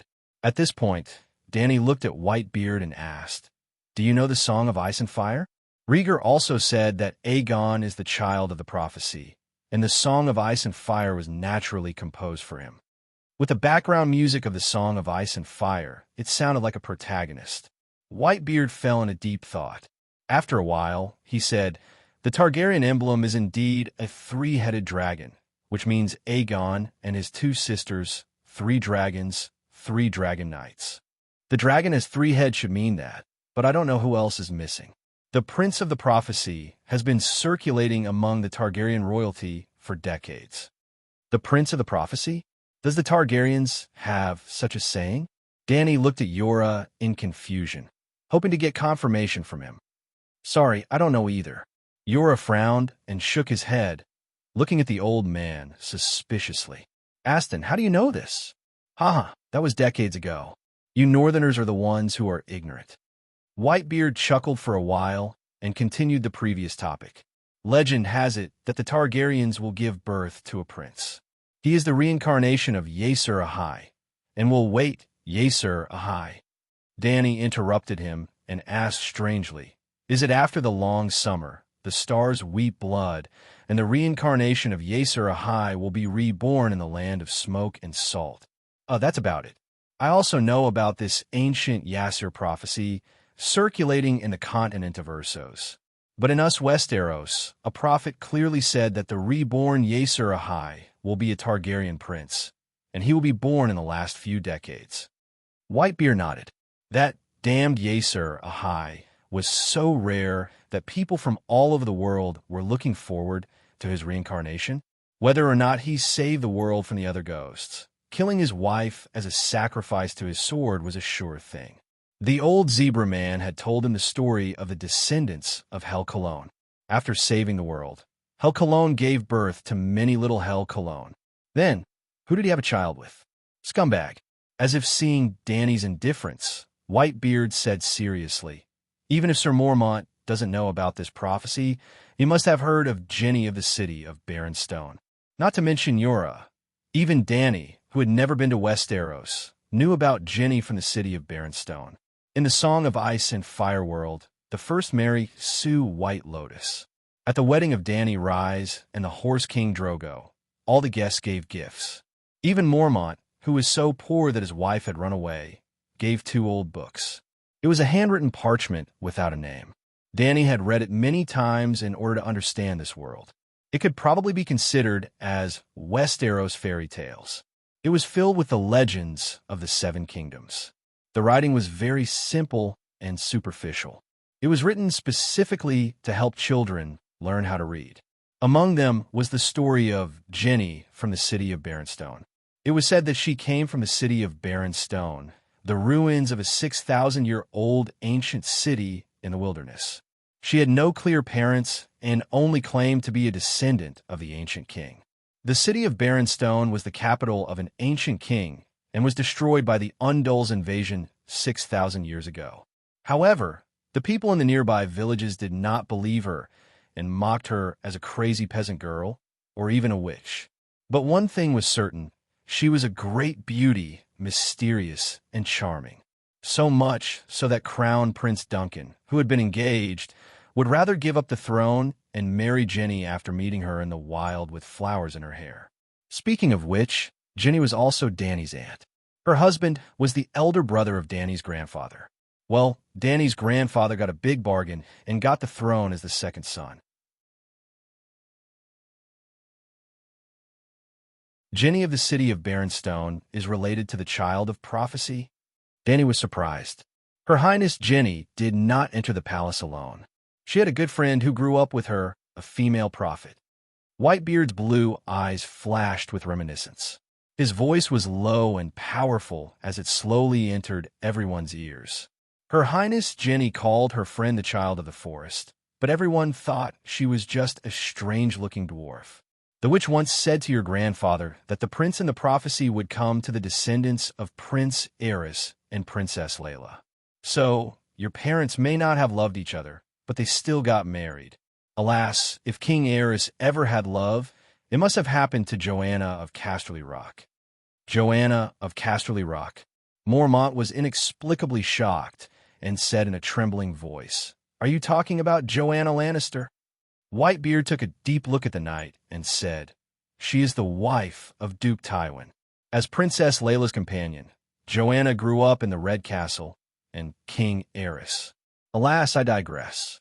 Now that I see Her Highness Dany rise, I feel that the prophet's prophecy has come true.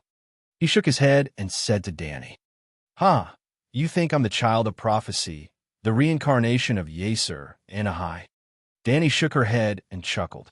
"In the prophecy I saw, Liga almost passed through time and told me that the baby in his arms was the real child of prophecy. Little Prince Aegon is dead, and the prophecy is broken." Cora said in a deep voice, "No matter what, you are the real queen of the Seven Kingdoms. Please return to Pentos with us." Whitebeard said to Dany. Dany could see that Whitebeard was only Beavis' attendant in name, but the real master was still him. "When did you come to Quarles?" she asked. 4 or 5 days ago." "Why did you come to me only today?" Whitebeard explained. "The leader of the merchant ship, Grollet, is the captain and also a proper Pentos merchant.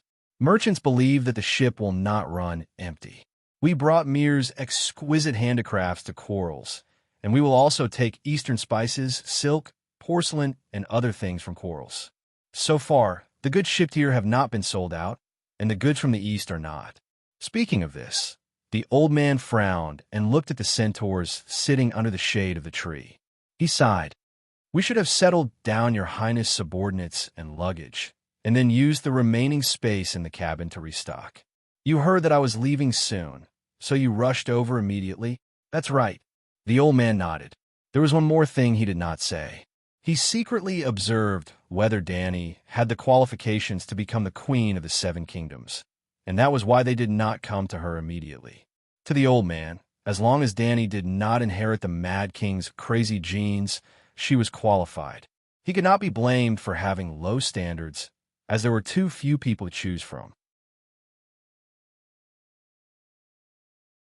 Dany let the maid serve the 2 guests, while she returned to the living room with the Blood Brotherhood guard and Cora to discuss their next move. Aggo and the others had always believed that centaurs should not leave solid land. The endless poisonous water would drown the entire world, and it was too dangerous. Well, the centaurs were all landlubbers and had a phobia of the sea. Their views were too biased, and there was not much reference value. Cora only hesitated for a moment before suggesting that Dany accept Illyrio's invitation. You've been targeted by him. No matter if he has other motives, or if he just wants to profit from your restoration, he won't give up your 3 dragons so easily. If he can find you so accurately and quickly once, he can find you a second time. If you keep rejecting him, perhaps. After pausing for a moment to let Dany understand the worst possible outcome, he continued, It's also safer and faster to go by sea. We're not used to fighting on poisonous water. Our strength is halved, Chui Luo retorted. It's harder to be tracked by sea, and it's naturally safer if you don't meet any enemies. Although you're warriors on horseback, the 2 ultimate skills of Ursos the Araximeter and Bow are not completely useless on a ship. A fierce look flashed in Cora's eyes. In fact, if things don't go well, we have the power to seize control of the ship. We won't go to Pentos. The ship will send us to Slaver's Bay. The next morning, Captain Grollet came to meet Dany. He was a weather-beaten, rugged old sailor of medium build, with a fluffy beard and curly black hair. He seemed to only have a mouthful of big white teeth and sharp, dark brown eyes that leaked out from his face. In his conversation with Dany, Captain Grollet did not appear to be forceful. The moment he saw her, he offered to give up his captain's cabin. Like Bevo's, he already saw Dany as someone he could serve and be loyal to. Of course, Dany would not tell him to change direction the moment they met.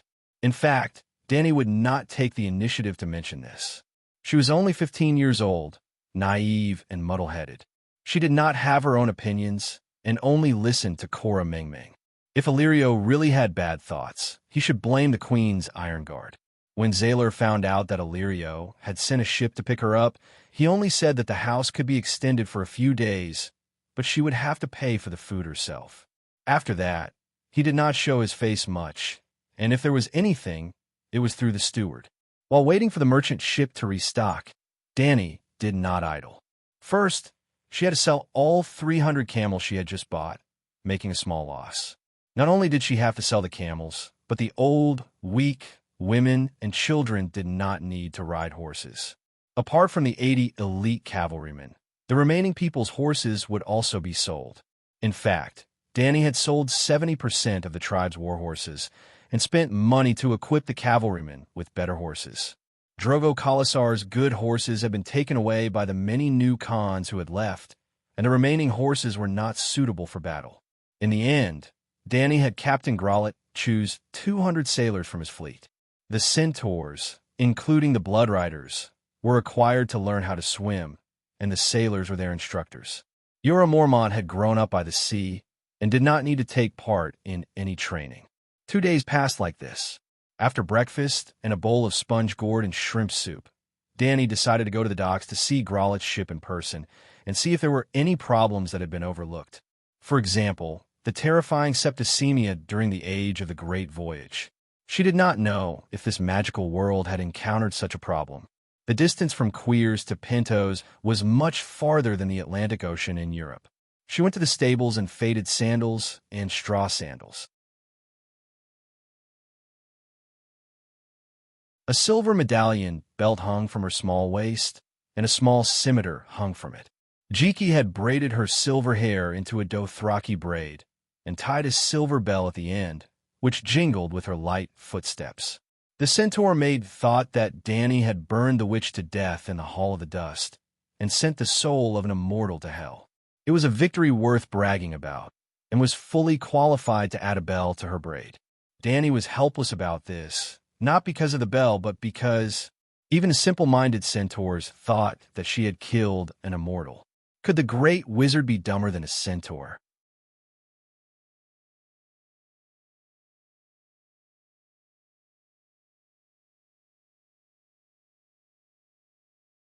Chapter 61.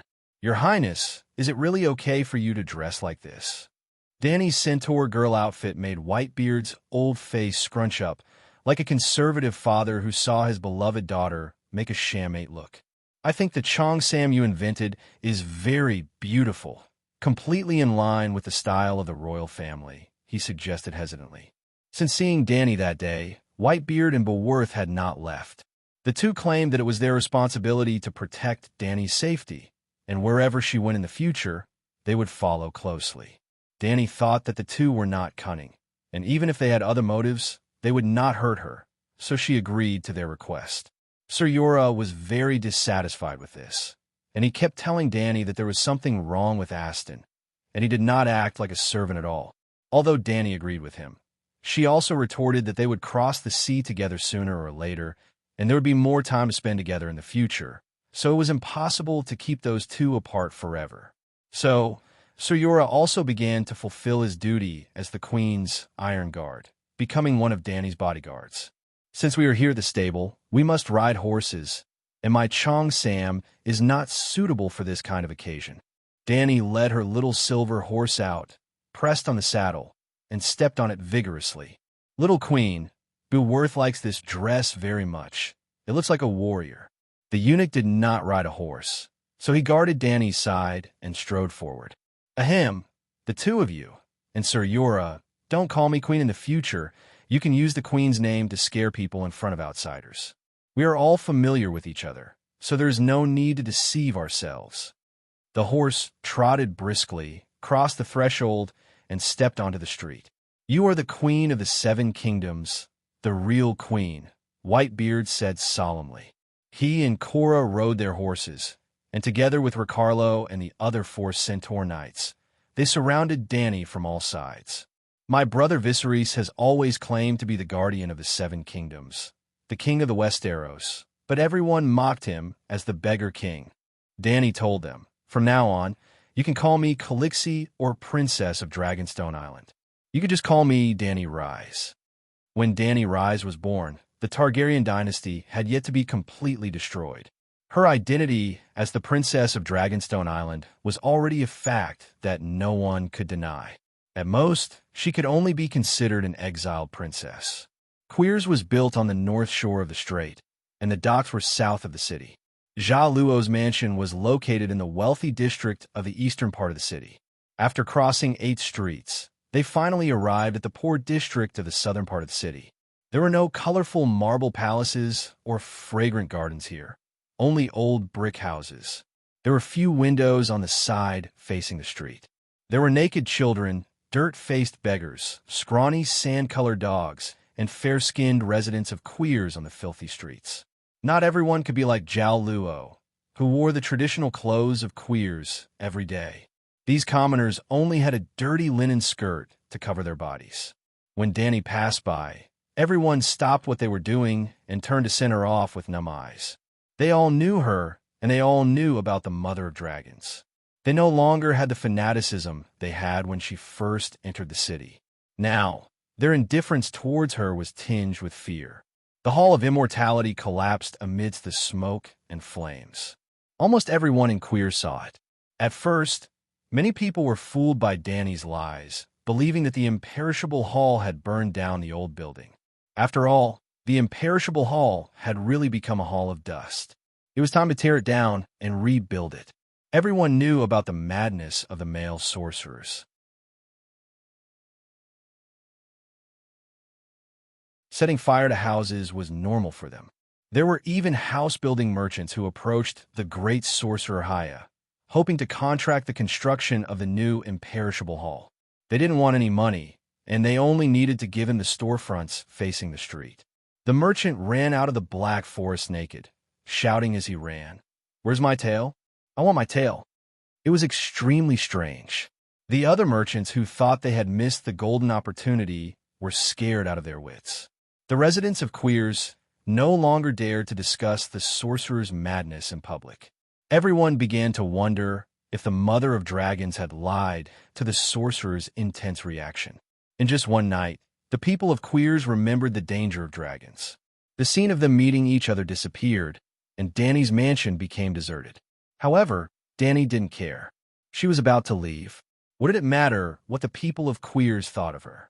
After passing through the slums of Queers and entering the docks, the streets became more crowded. Carriages, palanquins, camel caravans, merchants and sailors of all kinds of skin, hawkers on the streets, the fragrance of the noblewoman's perfume, the smell of roasted meat, leather, feces, sweat, and the smell of fish mixed together to form a thick and strange smell. The strange smell mixed with the clamor and salty sea breeze gave people a feeling of living in the world of mortals.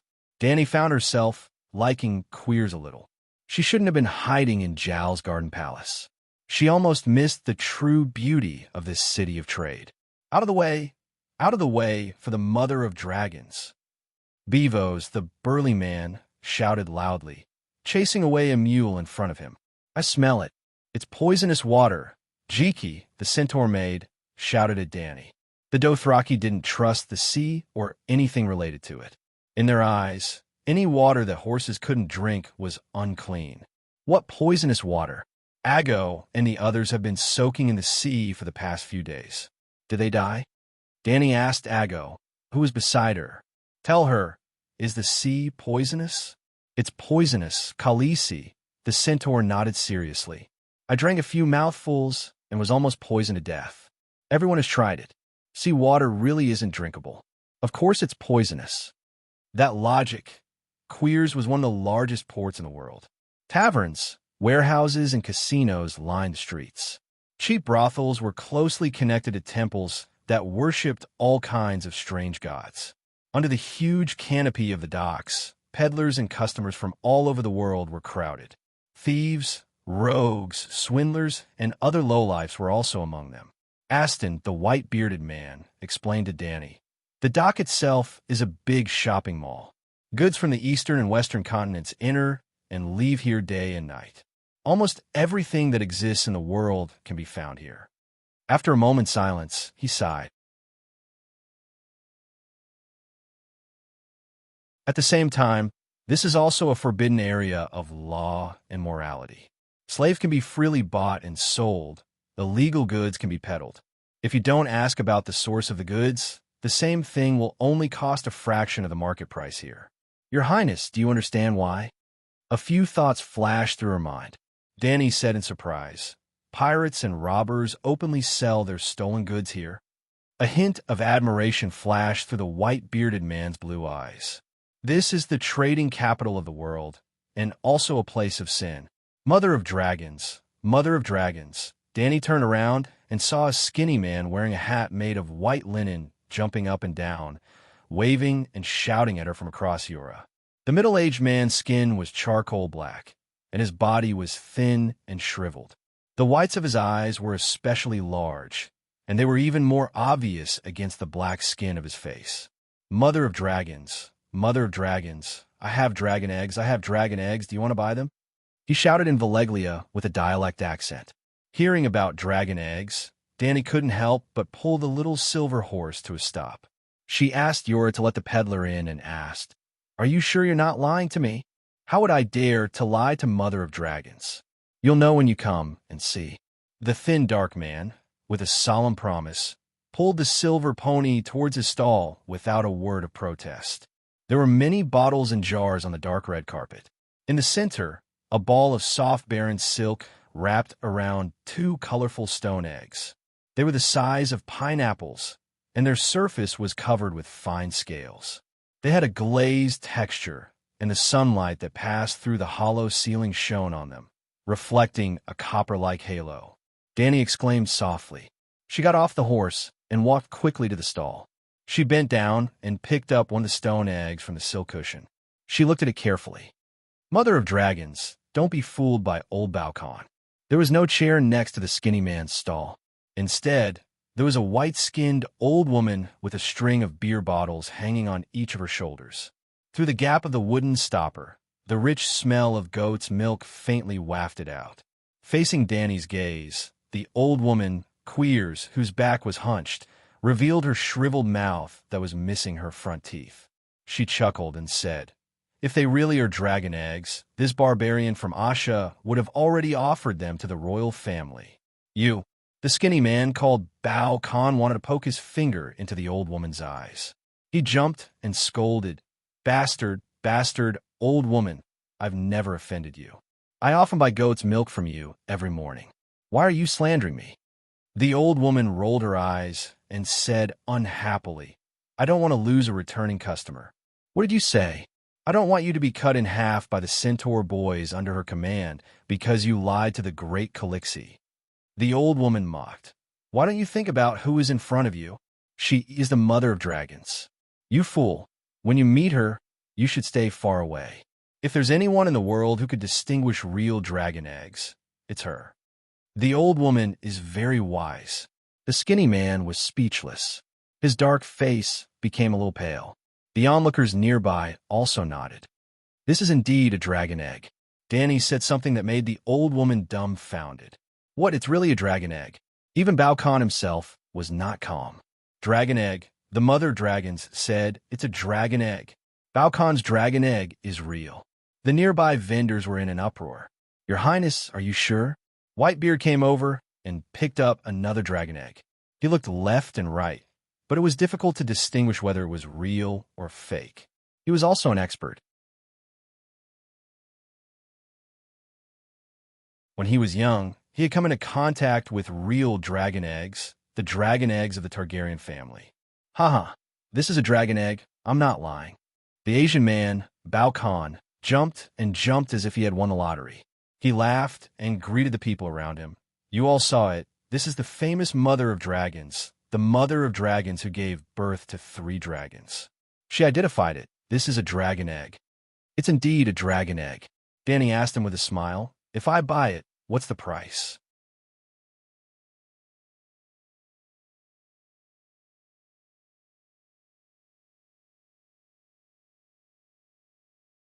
Chapter 62. Danny had never been so satisfied.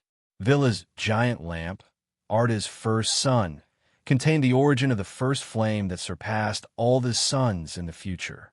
Although its flames were very violent and theoretically belonged to the remnants of the first flame, It was indeed rich in the origin of the first flame. Its energy level was even higher than the first flame she obtained in the Smoke Sea, surpassing level 6. She swallowed 70% of the 2 giant lamps, and Villa buried the remaining flames back into the ground. Because of her help, Villa saved 90% of the maintenance time and tried to preserve more ancient species. Other than the fire in the giant lamp, the underground fire spewed out due to the collapse of the earth and mountains. Dany also absorbed countless earth core fire. At this time, when the world was created, the earth core fire was the origin of the secret flame buried and sealed by Villa. The high quality made Dany lose control of her desire again. She was drunk and stuck her head into the crack, squeezing in with all her might and sucking the secret flame deep in the earth. The earth god, Aoki, used the continental plate to clamp her head and prevent her from going down. The titan god, Tokus, grabbed her spider leg and pulled it out with all his might. The Olomian dog barked at the side to scare her. However, Dany had absorbed enough origin of the first flame to create 10 Song of Ice and Fire worlds from the giant lamp. Tokus couldn't stop her. In the end, crybaby, Nina used her pitiful tears to awaken Dany's rationality and prevent her from being beaten up by the Varys. Thank you, Nina. I almost made a big mistake again. Dany smacked her lips, savoring the taste of the secret flame while sincerely thanking the god of mercy. Nina ignored her. Like Lin Dayu, who was abandoned by Jia Bayu, she looked timidly at the crack in the earth and cried. Wherever her tears fell, the earth's wounds were immediately healed. The earth regained its vitality, plants grew, beasts revived, and the world was filled with hope and beauty again. Dany saw this and was envious. Greedy spider, since you were driven by instinct and couldn't extricate yourself, Man Wei, pardon your crimes. Leave. I don't want to see you again. Takas's anger had yet to dissipate. His eyes seemed to contain a storm. His wife, Nessa the fleet-footed leg, glared at him angrily with her face puffed up like a bun. Don't do any more evil. I'll keep an eye on you. Olomi's voice echoed across the land. Woof, woof, woof. Even the dog barked at her. Dany didn't have the face to curry favor with him. She put on the black miasma cloak and disappeared in front of the villa. Hiss! Did you notice how she disappeared? Olomi gasped. He was the god of hunting and was best at tracking.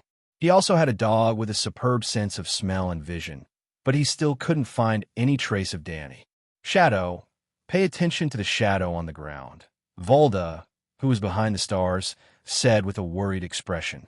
She said to Manwë, after losing the giant lamp, the world fell into darkness with only thin starlight.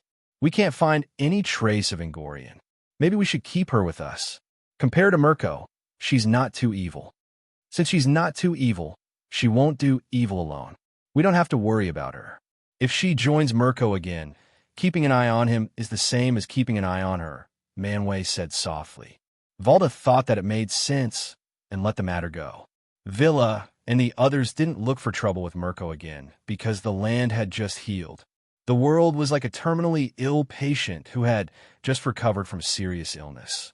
It couldn't withstand the torment of the Battle of the Gods. After the Battle of the Giant Lamp, the symmetrical landforms of the continent changed completely. There were plains that rose into hills and mountains that rose into the clouds that became lakes. The continent in the middle of the ocean was like a biscuit that had been bitten a few times. There were many bays and islands. In general, the world map before and after the Battle of the Giant Lamp was completely different. Even Villa's residence, Omeron Island, was shattered. Part of it even became steep mountains. Therefore, Villa left Middle-earth and moved to the westernmost continent, near the edge of the world, on Amen Island. To prevent Mirko from attacking again, Villa built the highest mountain in the world on the coast of Amen Island. Manwë's throne was on the highest peak of the mountain. It had a very beautiful name, Oyo Luoshiwe. When Manwë and Volda looked east from Oyo Luoshiwe's palace, they could almost see the end of the world. That was because the world was still flat. Dany quietly approached Amen Island, wanting to peek at what Villa was doing. However, she was discovered by Volda. She looked at her with a serious face.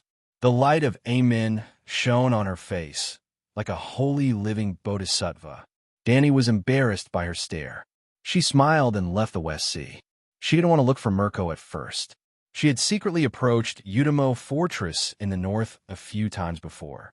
The environment there was really disgusting.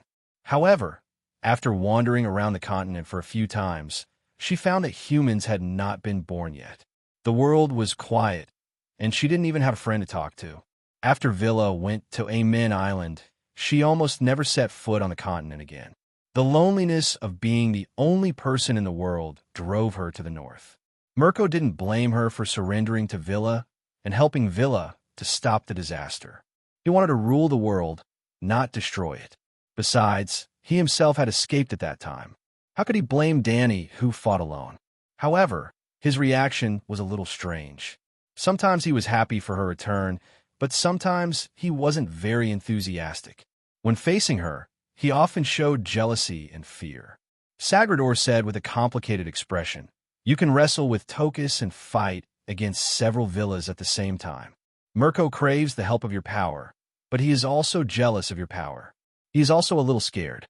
Danny also saw jealousy in the old goblin's eyes. On the other hand, Soren was also jealous and afraid, but he hid it well. Plus, he was one of the few wise men in the Maya. Danny got along well with him. Hence, she moved to the Ongban Fortress in the west. There, they researched evil black witchcraft and blood magic together, and tortured Omilo's divine beasts into all kinds of monsters. Unknowingly, a few decades had passed. The sudden appearance of holy light in Amen interrupted their peaceful days. The twin holy trees were born. Villa built the kingdom of the gods in Amen Velinor. They built countless beautiful palaces, castles, gardens, and towers. Villa also placed all the beautiful things that were saved from the disaster in Velinor. Most importantly, they have the twin holy trees.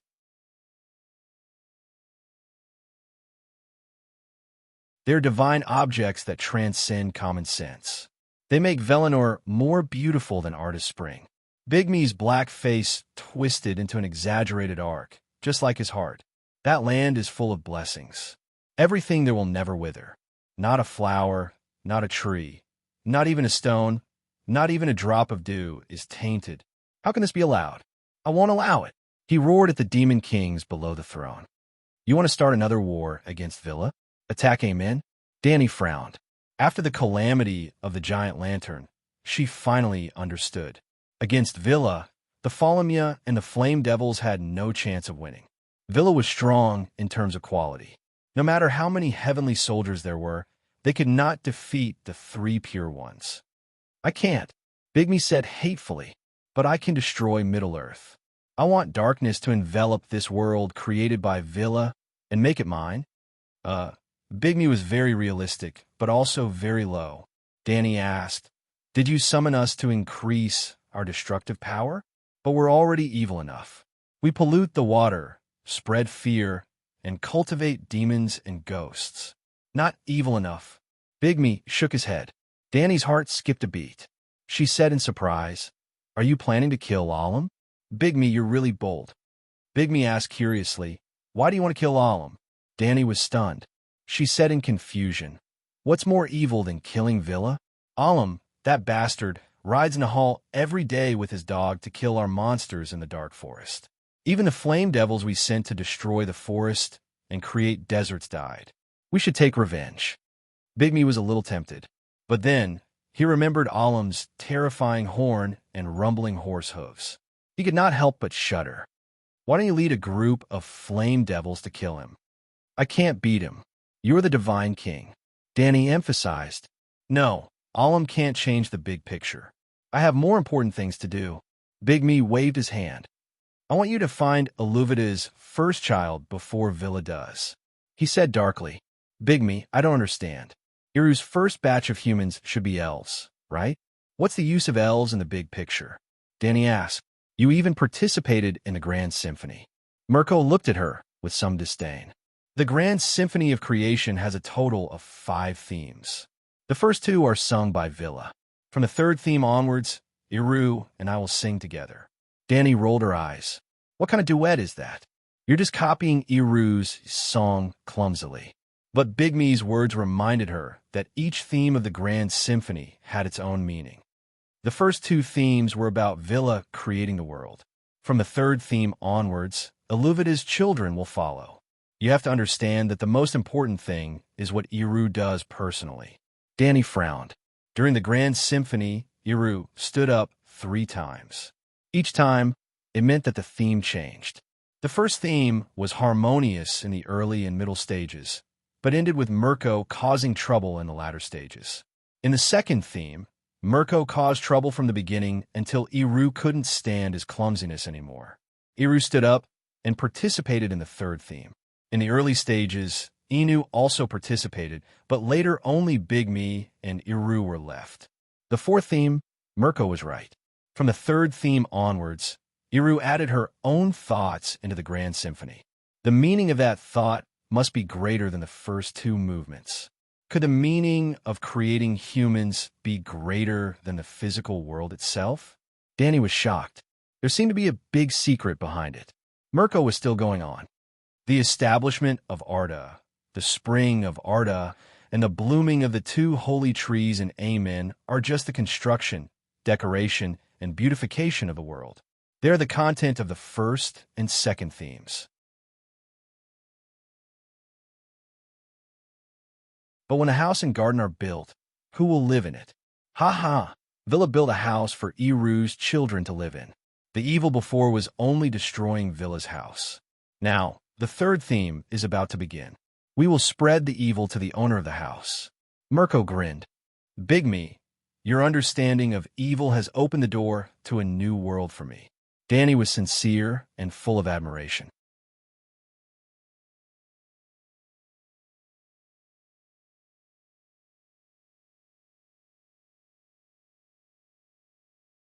Chapter 63.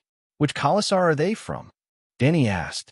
The Khalasar of Khal Ogo, Ago said casually, showing no anger at the tragic fate of his compatriots. The slaves that Bonofus sold to Mirene. They are too young to become gladiators, but they are too old to become unsullied. Since they cannot become warriors, they can only be sold to the manor owners of other cities. They are not very useful, and the price is not expensive. 40 silver coins. What do you want for my blood? They are centaurs, Danny emphasized. So what if they are centaurs? After losing a battle, they either die or become slaves. Everyone knows that, Ago said casually. In my Khalasar, there are no slaves. Danny waved her whip and shouted. Untie their slave collars. I want to ask them if they are willing to join the Mother of Dragons Khalasar and become her people to fight for the Mother of Dragons. Your Highness, after you ask, you can untie their collars and shackles. Whitebeard whispered. Ogo's Khalasar was defeated by your husband. There are 20 of them and only 7 of us. If they scatter, we cannot stop them. What I need is the loyalty of the free Dothraki, not slaves. Danny shook her head. They won't run, she added. The old man sighed helplessly and dismounted. He stood in front of Danny with Beavos. Ago and 3 centaur warriors stepped forward and untied the slaves' collars and chains. Ding, ding, dong, dong. Soon, a pile of chains rose from the ground. The centaur slaves moved their wrists and turned their stiff necks, feeling the long-lost pleasure of being light. Danny asked, Do you know who I am? Some of the centaur youths looked at each other, while others peeked at Danny, but none of them came out to speak. Slaves do not need to speak. I do not need slaves.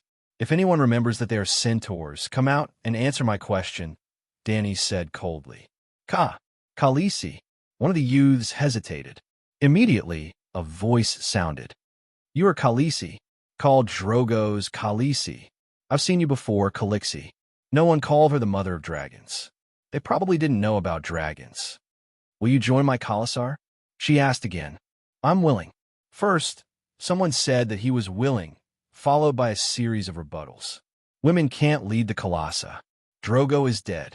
You should go to Horse King City and become a Dashkaelin. Hearing their words, Danny laughed happily. Very good. You guys have finally regained some of your centaur's pride. I'll go. Split them up when we get back. Pick 2 people from each bull record and fill in the 2 newcomers. We can make 2 new bull records. Yes. Aga nodded and accepted the order, completely ignoring the opinion of the centaur who had just taken off his slave collar. They didn't agree to pledge allegiance to you. Aston asked in confusion on the way to the next pier. Danny smiled and explained, I don't care if they immediately pledge allegiance to me or not. What I did before was just to provoke them and let them get rid of the slave shackles in their hearts as soon as possible.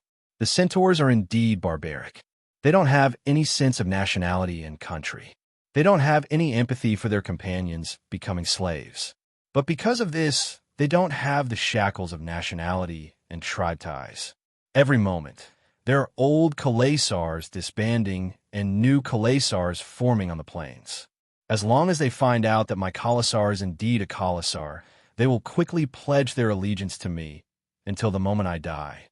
Back then, Drogo didn't take Ogo's people into his Khalasar, mainly because his Khalasar scale was close to its limit. 50,000 roaring warriors and more than 100,000 tribesmen were already the largest Khalasar in the Sea of Grass. They couldn't take in more people. They walked past 3 to 4 miles of piers, docks, and warehouses until they reached the end of the horseshoe-shaped port.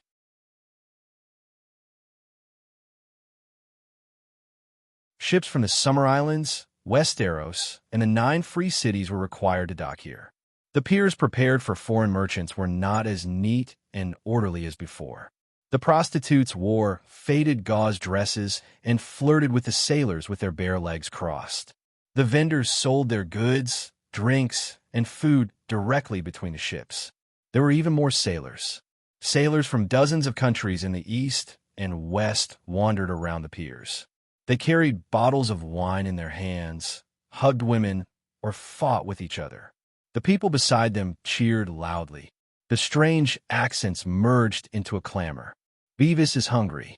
Whitebeard, buy me something to eat. When they passed by a barbecue stall, the brawny Beavis called out to Aston. The old man glared at him, but still fulfilled his duty as an attendant and bought him a bag of grilled fish. The white fish was smeared with spices, whale oil, honey, and so on. It was grilled until it was golden. Finally, it was sprinkled with fennel powder and clear grains of pepper and salt. Gulp! Aggo swallowed and said, Calixi, I want to eat too. Go buy it yourself. Danny looked at Cora and Whitebeard. Do you want it? No need. The two of them said at the same time. After they finished speaking, they looked at each other and seemed to understand each other's thoughts. In the end, Cora explained, It's too chaotic here. There are too many people.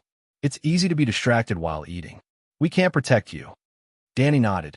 She had a similar vigilance herself. She did not eat the food bought on the street, nor did she drink the drinks sold by the merchants. The centaurs were not used to eating fish. Aggo used a handful of copper coins to buy a string of roasted rats with honey for every centaur.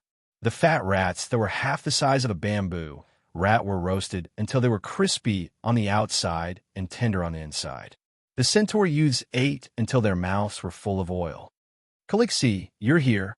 Captain Grohl was originally standing by the gambling pit to watch the beast fight. Danny and the others' movements were too big. Aggo was still shouting, Make way for the mother of dragons. He immediately noticed that the guest he was waiting for had arrived. The old sailor of Pintos came to the side of the little silver horse. Amidst the loud shouts of the sailors and the cries of the animals, he shouted to Danny, Calixi, 3 ships, 1 large ship and 2 paddling ships. The large ship Sidulian is anchored at the end of the pier. The paddling ship Son of Summer and Joking Yasso are anchored outside the dam. You and your men will take the spacious large ship. I'll take you there now. Danny nodded and let him lead the horse to the end of the pier. Ho ho! Suddenly, there was a cry of surprise by the gambling pit. Danny turned her head to the side. There was a stone pit that was 7 to 8 meters in diameter and 2 to 3 meters deep. There were 2 animals fighting inside. To be more precise, an animal that looked like a pangolin was torturing a red-haired hound that was half a man's height. The red-haired hound was like a doll that met a naughty child. It was torn to pieces by the pangolin. As the blood splattered, the sailor by the railing exclaimed in satisfaction. There were also people who cursed the dead dog for being useless and causing him to lose his money. Why is the pangolin so big? It's bigger than a lion, Danny said in surprise. Pangolin? Blackbeard Growlet shook his head. That's a snake lizard. It has 8 legs. Didn't you notice? It's much more ferocious than a pangolin. The largest snake lizard is twice the size of a lion. It's the scariest monster in Barren Land. Barren Land? Danny raised her eyebrows and asked strangely, are there many snake lizards in Barren Land? Very many. They appear in groups in the forest. Other than the zebra people in the north, Barren Land is most afraid of these creatures. In the Colosseum, snake lizards are also known as overlords. Many animals are no match for them, Blackbeard said with a sigh. Barren Land isn't Huaxia after all. Danny muttered softly. What? Blackbeard tilted his head. Calixie, what did you say? How does snake lizard meat taste? Why don't barren people eat it? She asked. The pangolin that was the size of a kitten was eaten by the people of the Celestial Empire. The snake lizard that was bigger, had more meat, and seemed to be more chewy was a heaven-sent delicacy. It became a disaster in Barren Land. How could they imitate the ancient people of the Celestial Empire and call themselves the Golden Celestial Empire? Whitebeard shook his head and said, the snake lizard's blood is poisonous. The stone lizard's poison is extracted from the snake lizard's blood. It can make a person's muscles atrophy, numb their nerves, and petrify them. It's said that the faceless people of Bravos use snake lizard's blood to make spices. When the spices are smeared on cooked meat, it can emit an enticing aroma. But no matter man or beast, after eating it, they will go mad. Rats infected by snake lizard's poison even dare to bite lions. That's right. Only the craziest people dare to eat snake lizard meat. Blackbeard nodded in agreement. There's such a miraculous effect. It's not just a delicacy anymore. It's a divine ingredient. No matter how poisonous it is, it can be more poisonous than pufferfish. And with an enticing aroma, it's just asking for death. Danny decided that when the time comes, she must make snake lizard meat into a famous edible dish. Otherwise, she would be letting down the soul of the people of the Celestial Empire.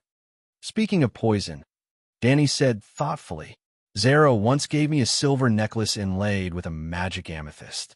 He said it could protect me from poison. Before I could test it, that guy took it back. Do you think that thing can really protect me from poison? Your Highness, the perfect guard system has a test for poison. It's much more useful than those scams, Whitebeard said proudly. It's not all scams. Blackbeard shook his head. You Westeros are all about chivalry. Men usually use swords to solve problems. But in Ursos, schemes and poison are like dust in the air. It's hard to see clearly, but it's everywhere.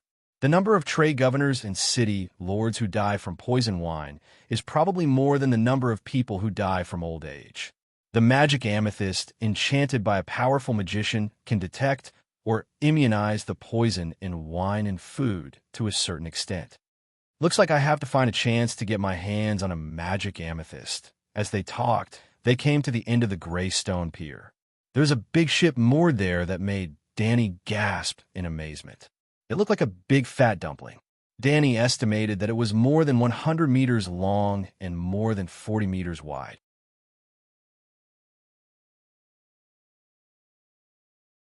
Excluding the area below the deck, one could see the windows of the 4th floor.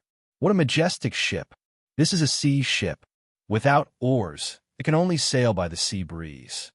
Blackbeard proudly explained the ship's structure and transportation ability to Danny, as if he was introducing his son who passed the exam to Tsinghua University. Let's not talk about your 200 horse riders. Even if there were twice as many, it would still be easy to accommodate them. Let's not talk about this Sidillion of mine. Every rowboat docked at the flood wall has 200 rowers. You're tuning in to the Warrior Lore YouTube channel. Don't forget to subscribe and join us on this journey to catch the most captivating stories.